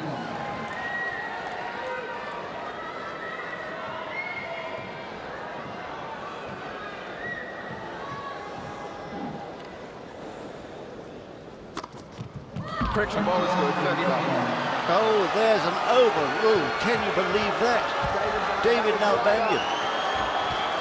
That was right on. Is astonished. But again, Wayne McEwen was right according to TMI there, clipping the line. An ace and 30 love.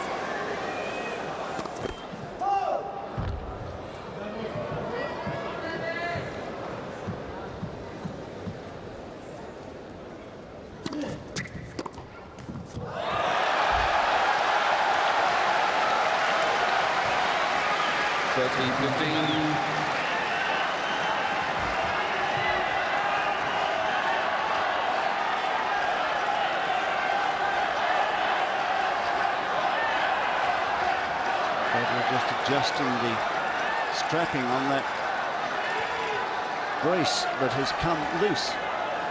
What a time for that to happen. Looking to trip over his laces now.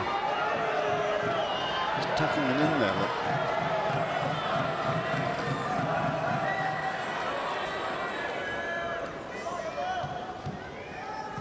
30-50.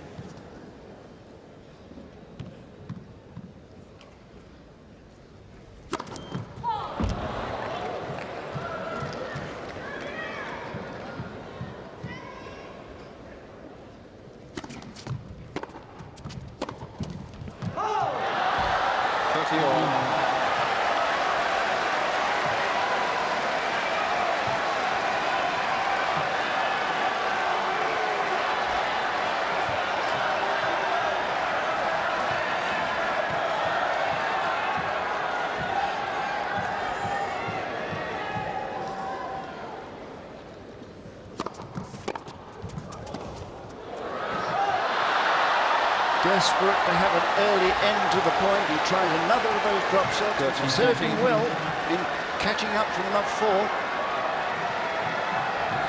But what a miss. Fresh hope for Nalbandian.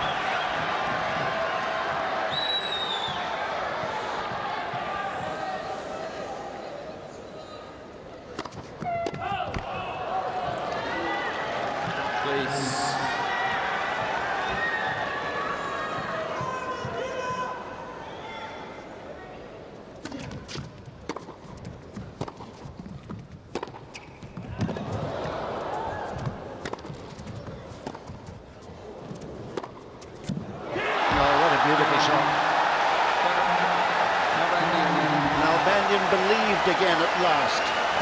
Well, Federer couldn't find the first serves. He's only won 2 of 19 points in this deciding set when he's missed his first serve.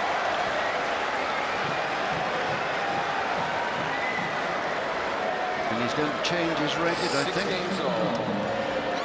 Final set, tiebreak.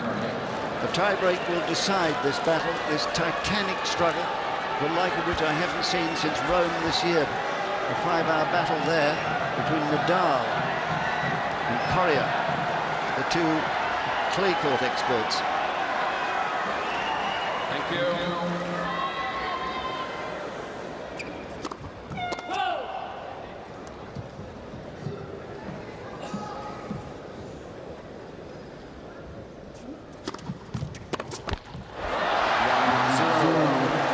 Nalbandian.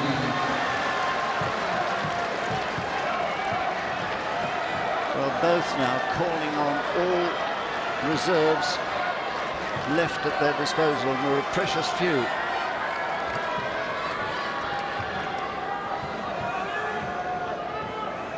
First serves will be at a premium now.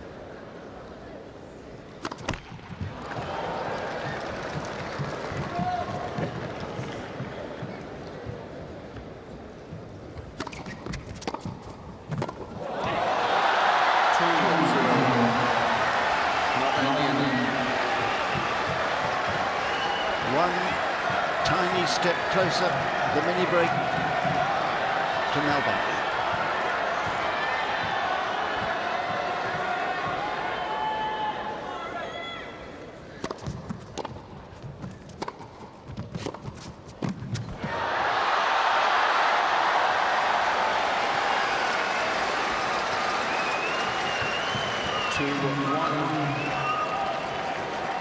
Half smile on the face of Nalbandian. The first Argentine remembered to be in these finals since the great Guillermo Vilas, and wouldn't it be wonderful if he could win this? Vilas, the only Argentine ever to have won the Masters back in Melbourne in 1974.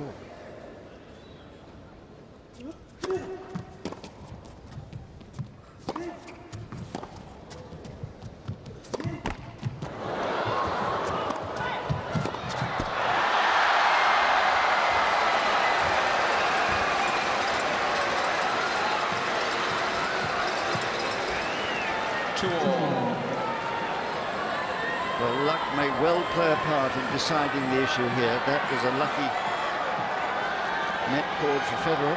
The ball sitting up for him.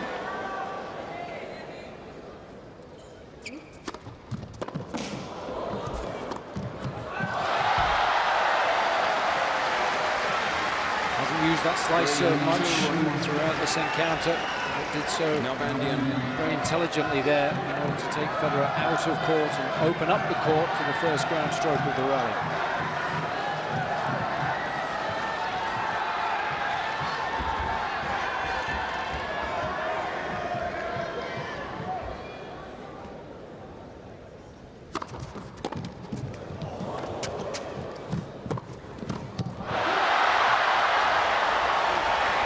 Couldn't bend his knee to get down low to it. Not enough strength left in those legs. Perhaps a mistake to approach cross-court, the Nalbandian backhand. Favourite ground stroke of the Argentine under pressure. You always like to execute your favourite shots as opposed to the ones that might sometimes let you down.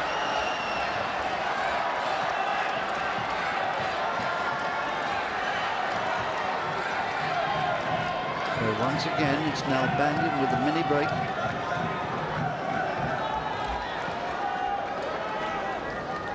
Thank you.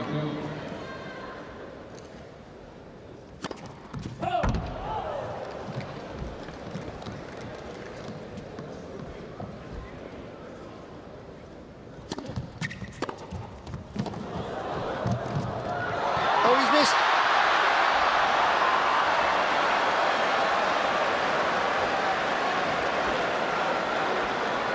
Absolutely amazing. A ball that surely, had it gone in, would have almost sealed the match.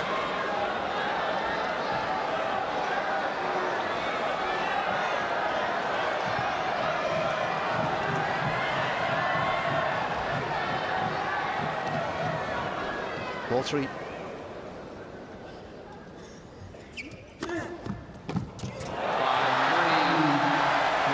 Sensible serve there, took a lot of pace off it, 165 kilometers an hour, but moved Federer out of his comfort zone, and it was enough to draw the error.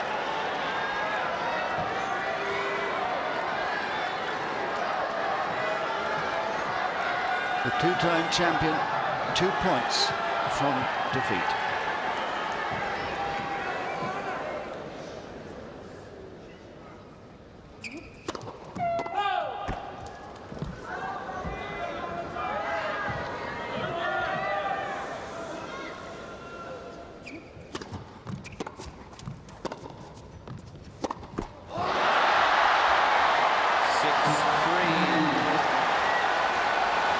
Well, a rather sad backhand there, halfway up the net, that finished. Diego Rodriguez cannot watch as David Nalbandian stands with 3 championship points. Thank you.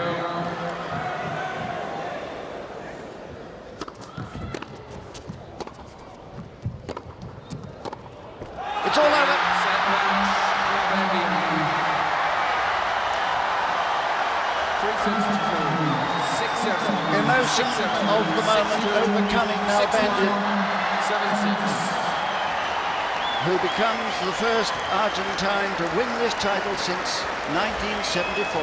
The great Guillermo Vilas will be the first, I'm sure, to congratulate him on what was a truly remarkable victory from 2 sets to love down.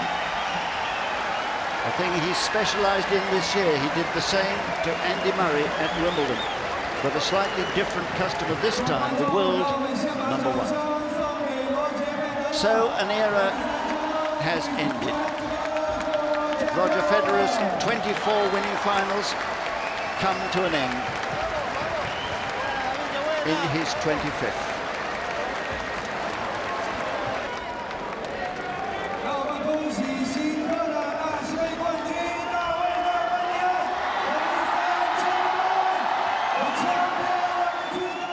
With so many ups and downs, this was one of the more bizarre matches in the history of the Tennis Masters Cup.